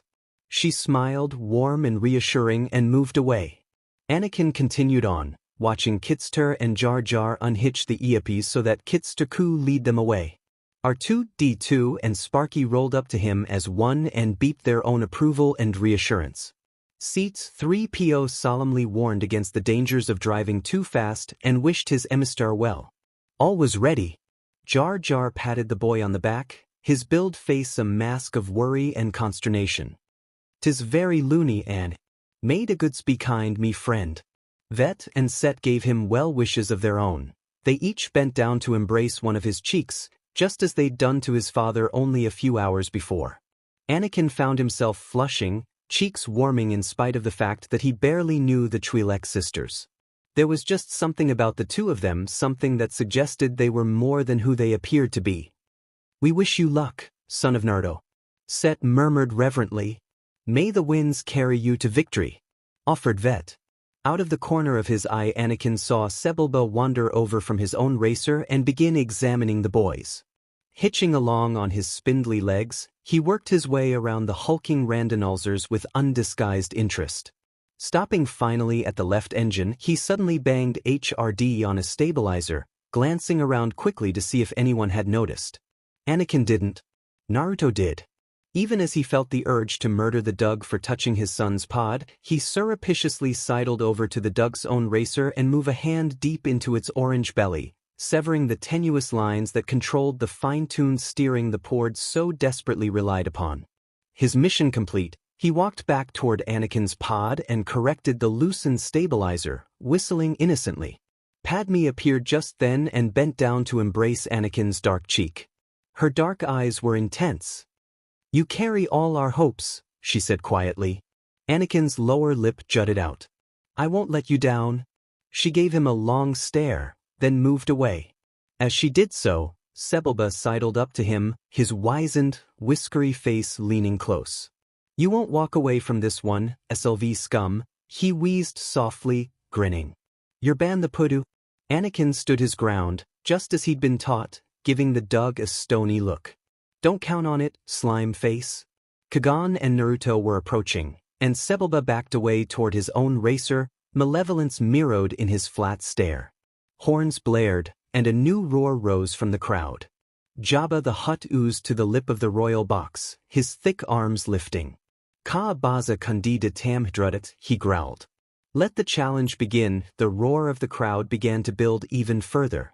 Naruto helped Anakin into his pod. The boy settled himself in place in the seat, securing his straps, fitting his old, battered racing helmet over his head and bringing down the goggles.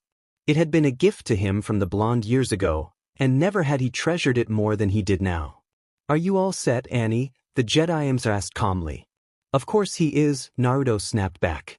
He was born for this moment. Unlike some people, he shot a scathing glare at Sebulba. The boy nodded, eyes intense, steady. Kagan held his gaze. "Remember, Concentrate on the moment. Feel, don't think. Trust your instincts. He put a hand on the boy's shoulder and smiled. May the force be with you, Annie. You can do this, son. Naruto's helmeted head nodded for a final time in reminder. Don't let anyone else tell you otherwise. Then they backed away, and Anakin Skywalker was alone. Kagan moved quickly through the crowd to the viewing platform where Shmi, Padme, and Jar Jar waited. Naruto trailed a few paces behind him, shadowed by Vet and Set. Kagan still didn't know exactly what to make of the Twi'lek twins, save that he didn't trust them. Not yet.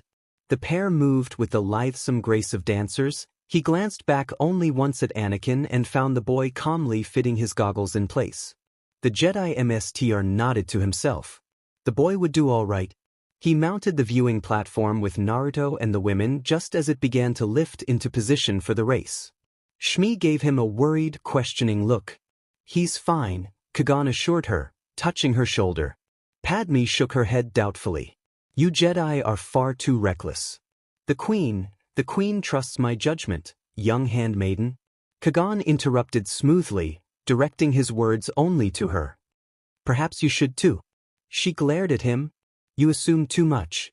Naruto chuckled softly. It earned him a curious look from both. What?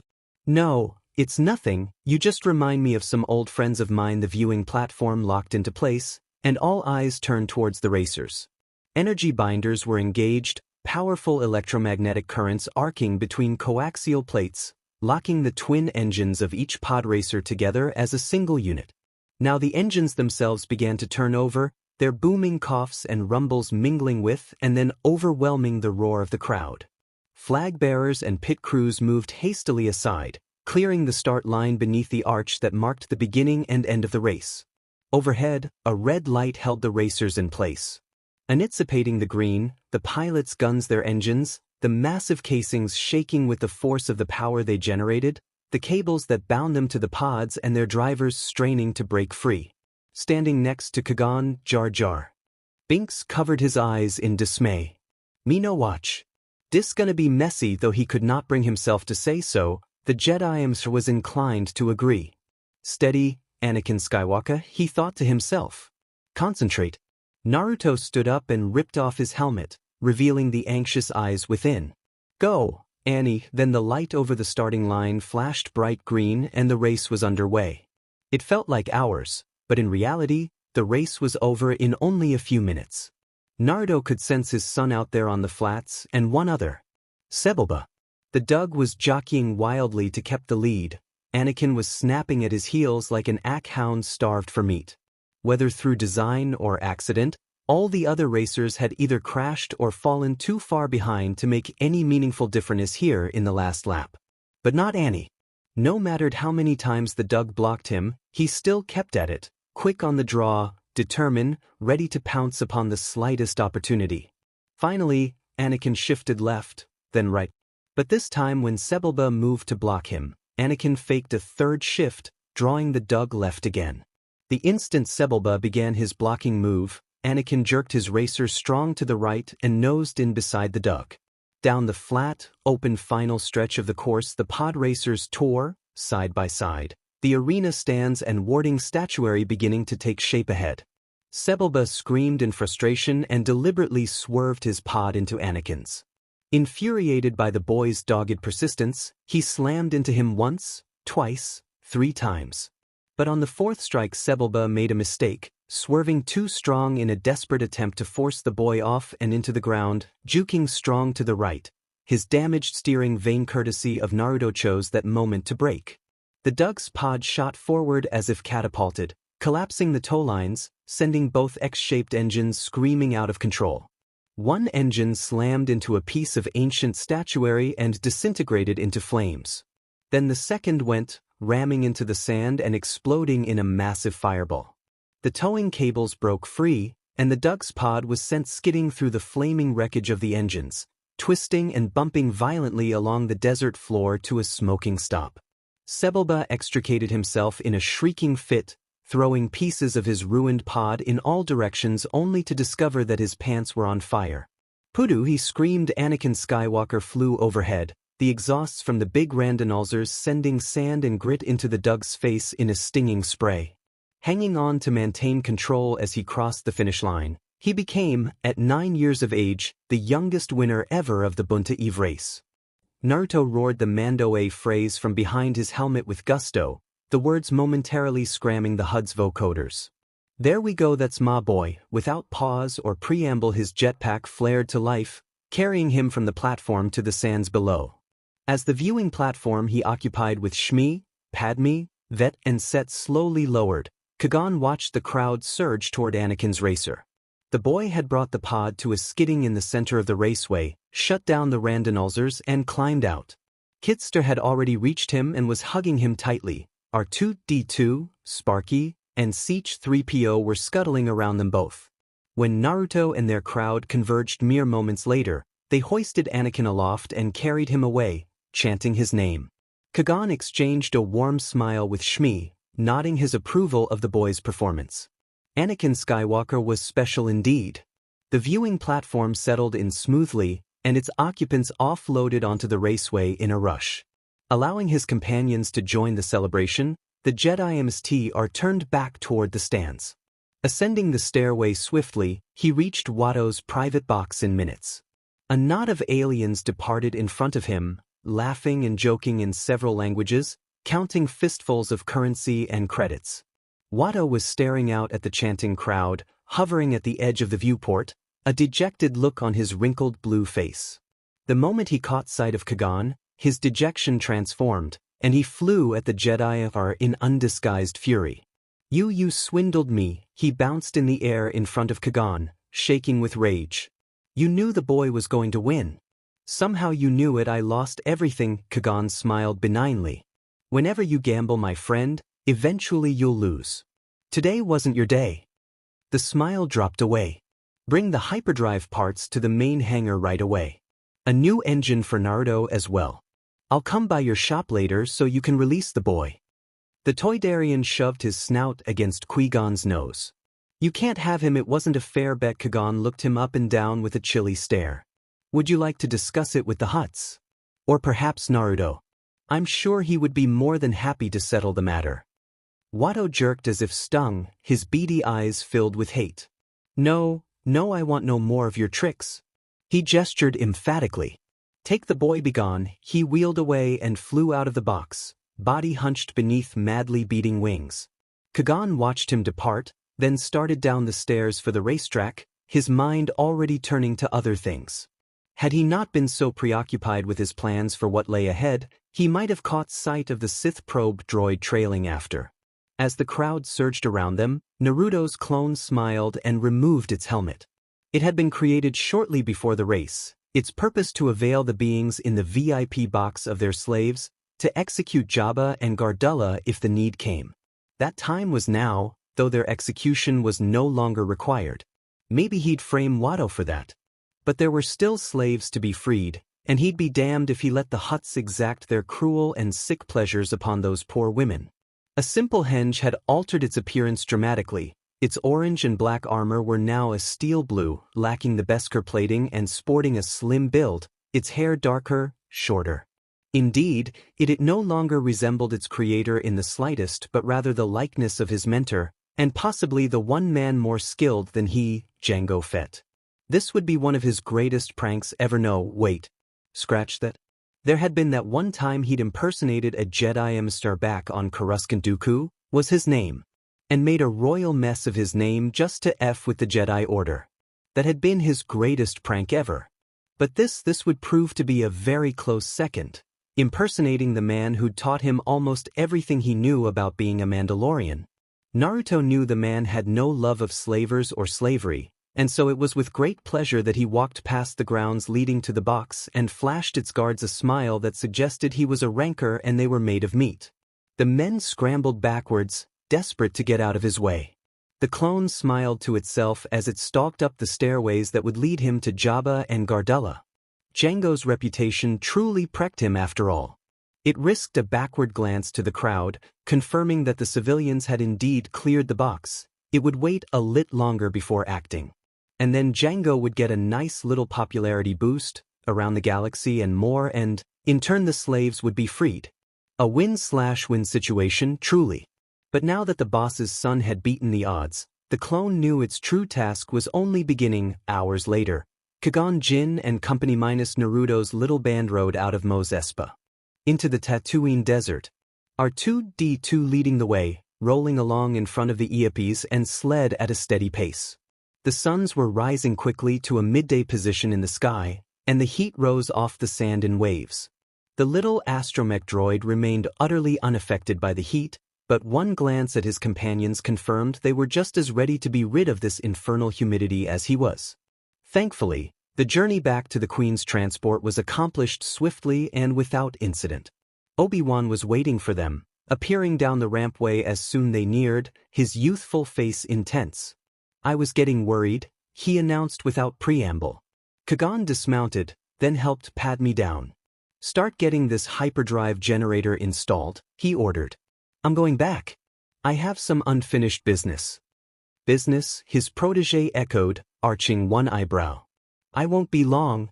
"Is that an engine?" His student frowned when he saw the third Iape, led by Jar Jar, towing a massive block of machinery in its wake. Certainly that couldn't be for the ship. It was the hyperdrive that was damaged, not the engine itself. Besides, this one was much too large. Kagan noticed his scrutiny and smiled softly. "Why yes it is. I have a bad feeling about this." Obi-Wan studied him a moment, then sighed, giving voice to his misgivings.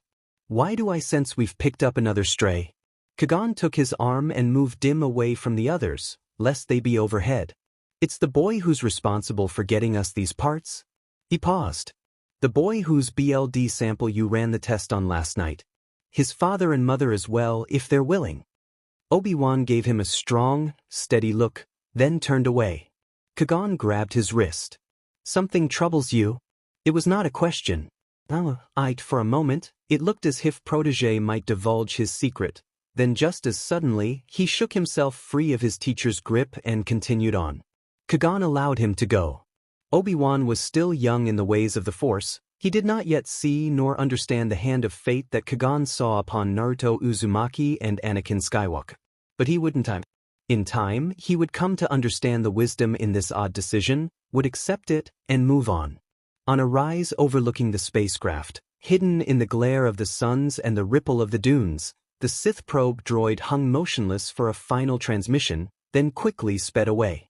Anakin walked home with his mother and Siege 3PO, still wrapped in the euphoria of his victory, but wrestling as well with his sadness over the departure of Padme.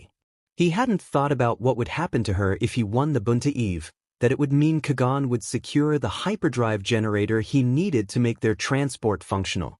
So when she bent to embrace and hug him goodbye, it was the first time he had given the matter any serious thought since her arrival. "I miss her." He was stunned, caught in a mix of emotions, and all of a sudden he'd wanted to tell her to stay. But he couldn't bring himself to speak the words, knowing how foolish they would sound, realizing she couldn't do so in any case.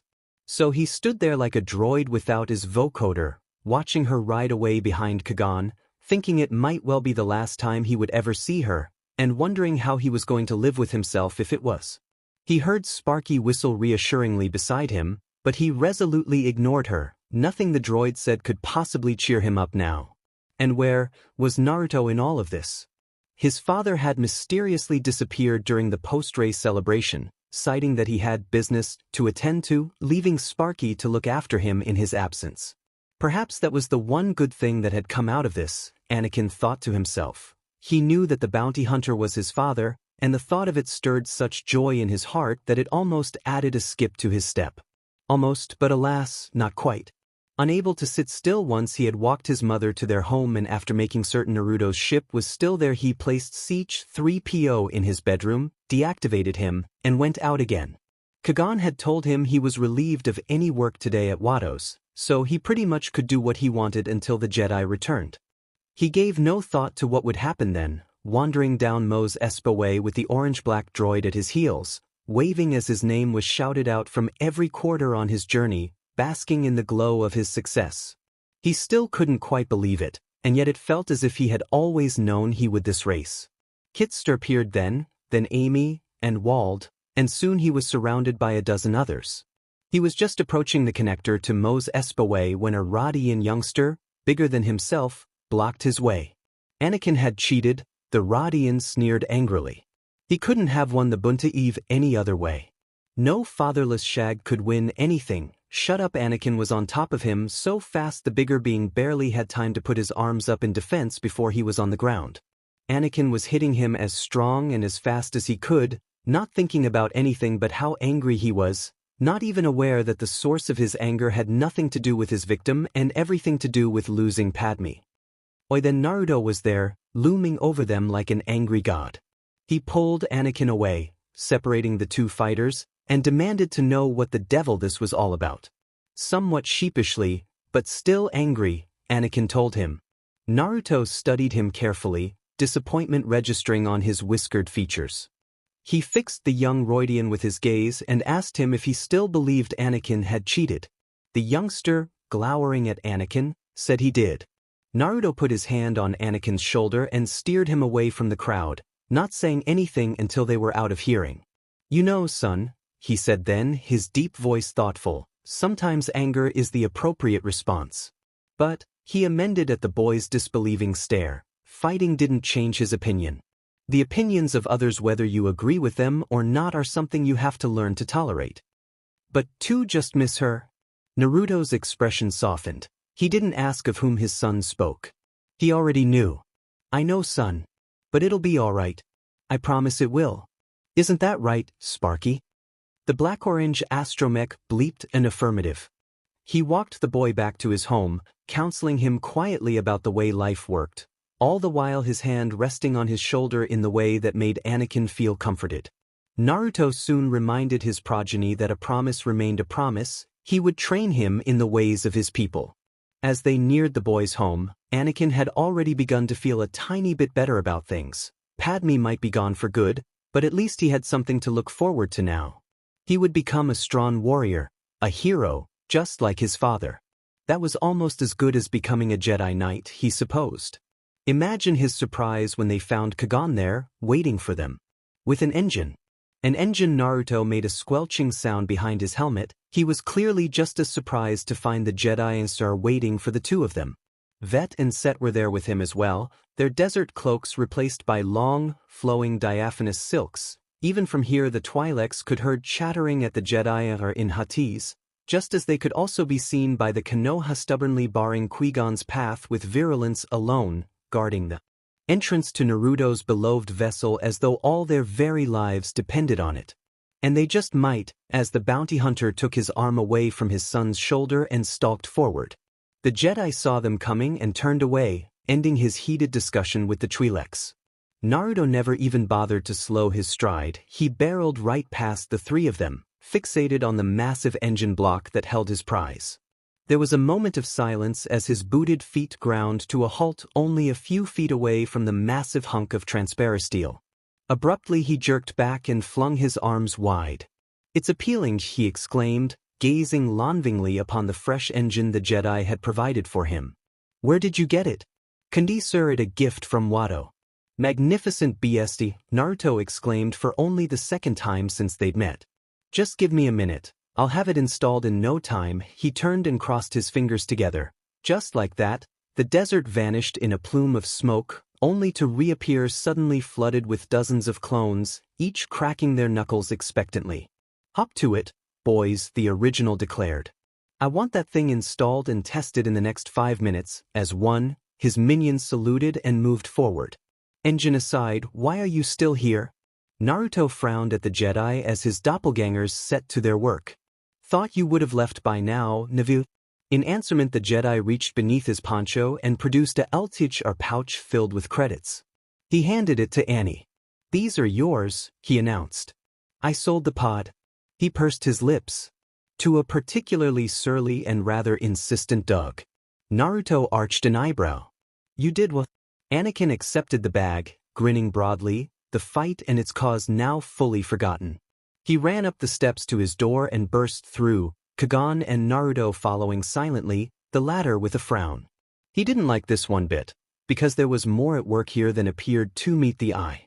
Mom, Anakin cried out as she appeared to greet him. Guess what? Kagan sold the pod. Look at all the money we have. He produced the ultra pouch and dropped it into her hands, enjoying the startled look on her face. Oh my goodness, she breathed softly, staring down at the bulging pouch. Annie, that's wonderful. Her eyes lifted quickly to meet Qui-Gon's. The Jedi stepped forward, holding her gaze, and it was then, at that very moment, that Naruto finally understood what was happening. Annie has been freed. The words left his lips at the same time in which Kagan spoke them, their voices overlapping in eerie duality. The boy's eyes went wide. What?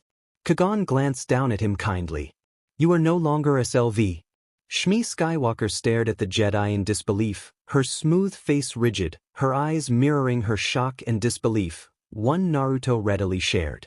So that was what Watto had meant by Qui-Gon's betting. The Jedi MSTR had wagered Anakin's freedom on the outcome of the race and come out on top.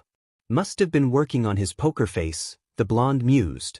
And then it hit him like a thunderbolt crackling across the arid skies of this humid and hellish planet. He could free Shmi. With his engine restored and his son freed, he had more than enough to free her, this woman he wanted to marry, whom he already considered his wife in all but name. All that remained was to purchase her from Watto himself and be done with it. Did you hear that, did you? Anakin let out a whoop and jumped as high as he possibly could manage, nearly to his waist. It wasn't possible, but he knew it was true, that it really was. Naruto gave up a harsh cough, and he managed to collect himself. Was that part of the prize, or what? He asked, grinning. Kagan grinned back. Let's just say Watto learned an important lesson about gambling. Shmi was shaking her head, still stunned by the news, working it through. But the sight of Anakin made everything clear for her in an instant. She reached out and pressed him to her. Now you can make your dreams come true, Annie, she whispered, her face radiant as she touched his cheek. You're free. He knew. She knew. And so did Naruto. The blonde bounty hunter was practically quivering with an emotion she scarcely remembers seeing in him. Anger. White-hot fury flared across his face, tempered only by the knowledge that he stood in the presence of his friends and family. Dead. Anakin seemed to notice the fury building in his father, worry etched into his young features. What's wrong? Naruto said nothing. He simply ignited his jetpack and streaked toward Watto's shop in a geyser of flame. Seconds later, Watto wheeled around with a start as the high-pitched whine of a jetpack reached his ears. There was a silence. Then he was spitting and squawking as the door to his shop burst open, ripped from its hinges by a pair of crushgaunts. He fumbled for a blaster, his quivering fingers closing around the trigger in the time that it took for the intruder to step into the archway. He raised his blaster and fired. Bakrang. At first he thought the ionized gas cartridge in his blaster had backfired. It was as if a giant, invisible hand had snatched him up and hurled him with bone-breaking force against the far wall. Stunned, in shock, he could only watch as Uzumaki Naruto stepped inside, his blue eyes narrow in anger. The black boots touched down next to Watto's broken body, sending the injured alien whirling into a frantic flight, his three unbroken wings beating at the air in a desperate attempt to distance himself from his furious foe. How pathetic, the shinobi commented. He stood towering in the archway, contemplating his beaten adversary. Did you really think you had the faintest hope in assassinating me? It's been tried by far better than the likes of you. What do you want, Hunter? Watto coughed, feeling the words lodge like stones in his throat. Naruto stepped forward. I'll tell you what I want. Watto opened fire again. Naruto raised his right hand, the blaster bolts dissipating harmlessly into the fingers his palm. He gestured, and the blaster flew from Watto's grasp into his own. He squeezed, and the crushgaunt rendered the weapon into useless slag, effortlessly discarded over his shoulder. Watto cringed, expecting retribution to come crashing down on his head in retaliation for his actions. Naruto didn't retaliate. Instead, he flung down a bag at Watto's feet, divulging enough credits to easily purchase several large starships, nearly 3 times what his wife was worth. Watto gawped, his snaggle-toothed mouth working wordlessly at the sight of so much money. Naruto began to advance, and this time, there was no weapon to stop him. You know why I'm here, Watto? He announced, backing the Toydarian off with each step. This all the money you lost in the Bunta? plus a little interest, as I'm feeling generous at the moment. I don't care what you do with the credits. To be perfectly honest, I don't much what you say, either. Just show me how to deactivate Shmi's and Annie's transmitters, and we can go our separate ways. Qui-Gon's already won Annie from ya and don't think I don't know it. He sneered at the Toydarian's furious expression. You can't stop me from taking the rest of what's mine. No, the pudgy alien declared, wheeling away from the potent warrior in desperate defiance. I won't do it. It doesn't matter how much money you give your Outlander friend has already taken the boy from me. You cannot take the woman. I will not allow Watto never. Got to finish that sentence, because Naruto reached out with the force, invisible fingers closing around the Toydarian's throat. Watto squeaked in surprise, his bony fingers scrabbling against a vice that he could not see, but most certainly felt. His wings beat furiously, but to no avail, no matter how much distance he put between them. Naruto laughed. It was a deep, throaty sound, dark in its exultance, modulated to an almost maddened degree of insidiousness. I have waited a long time for this moment, me little blue friend. Anger flowed through him in a heady, potent mixture of joyous fury, years of pent-up hate coming to a head in the span of a single second, strengthening his already powerful connection to the Force, making him more powerful than he had ever been. He knew what was happening to him, and knew he couldn't stay like this, couldn't try to remain in such a sinister state for so long without losing himself to the darkness within his soul. But he had time, and Watto refused to honor their bargain at the end, did he? Fine then. He'd take what he needed by force. Slowly, painfully, deliberately. As I'm certain you've guessed, he continued amicably, as the Toydarian clawed at the invisible vice that suffocated him. I've become well versed in the ways of the Force since coming to this universe. Gifted, you might say. Perhaps too gifted, he amended with a grimace. You see, I can't wield the Force without suffering some sort of backlash. Be it natural disasters ravaging the planet, unbearable pain, or worse, there's always a price to pay, and painful at that. But in your case, he squeezed again, and Watto felt another life-giving breath leave his lungs in a rush of air. It's one I'll gladly pay. Now, stop, the Toydarian hissed, his eyes beginning to burst as the stranglehold slowly squeezed the life out of him. Naruto didn't care. He closed in on him on his prey with a snarl, erasing the gap between them with swift, sinister strides, forcing Watto to the wall, his wings beating furiously. The codes, if you please? Naruto inquired politely. Never, Naruto shrugged, and for a here-stopping instance, his eyes effed deathly, sithly yellow. Have it your way. Miles away, back at the homestead, Qui-Gon flinched as though he'd been struck. Around him the clones, having been milling about quietly moments before having finished installing and testing the engine, now cringed in pain as one and simultaneously dispelled in a plume of smoke. Shmi's face twisted in distress, her eyes narrowing as a wave of angry emotions assaulted her through the bond she shared with her beloved. She risked a glance at Qui-Gon only to find shock eclipsing the Jedi MSDR's every feature, Anakin's as well. Only Vet and Set seemed unaffected by the disturbance, they seemed more confused than anything. Qui-Gon almost envied them that as another bolt of agony ripped through the Force, nearly driving him down to his knees. Naruto, have you done? Maul stopped, his golden eyes narrowing in confusion. He sensed something. At long last, but this presence was neither Jedi nor Sith. It was something else. Something darker.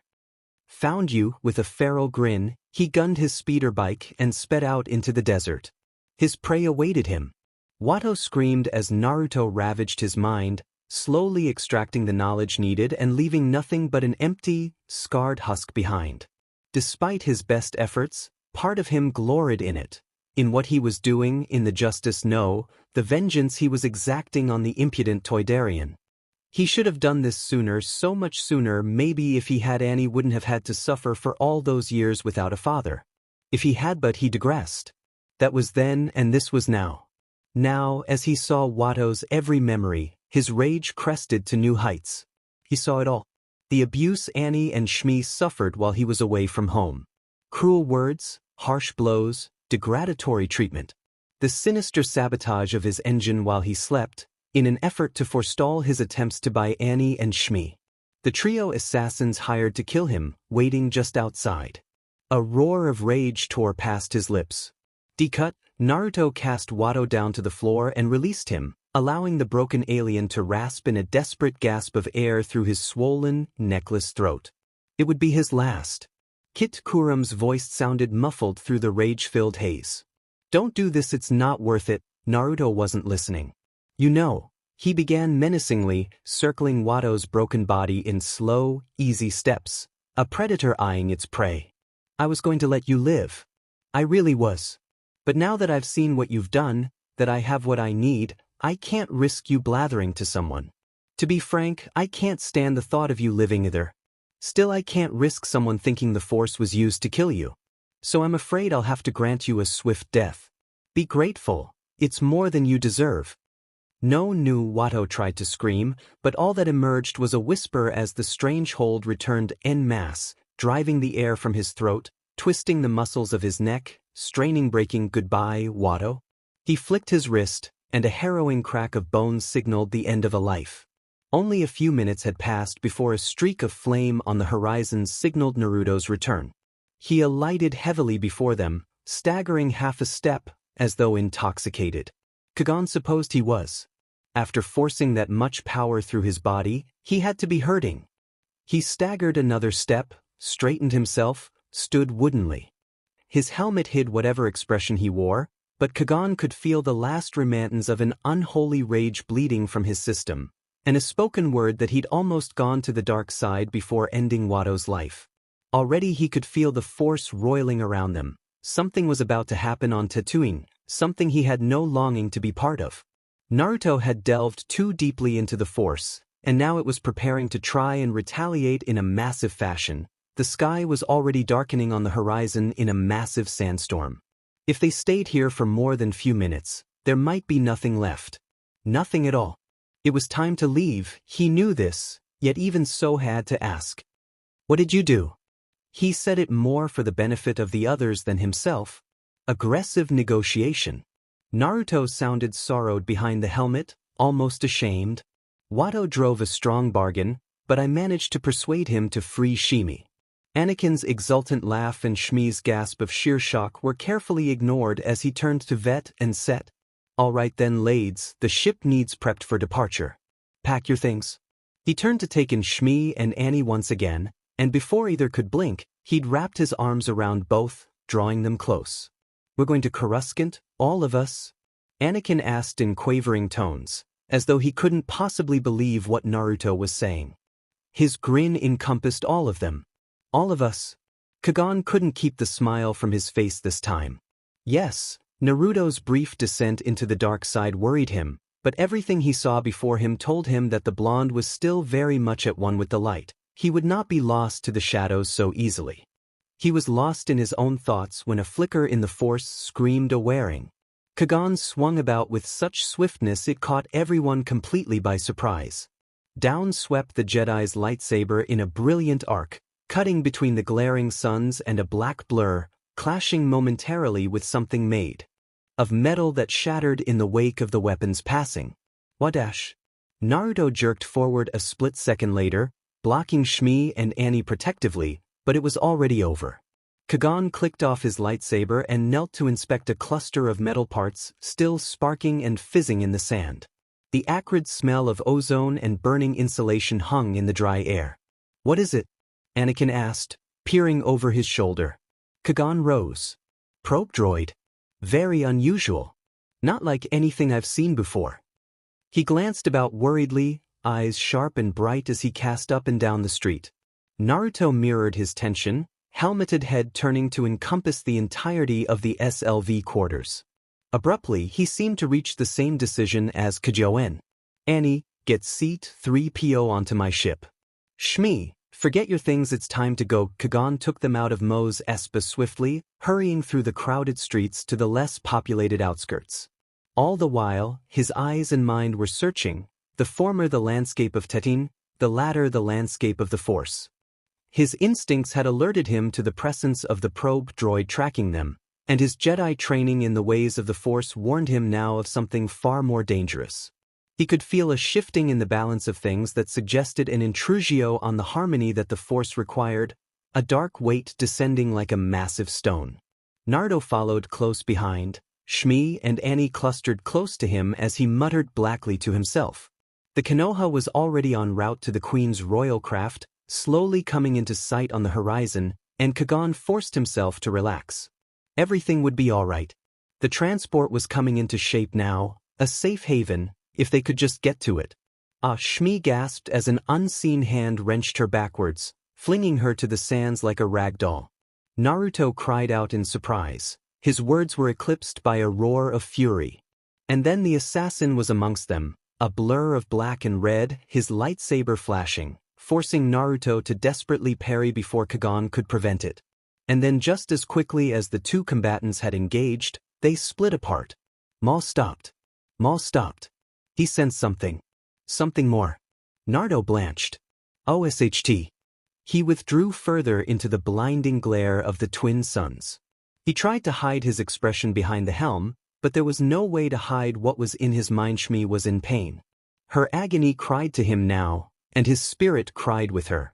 He tried to shut it out, to shut it up, but the cry was loud, and he couldn't stifle it, couldn't leave alone, had to cradle it openly, to give it solace. Maul's consciousness invaded that private place, sullying their bond. No, screamed Naruto. Maul was incredulous. Mate, he bellowed. Your feelings have now betrayed her, Tuha. He roared triumphantly. I will take great pleasure in killing her. His sneer was clear to Naruto, through the glare of the suns, through his anger, through all the realms of darkness. And I will make you and your son Watto. Yes. Mom, Anakin cried. Naruto grit his teeth, lightsaber flaring to life in his offhand. The golden blade cast an eerie pall between them, a line he would not allow the boy to cross. When the bounty hunter finally found his voice, it was rough with emotion, hoarse, evidence of the great effort he was making to restrain himself. Get on the ship, Annie. The boy stood stock still, unable to take his eyes from the still form of his mother on the desert floor, and the seething figure of the man who was his father. He could feel the man's tension, his longing to go to her and make sure she was well. And then there was the wicked-looking Zabrak standing firmly between them, yellow eyes agleam with fiendish delight, the mosaic of his face curved into a wicked grin. Qui-Gon's face was set in stone, his features betraying nothing. Anakin sensed none of the turmoil from Naruto in the man, yet even so he feared the Jedi might not be an even match for the grim specter barring his path. Anakin. Naruto spoke once more, his words barely a hiss. Get on the ship and tell them to take off. No. But, get on the carking ship, Naruto rounded on him, his pupils wide and red with fury, his irises inverted and crossed. Anakin dithered a moment longer, blue orbs drifting back and forth between the two men and the frightening specter before them. He felt Naruto's eyes on his back, but he daren't turn, for fear that the demonic figure would pounce upon him, as it had his mother. Please let her be all right. He prayed to all the gods he'd ever heard of. Please, oh please, oh please. Naruto watched him go, and it was only when the ramp began to close that he deigned to return his attention the simmering Sith standing before them. He had to end this quickly. Had to get to Shmi. Had to. He must, for if he did not, he couldn't bear to live. As if sensing his tension, the Sith raised a hand and force-pushed Shmi, dragging her body even further away from them. Her cry of pain tore at Naruto's heartstrings, ripped them to pieces. He wanted nothing more than to go to her side, and yet her very presence prevented him from using his more powerful techniques, from whipping this shitty little Sith clear off the face of Tatooine for fear of hurting her, catching her in the blast radius. The lightsaber had never felt so heavy in his hand. He was reliant upon the weapon now, more than ever. You're going to regret that, Hornhead, he hissed. Maul sneered, visibly stung by the insult, retaliated with one of his own. You fear for her, he snarled. It is your fear that makes me stronger. Fear. The Jinchuriki mused as he raised his saber. Of all the shitty timing. But that didn't matter. Shmi was right there, lying, dying at his feet. He was pissed the hell off. Yes, I suppose it is fear that allows me to live, fear that forces me to thrive, And you to die, he burst forward with what little fuel remained in his jetpack. Lightsaber moved before him like a lance.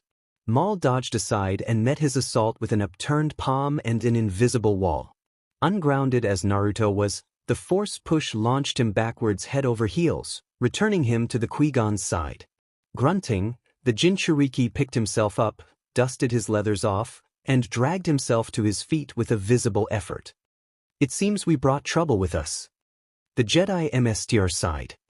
I've had a good long run.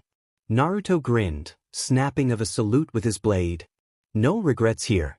Without another word he lunged forward, stabbing his saber like a lance, feinting at the last instant to cut at his lower torso. But the Sith must have been expecting it, because he batted it aside and riposted with a lunge of his own, striking the shinobi full in the face, stunning him.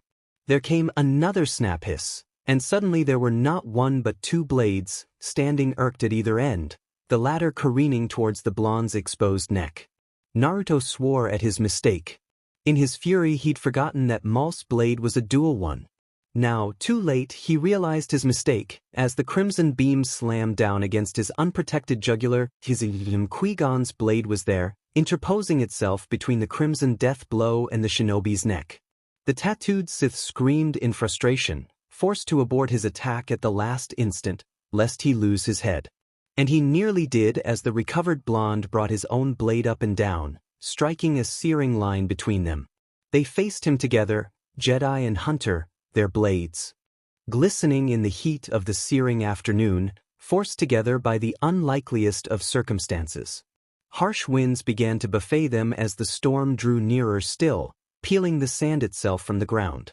Maul laughed harshly, exulting in the fury of nature as he stormed towards them. You're mine, Jedi. I think now would be a very good time to leave. Naruto hissed at Qui-Gon. I concur. Maul frowned as the ground trembled beneath their feet. Qui-Gon had just enough time to see the Konoha move towards them, ramp lowered, the backwash from her engines throwing Maul from his feet for a split second. That was all it took. Naruto blurred forward, his booted heel slamming into the Zabruk's face, stunning him, knocking him to the sands. He whirled, rolled and slashed furiously at the offending lump, but by then the blown had already retrieved Shmi. An instant before his vessel's port-mounted turbolaser lit the ground crimson at his back, dousing them in grit and gravel. Qui-Gon battled back against the Sith, driving him to ground, doing his best to keep an eye out for the vanished pair. There the bounty hunter was in motion, diving onto the ramp and rolling inside the bowels of his ship. In a flash he drew a blaster and fired 3 times at Maul, forcing the assassin to focus on the bolts themselves and not the weary Jedi he'd nearly finished off. Naruto fired again, this time at the Zabruk's feet, forcing him back half a pace, then another. It was enough. Get on, he roared at Qui-Gon. The Jedi leapt, long and high, the force flowing through him like an invisible tide. The Sith's lightsaber seared at his back close, dangerously close, but did little more than singe the fabric before he was free and clear. A split second later, his boots touched the transparasteel ramp. He grabbed onto a landing strut as the Konoha accelerated, carrying them to safety, its ramp whooshing shut just before they cleared the atmosphere. He was rewarded by a snarl of fury as the Queen's craft did the same, escaping into the atmosphere. And then exhaustion found him, and then there was sweet, blessed blackness. Baka don't kill the meatbags, Naruto. Trial and error. Qui-Gon had barely managed to scramble up the rampway and into the interior of the ship before the Konoha's hatch sealed and the frigate began to accelerate. He lay on the cold metal floor of the entry, his clothing with his sweat, his body bruised and battered. He breathed deeply, waiting for his pounding heart to quiet. He had barely escaped with his life, and the thought was worrisome. His opponent was strong, and had truly tested him severely. He was getting old, he decided, and he did not like the feeling. Naruto had fought that demon before and lived. Silently, the Jedi MSTR acknowledged the man's skill. If they hadn't been taken by surprise back there, if Shmi hadn't been injured, if the storm hadn't been hot on their heels, they might have won the day. Too many ifs for his liking. He was better than this. They both were. But now was not the time for self-pity. Qui-Gon shook his head and levered himself up on his elbows, grimacing at the strain caused by even that minuscule movement. Oi! Naruto rushed down the hallway in a blur of black and orange to help him to his feet, spouting expletives at no one in particular. Vet and Set trailed close behind Leku, twitching in scarcely contained agitation, and it was strong to tell which of the group radiated more concern.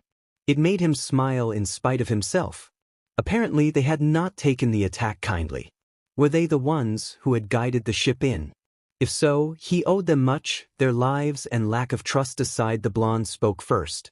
That's twice I've pulled your butt out of the fire now. His voice was hoarse with both relief and pain as he hoisted the aging Emhyar to his feet. Keep this up and you might have to start running a tab. Kagan caught sight of an ugly wound between the Beskar plating, running from shoulder to hip. Maul's lightsaber had found him after all. Once again Naruto's deliberate durability absolutely astounded him. The bounty hunter should not have been able to stand with such a wound, let alone move. And yet here he was, helping him up as though nothing had happened. How are you still alive? Beneath this mask there is more than mere flesh. Naruto chortled bleakly and tapped a finger to his helmet. Beneath this mask there is an idea, my friend. And ideas, as I'm sure you've already discovered, NaVod, are blaster-proof, even lightsaber-proof at times. Kagan frowned, recalling when Padme had shot Naruto in the head only 2 days before. Was he immortal? No, that was impossible. Not creature had eternal life. Not even one as inhumanly durable as Naruto. There had to be some trick to his near godlike endurance. There just had to be, oh, I can be killed, make no mistake. Naruto, sensing his thoughts, was quick to reassure him as he found his footing. But I don't much feel like telling you right now. Are you all right, Mr. Jedi? Set inquired of him as he rose, her crimson orbs searching his scathingly. She and her sister had discarded their diaphanous robes since he'd seen them last, trading the loose garments in favor of traveling leathers not similar to those worn by Ayla. Secure. Leave it to Naruto to have a pair of those lying around. The form-fitting fabric, though less revealing than their previous attire, still left little to a Jedi's imagination. If the girls were perturbed by the sudden scrutiny, however, they did little to show it. We had feared you might have been caught in the blast, added Vet. But we are thankful you are unharmed nonetheless. I suppose I have your superior shooting skills to thank for that. Kagan quipped with a small smile. The twins smiled beneath his praise. Shmi Skywalker was nowhere to be seen, however, and it was with the briefest pang that the Jedi feared for her life. Despite this, he felt his curiosity win out. Kagan still didn't know exactly what to make of these Twi'lek twins, save that he didn't trust them. Not yet. The pair moved with the lithesome grace of dancers, but there was a surety to their movements, something that one did not find in a pair of ignorant slaves, a slight lilt to their speech whenever they spoke, one that seemed to suggest their place of birth, not upbringing, was not that of Ryloth. That they spoke fluent Huttese and basic and apparently knew how to work the quad turrets on the Konoha, only incensed his suspicions. These girls were not whom they appeared to be. But were they allies or enemies? He knew not. They had saved his life, however, and for that he would try to trust them. For now. Still where was? So you made it after all. His fears were immediately allayed as Shmi Skywalker stepped into view, her hair slightly disheveled from the unexpected attacks, yet no worse for the wear. She did seem to favor her right leg over left, but appeared otherwise unharmed despite the assassin's best efforts to kill her. But what of the child she bore? Kagan delved himself into the Force, sensing what others could not sense, seeing what others could not see. And what he saw pleased him, greatly so. The tiny life that Shmi Skywalker cradled in her womb, that growing cluster of cells, was amazingly intact. Despite Maul's savage attack, he could still sense life within her. Strong life, already strong in the Force only a few days after being conceived. As if aware of his attention, Naruto's mate favored him with a small, grateful smile. Then she turned back to her husband. I'm fine, Earl. She took his hand in her own, answering his own, unspoken question. Really? If anything, I'm more worried about. Her hand fell to her stomach and pulled him with it, cradling the flat skin there. Kagan smiled softly to himself as Naruto, sharp as ever, caught on. Vet and Set followed the motion with confusion at first. Then, slowly comprehension dawned on their faces. Naruto's reaction was little more than spectacular. His eyes grew so large everyone was certain they were about to bug out of his head. No way, the words were choked, filled with emotion. No criffing way. Shmi nodded slowly. Yash, Naruto exclaimed with a whoop, taking her by the waist and twirling her round and around like a top. I'm going to be a father again, he laughed boisterously and drew her close, his lips seeking her with an unrepentant joy, heedless of Kagan and the others. For a moment, to the Jedi, the pair seemed to almost glow in the Force, burning brighter than even a supernova.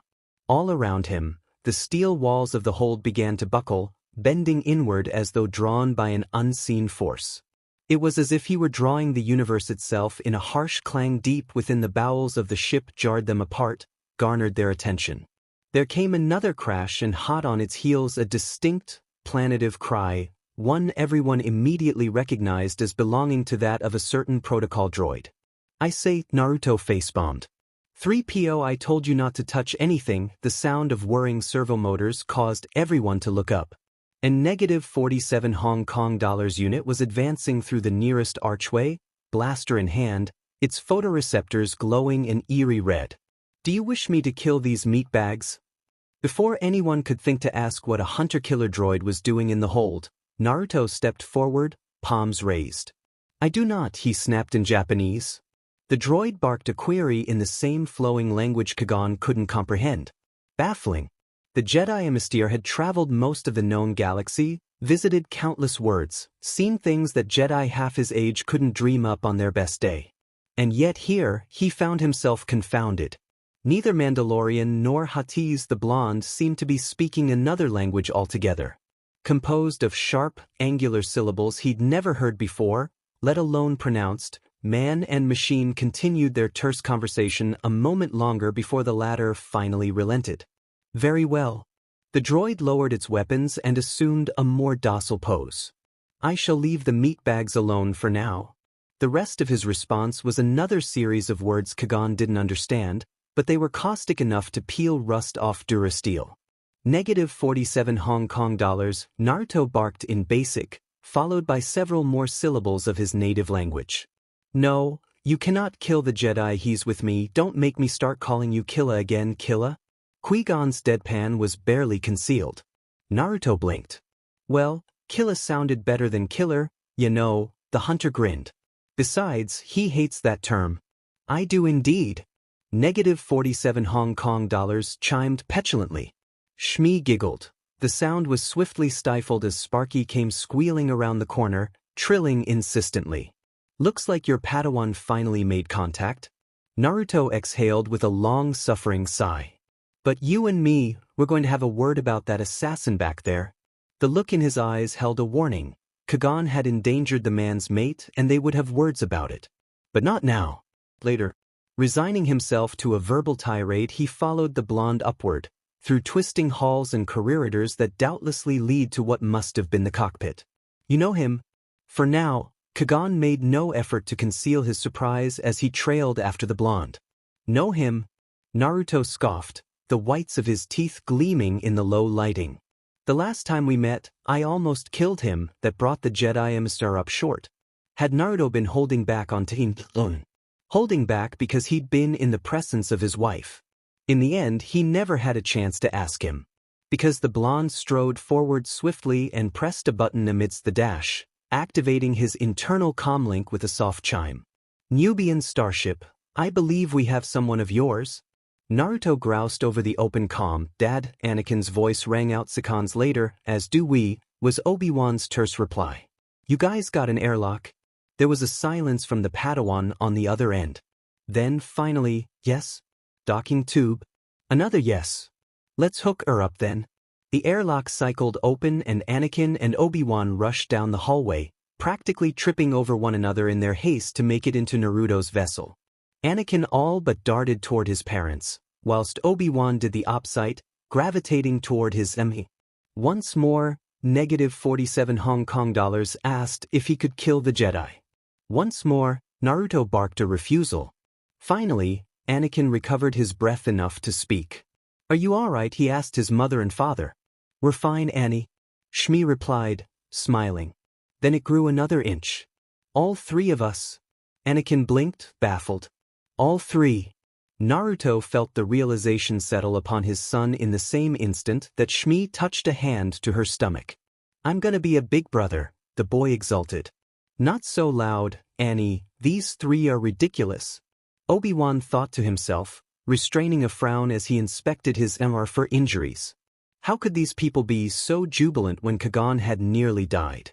It galled him restraining himself. He voiced the concern he felt for his I believe I'm uninjured, the Jedi admitted, dusting himself off for what felt like the upteenth time since coming aboard the Konoha. That was a surprise I won't soon forget. What sort of creature was it? Obi-Wan pressed, brow furrowed darkly. He wants to go back and pick up where I left off, Kagan thought. The Jedi MST shook his head. I'm not sure. Whoever or whatever it was, he was trained in the Jedi arts. My guess is he was after the Queen. Such thoughts unnerved him. If it was Sith as he thought, was it the or the apprentice? But before he could give voice to his second suspicion, someone else did. That was a Sith apprentice, Navod. Naruto's words were sharp and jagged, almost irritable. I thought even you would have recognized one. What do you know of Sith? Obi-Wan challenged. Naruto flashed a savage scowl at Obi-Wan, as though he couldn't believe the boy's ignorance. I know more about them than you'd think, whelp. The Padawan flushed, his anger quelled. Well, now that we've settled that, how's about we get into hyperspace before our friend gives chase? Naruto didn't wait for anyone's opinion. He'd already ordered the Nubian starship bearing the Queen to retract their docking tube, already transmitted the coordinates to Coruscant. I'll be more than happy to answer all of your questions once we're underway. Without another word, he pulled a lever, and the Konoha gave a decisive lurch as her hyperdrive engaged. The stars streamed into distant lines, coalescing before the viewport, and then they were gone. Unto Coruscant. It's a pleasure to finally meet you, bounty hunter. Palpatine. Calm before the storm, even before an off-world traveler was close enough to understand why. He could tell that Coruscant was different from other planets. Seasoned space veterans were always amazed at how strange the planet looked from space, casting not the softer blue and white shades of planets. Still verdant and unspoiled, but an odd silvery glow that suggested the reflection of sunlight off metal. The impression was not misleading. The days in which Coruscant could be viewed in any sort of natural state were dead and gone. The capital city had expanded over the centuries, building by building, until it wrapped the entire planet. Forests, mountains, bodies of natural water, and natural formations had been covered over. The atmosphere was filtered through oxygen regulators and purified by scrubbers, and water was gathered and stored in massive artificial aquifers. Native animals, birds, plants, and fish could be found in museums or the climate-controlled indoor preserves. As Anakin Skywalker could clearly see from the viewport of the Konoha's slowly descending form, Coruscant had become a planet of skyscrapers, their gleaming metal towers stretching skyward in a forest of spear points, an army of frozen giants blanketing the horizon in every direction. The boy stared at the city planet in awe, searching for a break in the endless forest of buildings, finding none. He glanced at his father in the pilot's seat, and Naruto smiled. He'd gone without his helmet or bucket, as he so eloquently called it, for the duration of their journey, allowing his son to see just how small that smile was. He knew at once that his father wasn't fond of Coruscant, but instead of asking why, he patiently listened as his progenitor described the marvel into which they were descending.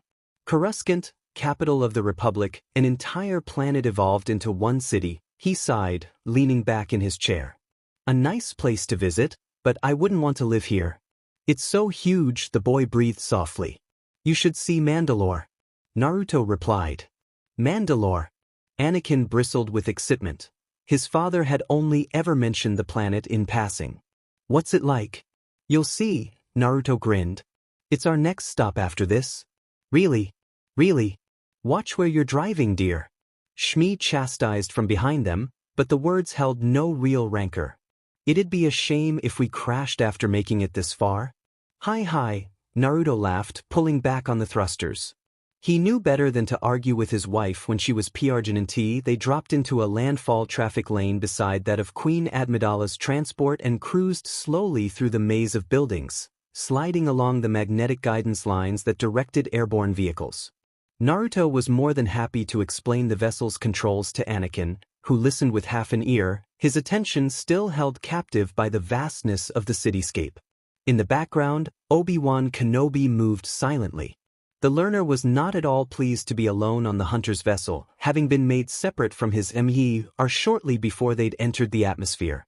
The Twi'lek twins Vet and Set never strayed far from Shmi. They were delighted to have this opportunity to speak with another female. Annie's mother seemed to be enjoying herself as well. Sparky would occasionally trundle past the trio. The little astromech appeared to be every bit at home on the vessel. The plunky droid had even struck up an easy friendship with 3PO, much to the ire of Kenobi. -47 Hong Kong dollars stood silently at attention. Occasionally he would ask for permission to kill the Padawan. Naruto's flat refusals did little to curb his enthusiasm. The Queen's transport slowed now, edging its way out of the traffic lane, onto a large landing dock that floated near a cluster of huge buildings. Naruto edged the Konoha forward and followed. Anakin peered down with a bit of doubt. They were several hundred stories up, hundreds and hundreds of meters in the air. He tore his gaze away, swallowing strong. "Relax, kid," Naruto soothed. "It's not like we're going to crash or anything." The ships docked with a soft bump on the landing platform, their anti-grav clamps locking in place. Naruto was already rising from the chair even as she spoke, donning his helmet. A glance at -47 Hong Kong dollars caused the droid to stand irked and follow him, pursued by Vet and Set, the latter flanking Shmi in silent formation. Their silent procession preceded Anakin down the passageway. Obi-Wan was waiting in the main corridor, eager to disembark what he clearly thought to be an unfriendly vessel. Naruto wasn't having any of it. "What's your problem, Jedi?" The Padawan grimaced. "I've bad memories of bounty hunters," he admitted. Naruto scoffed. "I'm not just a bounty hunter," he replied, seemingly put off by the boy's no-nonsense attitude. "Nevertheless, you really have no idea how powerful I am, do you?" The blonde continued, stretching out a hand. "For example, I don't require the Force to push or pull someone, though it is a handy tool. I'd only need my eyes. You are here in my ship as my guest, under my hospitality, and I expect you to behave as such." "What do you mean by that?" Obi-Wan challenged. The hunter coughed a laugh and fell silent, stepping back to allow the Padawan passage. "Perhaps you'll learn someday, Mr. Jedi." Giving his mother a quick smile, Anakin followed close on the heels of his father as he moved to the hatchway. The Konoha's hatch slid open, the loading ramp lowered, and Obi-Wan, Naruto, -47 Hong Kong dollars, Vet and Set, Shmi, and finally Anakin, exited into the sunlight of Coruscant. The boy spent the first few minutes concentrating on not being overwhelmed, which became even more difficult once he was outside the ship. He kept his eyes on the rampway and Naruto, not allowing himself to look around for fear he might walk off into space. Would he have allowed himself to glance to the east, he would have seen the Queen departing her own transport, flanking by Kagan and her guards. Obi-Wan split off from Naruto's group almost immediately, rejoining his emissary as they approached the rendezvous. Pretty impressive, really. Two men clothed in robes of office of the Republic Senate stood at the end of the ramp, flanked by a contingent of Republic guards. The Jedi approached and bowed formally in greeting. Anakin almost did the same, then he realized no one in his father's group, not even Naruto himself, was bowing, for reasons unbeknownst to him. Now Queen Amidala appeared, dressed in her black and gold robes with the feathered headpiece lending height and flow to her movements as she descended the ramp. Her handmaidens surrounded her from seeming every angle, wrapped in their cloaks of crimson, faces barely visible in the shadows of their drawn hoods. Captain Panika and his complement of Naboo guards escorted them. Amidala glanced at Naruto a moment before she stopped in front of the two men who waited, eyes shifting to the man with the kindly face and anxious eyes. Senator Palpatine, the Queen's emissary to the Republic of Senate, bowed now in welcome, hands clasped in the folds of his blue-green robes. "It is a great relief to see you alive and well, Your Majesty," he offered with a smile, straightening once more.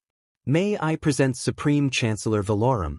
Valorum, Naruto noted, was still a tall silver-haired man of indeterminate age, neither young nor old in appearance, but something of each. His bearing and voice were indeed strong, but his face and startling blue eyes looked tired and worried. "Welcome, Your Highness," he said, a faint smile working its way onto his stern features. "It is an honor to finally meet you in person. I must relay to you how distressed everyone is over the current situation on Naboo, and I have called for a special session of the Senate so that you may present your request for relief. One need not be a Jedi to feel the tension emanating from Amidala." The Queen held Valorum's gaze without even moving a fraction of a centimeter, tall and regal in her robes of office, white-painted face as still and cool as ice. "I am grateful for your concern, Chancellor," she said quietly, almost to herself. Out of the corner of his eye, Anakin recognized Padme staring out at his father from beneath her concealing hood. When he turned towards her, she gave him a wink, and the young boy felt himself flush. He understood that his father had many admirers, so why did he feel so jealous whenever he caught someone staring at him? Nevertheless, a small part of him liked to think it had more to do with his reputation than his actual looks in that regard. Then again, he shouldn't be thinking such things, he was only 9 still. That touch of resentment lingered as he thought of Padme staring at his father. Padme had since moved to the Queen's side and was indicating an air shuttle that was waiting for them. When Naruto made no move to grant her request, she leaned forward to whisper something into her Queen's ear, something so soft that Anakin had no chance of hearing it. Naruto did. Augmented hearing aside, he could have heard a pin drop thanks to the audio sensors inside his helmet. Therefore he wasn't at all surprised when he heard the disguised Queen. Did Padme honestly think she had fooled him like the rest? Quietly whisper to the handmaiden posing as her, "We need him." Nodding, Amidala turned to face them. "Would you care to join us, Mr. Bounty Hunter?" she asked. "I assure you, there's room enough in the shuttle." For a moment, Naruto considered refusing her request. He had no real reason to accompany Padme, certainly not after all the trouble she'd put him through, but for all his flaws our hero remained a kind person, and as he could still see the concern so thinly veiled in the handmaiden's eyes, his resolve crumbled. The Shinobi Menace surprised everyone, Anakin included, at that moment by acquiescing to the Queen's request and striding forward, shattering the silence. His son, followed by the rest of their strange little entourage, did the same, eliciting a somewhat startled glance from Palpatine. Naruto took a perverse pleasure in discomforting the senator. He didn't know why, but for some reason he simply didn't like him. It was almost as if this kind, grandfatherly act was just that, an act. A ruse, meant to hide the true, deceitful persona lurking beneath. But that couldn't possibly be true. Nevertheless, Naruto made a silent note to watch this little man, better to be called paranoid with blaster ready than slumbering and unprepared when the enemy came in the night. He released a bit of killer intent into the air, focused it solely upon the Sinsider senator, curious to see what his reaction might be. "My lady," Palpatine sputtered, almost as if he were aware of Naruto's killer intent. "Are you certain that's wise?" Naruto inwardly smirked. "As I thought, he's a good actor. This man and his allies defended us at great personal risk to themselves." The Queen's mouth quirked in a slight smile as she indicated Naruto and his fellows, unaware of the blonde's sure satisfaction. "Surely we can make an exception for them. But we owe them our lives, Senator." Her tone brooked no argument. Naruto thought he saw something dark settle across Palpatine's visage, just for an instant. Then it was gone, as though it had never been. His scrutiny deepened. Yes, this Palpatine definitely bore watching. Resigning his eyes to the enigmatic senator, he carefully ushered Shmi and Anakin inside. He bid -47 Hong Kong dollars and the twins to halt before they too could enter the vehicle, coming up short well out the car's audio range. "Watch over the ship, will ya?" he asked of the trio, his helmet muffling his voice still further, "and keep the engines warm." He risked a glance back at the air shuttle, unable to completely quell the foreboding that had seized upon him the moment they disembarked. "I've got a bad feeling about this." Vet and Set nodded, wishing him well. And then they startled him. As one, the twins stepped to him and laid an embrace upon either side of his helmet. Be safe, Hunter, they murmured. Naruto sputtered for a mere moment before finally regaining control of himself. Persistent lot. These two almost as an afterthought, he turned to -47 Hong Kong dollars, accepting his jetpack from the latter. He had the succinct feeling he'd be needing it. Speaking of succinct, and no, Killa, you are not allowed to shoot either of them while I'm gone. The hunter-killer unit seemed to sulk a bit at that. Are there any meatbags I can shoot? He groused. Naruto touched a hand to the HK's shoulder. If this turns out the way I think it will, you'll have plenty of targets to shoot. Anyone comes by without the authorization code, I want you to blast them. -47 Hong Kong dollars visibly brightened at the prospect of impending violence. I'll stay with the ship, then. Moving into the air shuttle with the Queen, Anakin settled quietly in between his mother and father, idly wondering why they were even here at all. Senator Palpatine glanced over his shoulder at them from the front, a look of skepticism crossing his face as his gaze settled upon Naruto. It's a pleasure to finally meet of you, Shinobi Menace. Well, at least he was making an attempt to be cordial. It seems I have you to thank for returning Queen Amidala to us.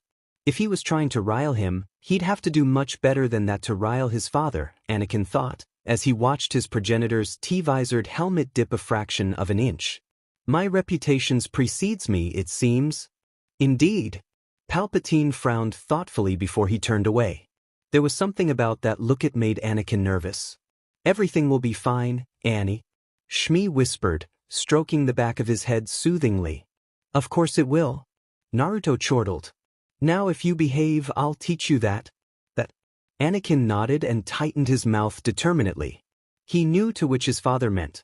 Now he was determined to be on his best behavior. They flew only a short distance to another cluster of buildings and another loading dock, this one clearly meant for shuttlecraft. There, they disembarked and were escorted by Senator Palpatine to his quarters, a portion of which had been made ready for the Queen and her entourage. Shmi and Anakin were given a room to themselves, a chance to clean up, and were summarily left alone. Apparently Naruto had business to discuss, not just with the Queen but with Palpatine as well. He left a clone with them, but for Annie, it wasn't the same. After a time, they were collected by one of the handmaidens, not Padme, Anakin noted with disappointment, and escorted to a waiting room outside what appeared to be Palpatine's office. Wait here, the handmaiden instructed, and disappeared back down the hallway. Shmi contented herself to a nap, having been was all but exhausted from the day's events, whilst the clones stood guard within the doors. No one said or did anything. For a time, Anakin was content to do just that, to wait with his mother and the copy of his father. But then, as all small boys almost always do, he lost his patience. The doors to the senator's room were open and he could see inside clearly. The Queen was present as expected, dressed now in a gown of dark velvet, which was wrapped about her slim form in layers, the sleeves long and full, hanging gracefully from her slender arms. The fan-shaped crown with ornate beadwork and tassels rested upon her head. She was sitting in a chair, listening as Palpatine spoke to her. Her handmaidens stood to one side, crimson robes and hoods drawn close about them. Anakin did not think either was Padme. He wondered if he should try to find her, then again, he didn't know where to look. He just considered dropping the matter altogether when he saw his father. Not the clone, but the original. Naruto was standing off to the side, positioned between Amidala and Palpatine, a silent mediator in what seemed to be a decidedly one-sided conversation. The senator was gesturing animatedly as he stalked the room, the Queen still as stone. Anakin wished he could hear what was being said. He glanced at Naruto's clone, and he could tell from the clone's restless eyes he was thinking the same thing. Go ahead, the doppelganger mouthed silently, giving his progeny permission to eavesdrop.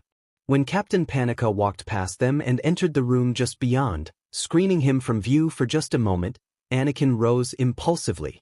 The clone motioned him ahead, putting a finger to his lips in warning. He moved to one side of the doorway, pressing close. Through the crack between the open door and the jamb, he could just make out the voices of Palpatine and the Queen, muffled and indistinct. Palpatine had stopped moving before the Queen, shaking his head. The Republic is not what it once was, he was saying. The Senate is full of greedy, squabbling delegates who only look out for themselves and their home systems. There is no interest in the common good, no civility-only politics. He sighed wearily. It's disgusting. I must be frank, Your Majesty. There is little chance the Senate will act on this invasion. We need a stronger Supreme Chancellor, one not mired by corruption and these false accusations. Amidala was silent a moment. Chancellor Valorum seems to think there is hope. And there is. Naruto stepped up abruptly, his helmet jerking in Palpatine's direction even as the senator opened his mouth to speak. If I may offer my own counsel? Cowed by killer intent, Palpatine reluctantly gave way and allowed the Shinobi Menace the floor. By all means. Amidala seemed almost relieved by the interruption, though wary she remained. Speak. Send me. Naruto offered simply. If it's droids we're talking about here, I can end this little invasion of yours in less than a day. There was a silence. With all due respect, Menace, you are but a single man. Palpatine guffawed. You're hardly capable of decimating an entire army by yourself. I am. Anakin was astounded by his father's conviction. He'd seen firsthand some of the shinobi's terrible techniques, but to fight an entire army alone. That was too much even for Naruto. Awed by his father's supreme and otherworldly confidence, Anakin continued to listen, marveling at unfaltering figure whom he called Dad. We're talking about a full-scale war here, mind you. Even behind the helmet, the shinobi's deadpan was scarcely concealed. It's not going to be cheap, but it can be done. And I'm the man to do it. You make it sound as if you're charging us. This from Amidala. On Tatooine you made no such demand. Naruto snorted. That was a freebie. Besides, I've got a family to feed. Can either of yours say the same? Didn't think so. Permit me my doubt, Palpatine continued to argue, but I still do not see how you can possibly, you doubt my skills? Naruto shot back with a curt glance at Palpatine. Understandable. Perhaps a demonstration is in order. Without waiting for an answer, he tugged off his helmet. Anakin froze. It was the eyes. He knew what Naruto's eyes looked like, and these were not them. Rippling irises of rimmed violet surveyed the room, taking everything at a glance. For a moment, just a moment, Anakin thought they settled upon him. A heartbeat later and they were gone, returning to Palpatine. Have you ever heard of the Rinnegan, my dear Senator? Naruto asked softly, his words dripping with sweet satisfaction. No, of course you haven't. Allow me to demonstrate. Bansho Ten. Everything happened so swiftly, then raised a hand, and suddenly, the door behind which Anakin had taken refuge flew off its hinges with a squeal of protesting durasteel. Deprived of his cover, Anakin was left standing agape, baffled by what he perceived to be a sudden trick, unable to do anything but smile sheepishly as Amidala and Palpatine turned towards him with startled gasps. Naruto was staring right at him, his lips quirked in the slightest of smiles. They faced each other in the silence that followed, father and son, eyes locked, and Anakin Skywalker, chirined, no longer hiding behind their door without, wondered suddenly what had become of Qui-Gon Jinn. Meanwhile, unlike other buildings in the vast sprawl of Coruscant, the Jedi Temple stood alone.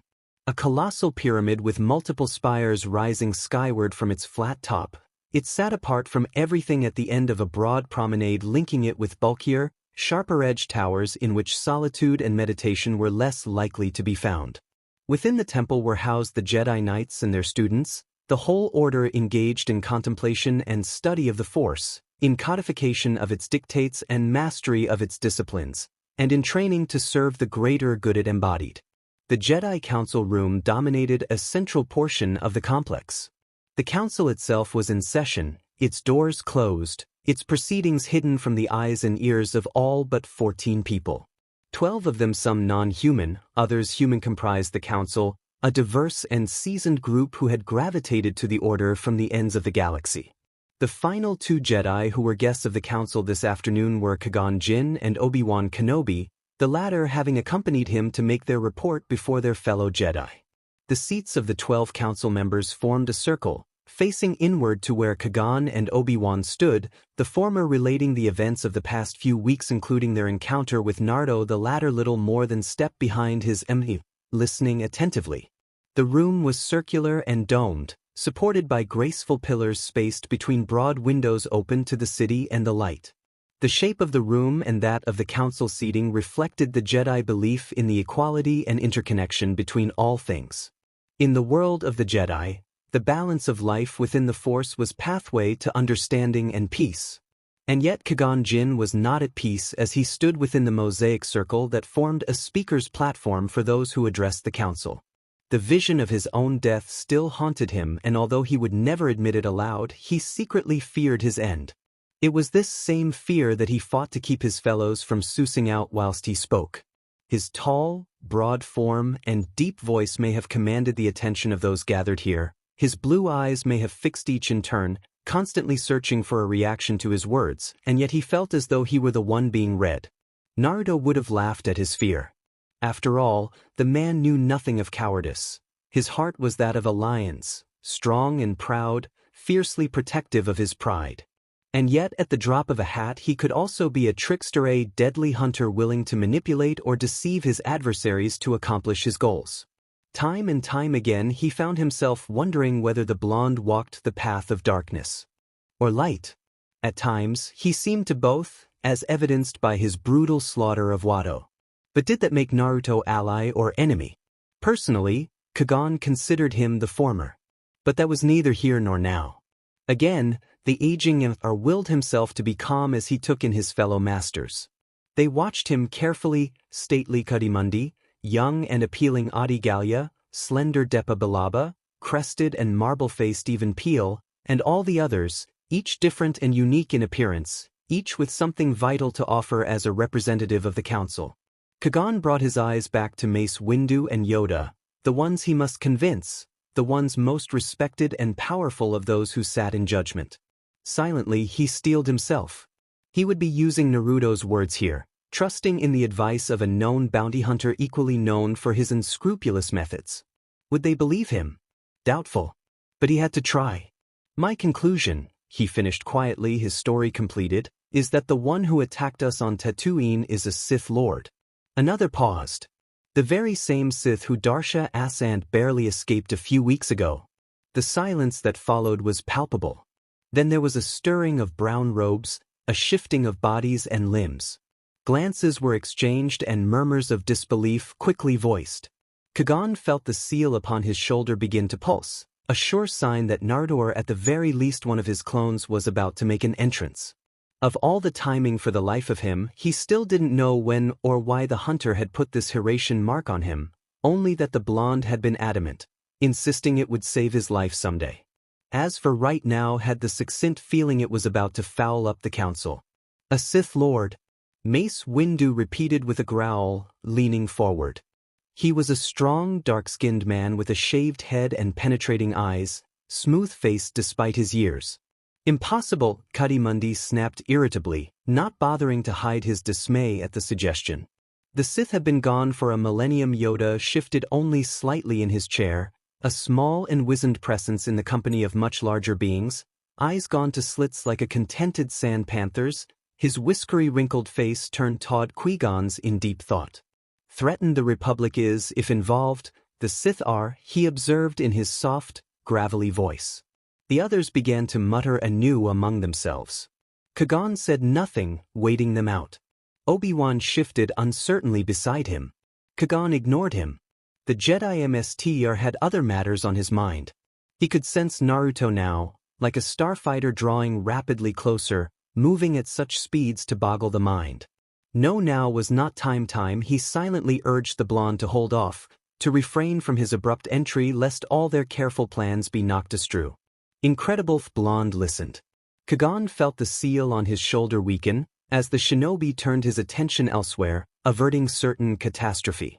He had listened to him out of respect for their friendship. It almost made the Jedi feel more than a little guilty knowing what he was about to say. Mace Windu leaned back heavily, his strong brow furrowing. This is difficult to accept, Qui-Gon. I do not understand how the Sith could have returned without us knowing. Strong to see, the dark side is, Yoda said with a small snort. Discover who this assassin is, we must. Perhaps he will reveal himself again, Kadimundi suggested with a nod to Qui-Gon. Yes, Mace Windu agreed. This attack was with purpose, that much is clear. Since he failed once, he may try again. Yoda lifted one skinny arm, pointing at Kagan. With this Naboo queen, you must stay. Protect her, you must. The others murmured their approval, evidencing the confidence they felt in the Jedi MSDR's abilities. Still Kagan said nothing. We shall use all our resources to unravel this mystery and discover the identity of your attacker, Windu advised. One hand lifted in dismissal. May the Force be with you, my old friend. May the Force be with you. Yoda echoed. Obi-Wan turned to leave. He stopped when Kagan did not follow, but instead remained standing before the council. Obi-Wan held his breath, knowing what was coming. Yoda cocked his head questioningly. Kagan, more to say, have you? Well, Harem. Naruto said the assassin's name was Maul. Kagan was cursing himself, even as the words left his lips. He hadn't meant to say them aloud in such a manner, but alas, his frustration had once more gotten the better of him. His irritation that they'd refused to connect the dots between this attack and Darce's. Now he regretted his words. As one the council turned towards him. Their renewed scrutiny seemed to press down upon his shoulders like an unseen weight, burdening him with responsibility. Naruto. Mace arched an eyebrow, baffled. He remembered that name vaguely. An acquaintance of yours? Yes. He paused. A bounty hunter. I believe you are familiar with his title. And what might that be? A stoic even keel inquired. The Shinobi Menace. A ripple of disapproval ran through the council, rocking it to its core. Kagan knew they didn't trust hunters, and he didn't blame them. But Naruto was worse. Indeed, the council knew of him in more ways than they ought to. Many of their knights and masters had encountered the infamous hunter more than once. He'd even saved Darsha Asant from this Maul character once before, by his account as well as hers. Eventually their muttering subsided, leaving a deafening pall hanging over Qui-Gon's head. Has he aided you? Adigalia asked with interest. Everyone knew the Shinobi Menace had been of great help to her on Malastare. It was only natural for her to wonder about his intentions. He has, the Jedi replied, his gaze steady, resisting the urge to smile. Also Kagan hesitated for yet a second time. He knew Naruto wouldn't take kindly to having himself exposed before the council or having his son tested, but now there was nothing he could do. He felt that it was the will of the Force that he'd encountered the boy when he had, even if Naruto was his father. The Jedi MZR took a deep breath, steadying both body and mind for what he was about to say. He wasn't accustomed to switching gears like this, but it was all he could do. I have encountered a vergence in the Force. Yoda's eyes widened slightly. A vergence, you say? Located around this Naruto person? Mace Windu asked quickly, his tone sharp.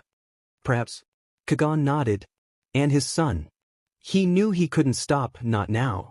His cells have only the second highest concentration of midichlorians I have ever seen in a lifetime. He paused, knowing that if Naruto ever heard him speak these words aloud, if they ever got back to him, his head would land on a pike. It is possible he was conceived by midichlorians, and not his parents. His words weren't truly a lie in and of itself, he thought, merely his belief. Either Naruto or Annie were the one, and while he strongly suspected the latter, he wasn't willing to rule out the former either. There was a shocked silence this time. Kagan Jin was suggesting the impossible, that the boy was conceived not by human contact, but by the essence of all life, by the connectors of the Force itself, the midichlorians. But there was more that troubled the Jedi Council. There was a prophecy, so old its origins had long since been lost, that a chosen one would appear, imbued with an abundance of midichlorians, a being strong with the Force and destined to alter the very fabric of life forever. It was Mace Windu who gave voice to the council's thoughts. You speak of the prophecy, he said quietly. Of the one Wol will bring balance to the Force. You believe it is this boy. Or, he added with just a touch of something bordering on disdain, this bounty hunter? Mace didn't have to speak of his disdain for Naruto. He was a known traditionalist, and Naruto, by his very being, defied tradition on an almost daily basis. Perhaps that was why he and Naruto got along so well, Kagan thought wryly. They were always breaking with the accepted norm, but now, faced with their intrigue, Kagan paused. I don't presume, But you do, Yoda snapped challengingly. Revealed, your opinion is, Kagan, the Jedi, willed himself to be still and calm, placid, the surface of a pool. I request the boy be tested. Again, there was silence as the members of the council exchanged glances, communicating without words. Eyes shift back to Kagan. To be trained as a Jedi, you request for him? Yoda asked softly. For the boy. It was with a pang that the Jedi MSTR realized they were not speaking of Naruto. But no. The man could never be a Jedi. He would see the Jedi as staunch conservatives, unwilling to do what was necessary. Naruto could never be a Jedi. But perhaps his son, finding him was the will of the Force. Kagan pressed ahead recklessly. I have no doubt of it. There is too much happening here for it to be anything else. Mace Windu held up one hand, bringing the debate to a close. Bring him before us, then. Yoda nodded somberly, eyes closing. Tested, he will be. Elsewhere, what did I tell you about eavesdropping? Naruto was chastising his son for, but the words held no rancor. Inwardly he was proud of the boy. He'd just displayed the first true quality of a shinobi curiosity. He'd never been so proud. Palpatine and Amidala had, despite Naruto's offer to handle the problem, departed for their so-called special session of the Senate, leaving mother, father and son alone in their temporary apartment. Shmi had since woken from her nap. Now, she was dutifully combing her son's hair as her husband paced restlessly to and fro before them. Sorry, Anakin sulked. No, Naruto shook his head. I told you do it without being detected, remember? The boy's smile promptly flipped itself upside down. So I did good, then? Well, you would've, but I could hear you a mile away. Naruto glanced at his clone, dispelling the doppelganger with his glance. Still, you did pretty damned good, considering you haven't had any formal training. We'll have to fix that once we get to Mandalore. Anakin visibly brightened at the mention of the planet. So we're really going there? Naruto glanced over at Shmi, as though awaiting her permission. Anakin looked up at his mother from where he sat in her lap, eagerly anticipating her answer. His mother sighed. Of course we are. She soothed. You know we only want the best for you. But what about being a Jedi? Naruto bristled. Shmi's reaction wasn't as severe, but she did frown slightly. Do you want to be a Jedi, Annie? Anakin frowned. That was a good question. What did he want? Part of him wanted to be a shinobi/hunter like his father. But on the other hand, he also wanted to be Jedi to protect the innocent and hunt down evildoers so that he might bring them to justice. Argit was so strong to decide, couldn't he just do both? He looked up at Naruto, prepared to ask that very question, when he remembered something. Dad, what's wrong with your eyes? Oh, these. Naruto, eager to change the topic, blinked once and those black-violet swirls faded to his true blue sapphire once more. Just something I picked up a few years ago while I was training with Django. They're called the Rinnegan. Pretty cool. I still haven't mastered them as of quite yet though. They always a major drain on my stamina and I can't use any of my other abilities for 5 seconds afterward, so I prefer not to use it unless I absolutely have to. Can you show me? Oh, I suppose. Naruto turned toward the battered door, eyes flaring into violent violet. Anakin marveled at them. His father's very being seemed to change when he used them, his goofy persona falling away, replaced by a stern-faced warrior whose expression harkened back to his shinobi days. Darling, Shmi cautioned. Relax, babe, her husband grinned. I got this. Bracing himself, he faced away from them, raised a hand, and uttered 2 words. Shinra Tensei. The sheet of metal flew like a frisbee from the floor, caroming off the wall to shatter a nearby viewport, plummeting to the ground below. But now there were pieces of glass hurtling towards them. Naruto raised a hand again, and the shards found themselves harmlessly deflected by the intense power of his eyes, sending them clattering softly across the carpeted floor. Anakin thought he saw a bead of sweat drip down his father's face as he lowered his hand slightly.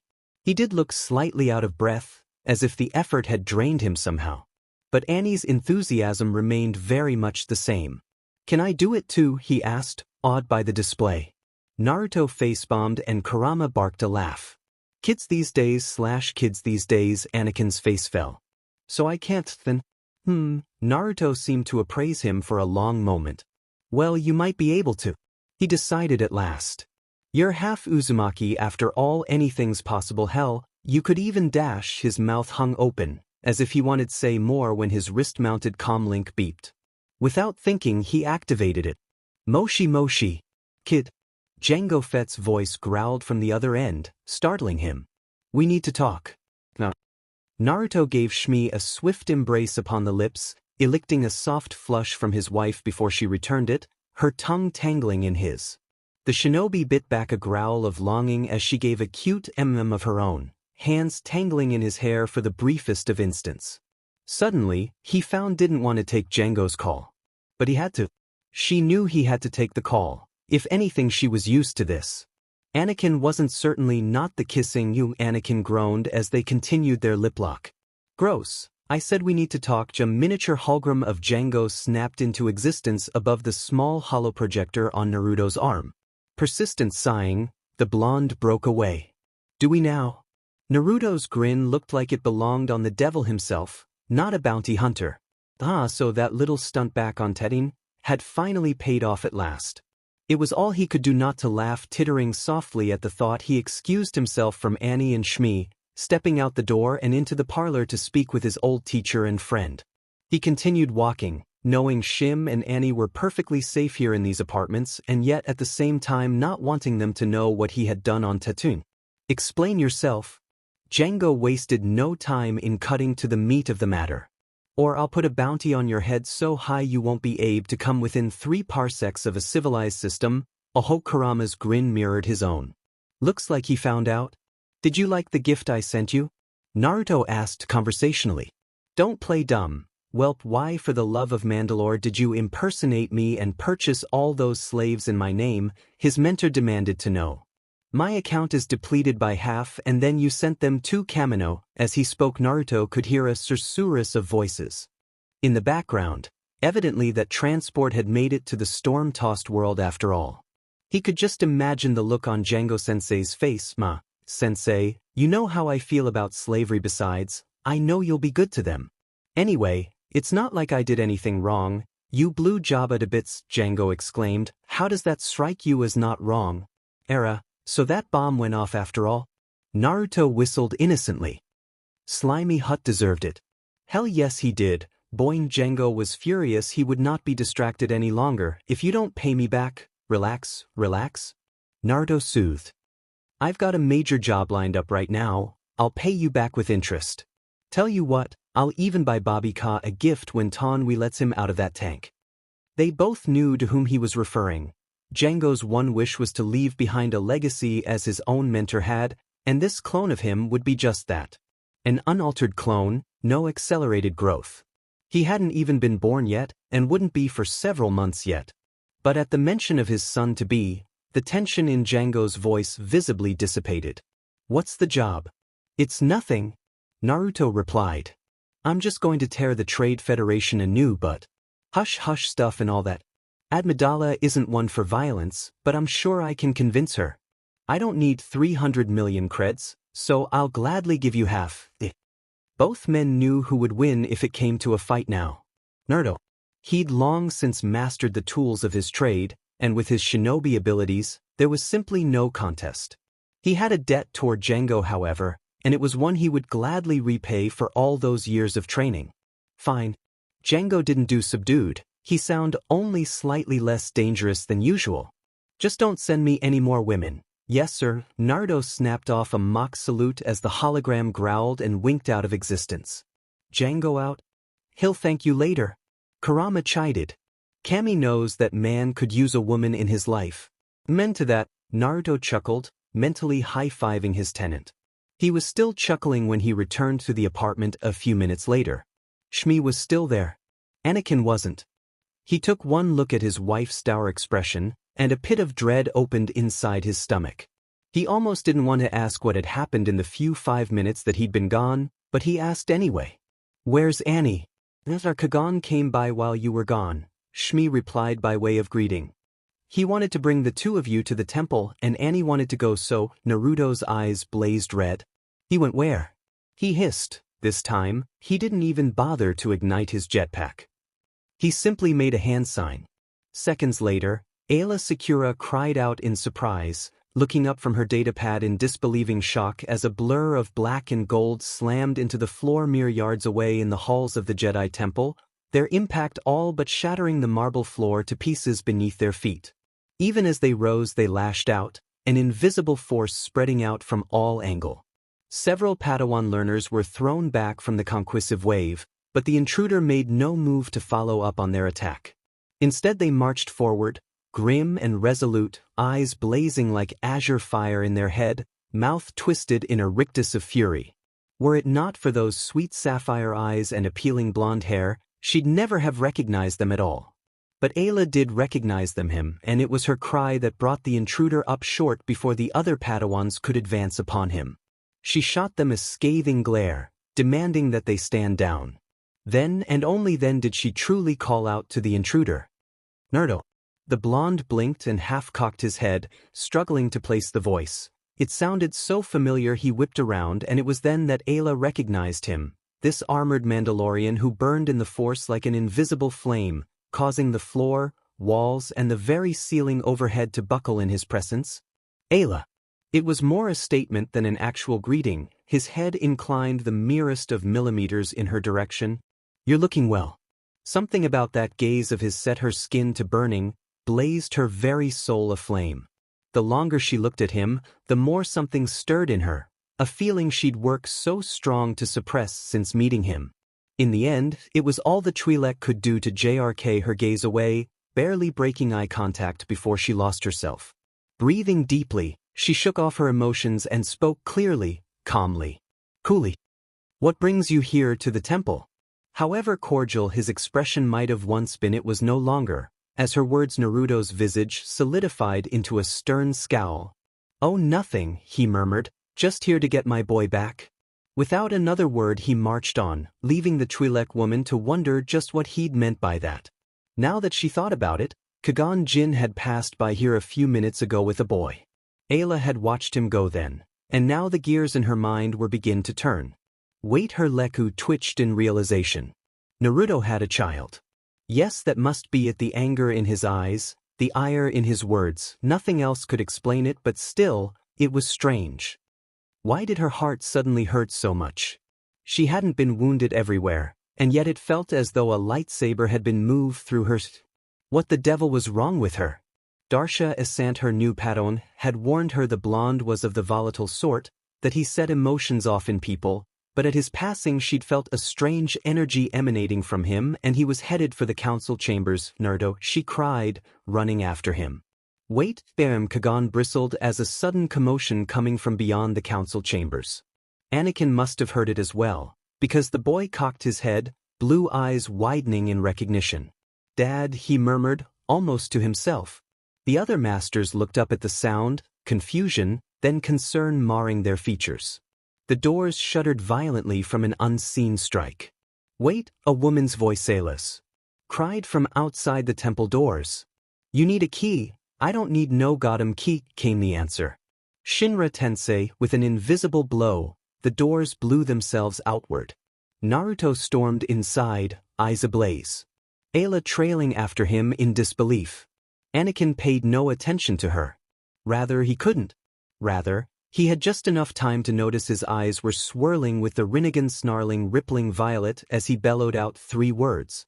Anakin tried, tentatively, to raise his hand, but to avail he was frozen on the spot as Naruto snarled out, "Where's my boy?" Now this is not the end. It is not even the beginning of the end. But it is, perhaps, the end of the beginning. Shadow of War. Naruto chortled softly to himself, shaking his head from side to side. "I disappear for 5 minutes and the Jedi kidnap my kid. Why am I not surprised?" He carried himself into the center dais with long, swift strides, Rinnegan eyes roaming across each Jedi with a look that could only be described as pure venom. Anakin swallowed nervously, desperate to stifle his rising gorge as he beheld the enraged hunters standing before him. His previous shout had long since faded, replaced by an almost eerie calm. But it was just a front, a facade for the fury lurking just beneath the surface. To the Jedi, far more in tune with the Force than Anakin, His father's fury must have been all that more tangible. The force seemed to surge around him like a thing alive. Angry and wild, ready to last out at the slightest provocation. And that was without his chakra. His father's eyes were a whirling whirlpools of emptiton, the angry slits of Kurama's eyes vying with that of the Rinnegan's round pupils and the blank, horizontal slates of Sannin mode. Naruto's hand kept twitching toward the hilt of his lightsaber as though he were intent upon carving everyone in the room save that of his son into bloodied, unrecognizable chunks. This couldn't end well. Annie thought to himself. It couldn't possibly, and then, incredibly, the blonde laughed. His father's face broke out in a wide grin as he laid eyes upon him. There you are, kiddo. Something about that smile felt a great deal forced. Be a good boy and cover your ears, Naruto said softly. What? I said cover your ears. Anakin hastily complied, screwing both fingers into his ears in the same moment that his parent drew breath. Then, mother criffing assholes, Anakin cringed, ears ringing despite his best attempts to stifle them. So loud, Naruto hissed at Ayla, eyes narrowing to vicious slits as he regarded the Twi'lek woman. I'm going to exempt you from everything I'm about to say, because for the life of me, this doesn't strike me as anything you'd have a hand in.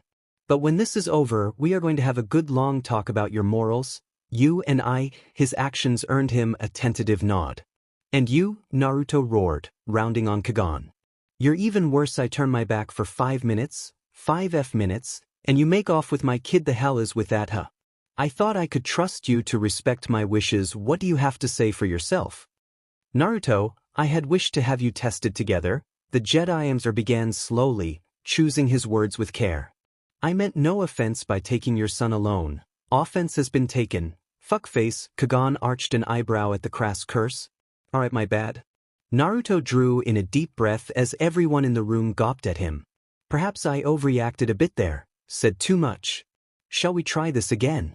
Start over, you know. Sighing, he straightened from his crouch, armor rustling like a thing alive as he rose. Then he smacked a palm into the center of his hand. The very sound caused Anakin to flinch. First, what's he declared, over loud. Second, this exclamation was accompanied by a violent burst of unseen energy, shattering viewports and overturning chairs as the full force of his anger was unleashed. Jedi were blown backwards. It seemed it was all Kagan and Ayla could do to keep their footing. All their strength was required to stand amidst the sudden exertion of energy. Anakin felt none of it. His father's wrath seemed to flow harmlessly around him like a river parting before a stone, leaving him completely untouched despite the chaos raging around them. Awakened a sleeping giant, we have Yoda, exclaimed you think. The council seemed to rise from their tumbling seats as one effortlessly evading the worst of the savage storm summoned by the blonde's righteous wrath. If Naruto was at all alarmed by the prospect of facing several accomplished force users together, then he did little to show it. He made another motion with his hand, battering the Jedi with their own chairs, preventing them from focusing their efforts upon him. Some of them were not so wise as to see through this trick, however. Somewhere in of the confusion of the storm, Kit Fisto made the mistake of igniting his lightsaber. Its eclectic snap hiss sizzled across the room. It was like flicking a SWH. In an instant, Windu and the others did the same, leaving Anakin's father facing a sea of blazing blades. Oh, so you wanna play, do you? Naruto snarled sibilantly. Alright then. In a swift motion he'd ignited his own lightsaber and brought it to bear, the eerie Jaden blade casting his face in ghostly pallor. Let's play, shall we? He made a flicking gesture with one hand. Before Ayla could think to ready herself, he found her lightsaber torn from her belt, its hilt snapping into Naruto's palm to ignite seconds later. Both blades roared anew, crossing in anticipation of the battle to come. Abruptly he smiled. Say, I have a better idea. Why don't you all sit? Naruto made no motion with his hands or even his head. Instead he merely uttered a single word, and 11 members of the Jedi Council crushed against the walls in a bodily heap, hastily deactivating their lightsabers before their loss of footing also resulted in loss of limb and life. Ayla was baffled by the sight, both shocked and relieved that she hadn't been the target of the blonde's monumental assault. Instead, she, along with Kagan and his young apprentice, Obi-Wan Kenobi, were left to look on in disbelief as he held the MSTRs there against their own will, solid footing, preempted by an unseen energy that no one could explain, that no one could withstand. Save one. Yoda alone held his ground, his diminutive unflinching beneath the unseen strain that had so easily quashed the other masters. Unlike his fellow Jedi, he had yet to activate his lightsaber. The cylinder hung and used at his side, his gnarled hands wrapped tight around his walking staff. Clearly wasn't the Force itself at work here, Ayla wondered. Naruto had yet to do anything other than restrain the council. Perhaps this could yet end with only a modicum of aggression on either side. What happened next sent that hope crashing down around her ears. Naruto rumbled, his eyes little more than crimson slits in the shadows of those bangs, his face a rictus of fierce fury. Looks like I get to have a little fun after all. Why come here, have you? The aging Jedi inquired. I'm here for my kid. The shinobi answered, seething. You won't be filling his head with your emotionless mumbo-jumbo. Allow you to take him, I cannot. Tested first, he must be. Naruto's left eye twitched and he muttered something in Mandalorian. More Jedi hypocrisy. A shake of the head was all he needed to convey his disdain. Your arrogance knows no bounds. You claim to serve the balance, you pretend to be a traditionalist, but where is your tradition here and now? Thrown to the wayside. This is precisely why I don't use the Force. If anyone's going to train my boy in anything, it'll be me. Calm yourself, you must. Yoda continued to caution. The dark side I sense in you. Like an iron trap, Naruto's gaze locked onto the Jedi's own. The sheer intensity of his stare, the sudden ice in his expression, was enough to silence the room. Nothing moved. Nothing breathed. Nothing at all. And then he spoke, voice black as pitch, eyes cold as the coldest winter. Don't make me destroy you, he warned. Ayla realized Yoda was right. At the mention of his son, the energy around Naruto had gone from light to dark in the blink of an eye. It was as if he'd stepped from the sun and into shadow. But how? And why, for that matter? Clearly something was upsetting him here more than met the eye. Was that the cause of his outburst, she wondered. She longed to stop the blonde, but knew that any interference on her part could easily end in the situation spinning even further out of control. And now that he had her lightsaber, there really wasn't all that much she could do without him sensing her. In the end, she was forced to stand there, helpless, with Kagan and his young apprentice. Only deal in Apsu, Sithdu. Yoda was saying as she came back to herself, the Force effortlessly guiding the hilt of his saber into a three-fingered hand. Do what I must, shall I? Ha, the blonde retorted. I'm no Sith. But when I get through with you you'll look merciful. Anakin cringed. He knew quite well what was about to happen, what would occur if someone didn't intervene, just as he was loath to explain it. Oh, this is bad, this is bad, this is so very bad. He'd only ever seen his father like this once before. He'd been 5 at the time, barely able to remember much of anything, but he'd certainly remembered this. An ill-fated band of Tusken raiders encroaching upon their settlement nearly made off with his mother, and as a matter of recourse, Naruto had gone out to ND afterwards. Well, there had been a lot of bodies. But even that fury paled in comparison to this wicked, white-hot rage roiling off his progenitor's body. It was as if the Force itself were cringing away in outright fear. Not that Anakin blamed it. Kagan was of a similar mind. If he'd had any idea Naruto would react so violently to his taking of Anakin, well, there was no use in reconsidering that now. The past was the past, and now he had to contend with the consequences brought about by his foolish actions. Right now, he had to find some way of keeping the blonde from obliterating the council and possibly himself alongside the entire Jedi Temple. As far as Obi-Wan was concerned, the matter was a foregone conclusion. The young Jedi was frustrated and embarrassed for his MSTR, who had clearly overstepped his bounds once again. And this time he just might have to pay for it, pay something most dear. Kagan had been right in his suspicions that the boy was possessed of an inordinately high midichlorian count. After all, Obi-Wan had run the test himself. But it was clear to him now that Naruto was many times stronger than his progeny. Alone, the shinobi was somehow able to hold the combined council at bay through sheer effort alone. Anyone who could do such a thing was truly a force to be reckoned with. The only question remaining was what he'd do next. Would he back down and submit to Yoda's guidance? Or would he simply eradicate them on the spot? Obi-Wan sincerely hoped and prayed for the former. No matter how powerful this warrior might be, surely Emissary Yoda could at the very least slow him somehow. Wrong. Last chance, the hunter hissed. Let us leave, and I promise you won't come to any more harm than you already have. Yoda's only response was to finger the activation stud of his saber. The blonde exhaled in a long-suffering sigh. Don't say I didn't warn you. Naruto cut down at the Grand Emperor in a lightning-fast motion, his saber moving faster than the naked eye could see. Even with all the power of the Force at his command, the blonde's attack registered as a little more than a blazing blur in the eyes of Emperor Yoda. He scarcely had time to raise his wrist and parry, the bounty hunter's stolen weapon slamming against the little green man's shodo a split second after it activated. Furious didn't even begin to describe the sheer amount of energy behind that strike. It caused the chamber floor to crater and crack and all but ripped the saber from Yoda's hand. Before the Grand Emperor could recall it back to his hand, the blonde blinked, a pulse of Shinra Tensei sending the cylinders skittering across the shattered tiles, clattering end over end before finally falling out the shattered viewport. Kagan saw it as well. There had been no subtlety behind the blow, no technique whatsoever, just pure power. They'd all been fooled. Though he might know it, Naruto didn't need technique, he could simply overpower his opponent, bludgeoning them into oblivion. Removing Yoda's lightsaber from the battle had been a nice touch as well. And with his mental hold pinning the council down, Yoda couldn't draw another. He certainly had yet to make a move in that regard toward their unconscious bodies. But the blonde had forgotten something, Kagan realized. For all his immunity to the Force, it wasn't flawless. Well now, Naruto laughed, drawing back with a slight smile.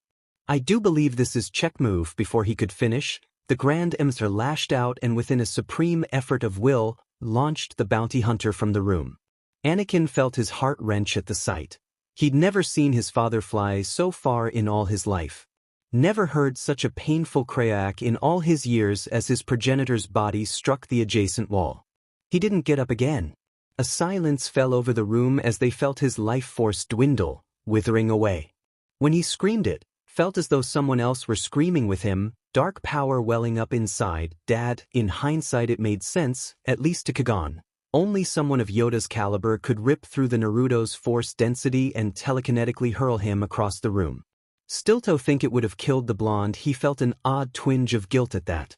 He could feel Anakin's anger boiling at them like a thing alive, poisoning him with hate. If only they could have avoided this. What? Did you seriously think that would work? 5 heads snapped toward the prone body, just in time to witness the inert Naruto vanish in a plume of smoke and steam. A blur of motion registered in Yoda's peripeals, accompanied by the scintillating snap hiss of a lightsaber. Then it was over. No heads rolled, no body parts flopped away from their host. There was simply the scent of cooking flesh. Even Kagan was baffled. Back down. Naruto bit out, his stolen saber singing a thin line against Yoda's neck. Our business here is concluded. Unless you'd like to lose your head. His gaze snapped to Kagan, and for a moment, Anakin feared the worst. Would his father last out and attempt to end the Jedi's life for what he'd done? But he didn't. Instead, he smiled and blinked. The merest flutterings of his lashes. And Kagan flew. His back slammed into Obi-Wan, his apprentice barely catching him before he fell, the wind knocked out of him. Naruto snapped of a sarcastic salute as he made his way towards his son. I'll see you on Naboo, old friend. His eyes narrowed whilst he spoke this, the kind of expression he wore when one of his clones dispersed, relaying information.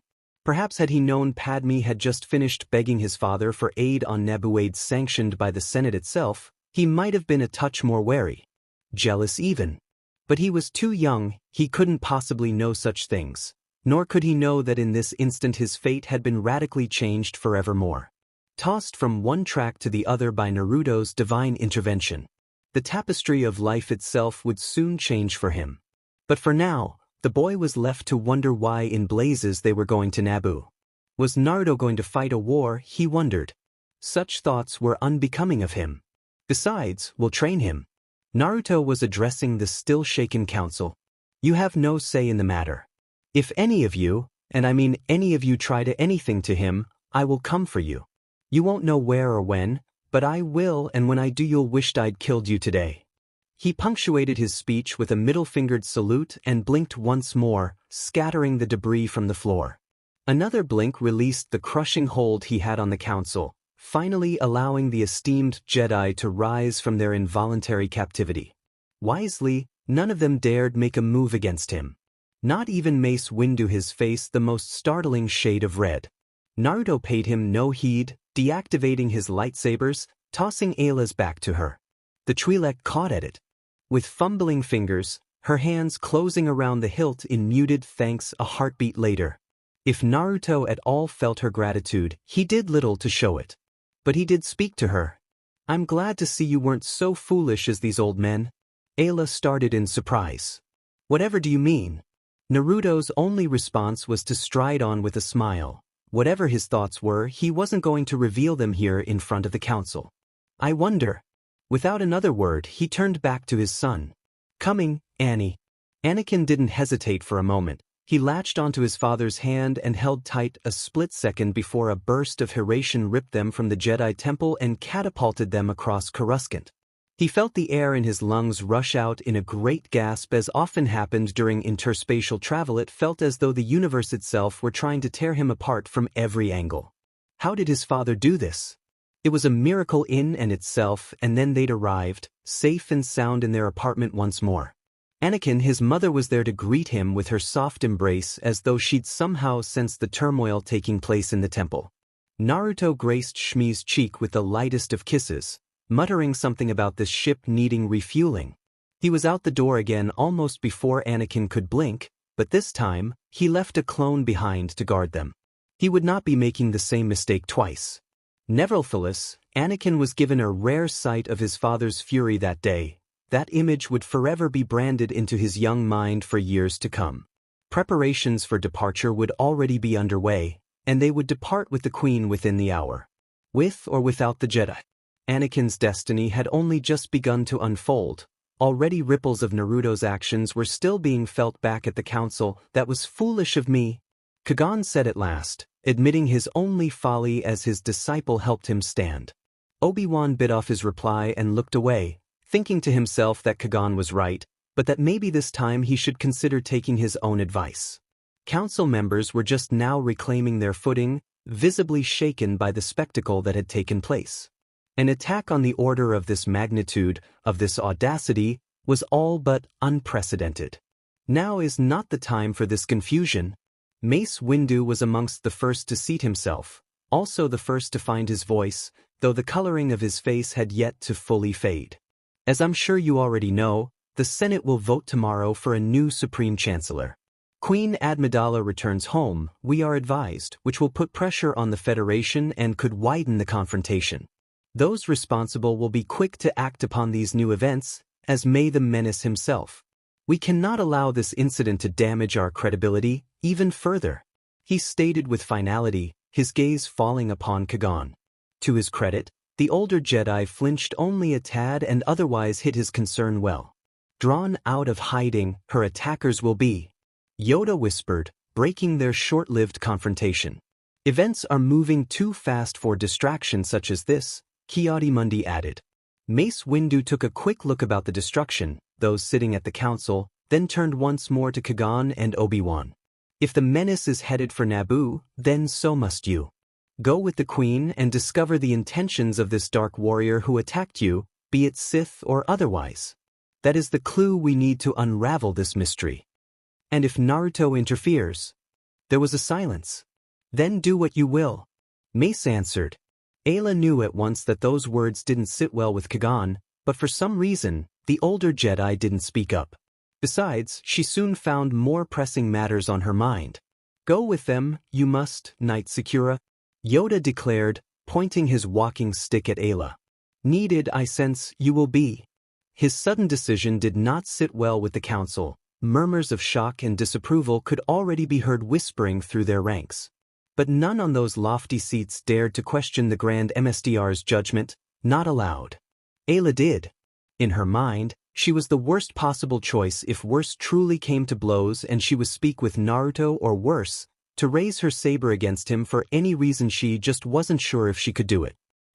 Are you sure this? Strong in the force you are. Trust yourself, you must. Yoda's nod was slow and brooked no argument. Ayla took both teeth between her lower lip, knowing she was helpless to broach the subject further, wishing she could all the same. She had a terrible feeling about this. Why couldn't any of the masters see it? Were they really that blind? No such thoughts went against the Jedi Code itself, unbecoming of her. Surely they knew what they were doing. They must. How else could she believe in him? I understand, Mr. She relented at last. I will accompany Mstr Kagan and his apprentice. I will go. The wizened alien nodded. May the force be with you all. And with you.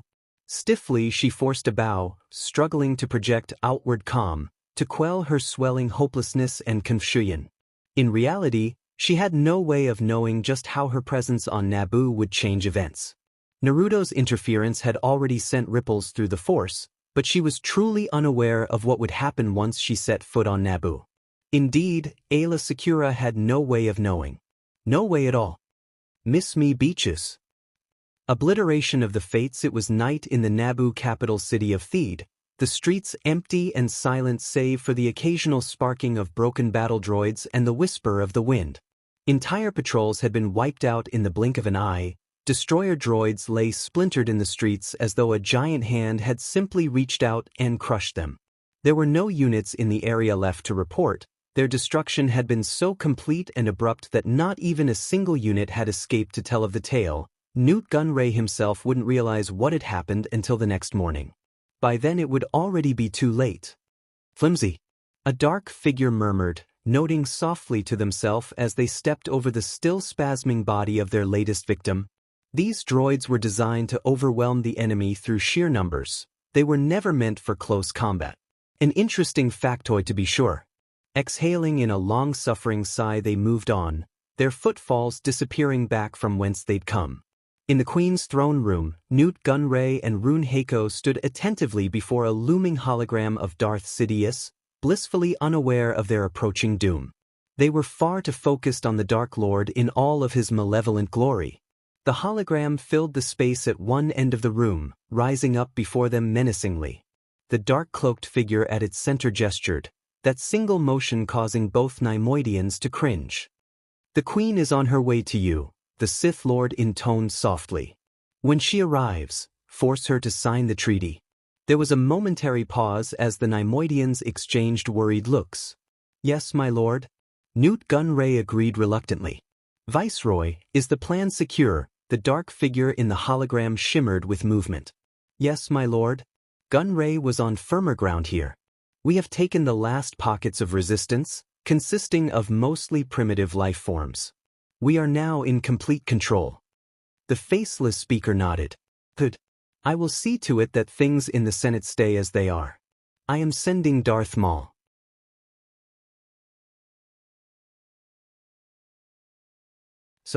Name's Naruto. Shinobi extraordinaire, assassin for hire. Perhaps you've heard of me. Shinobi Menace. Touching down on a dusty planet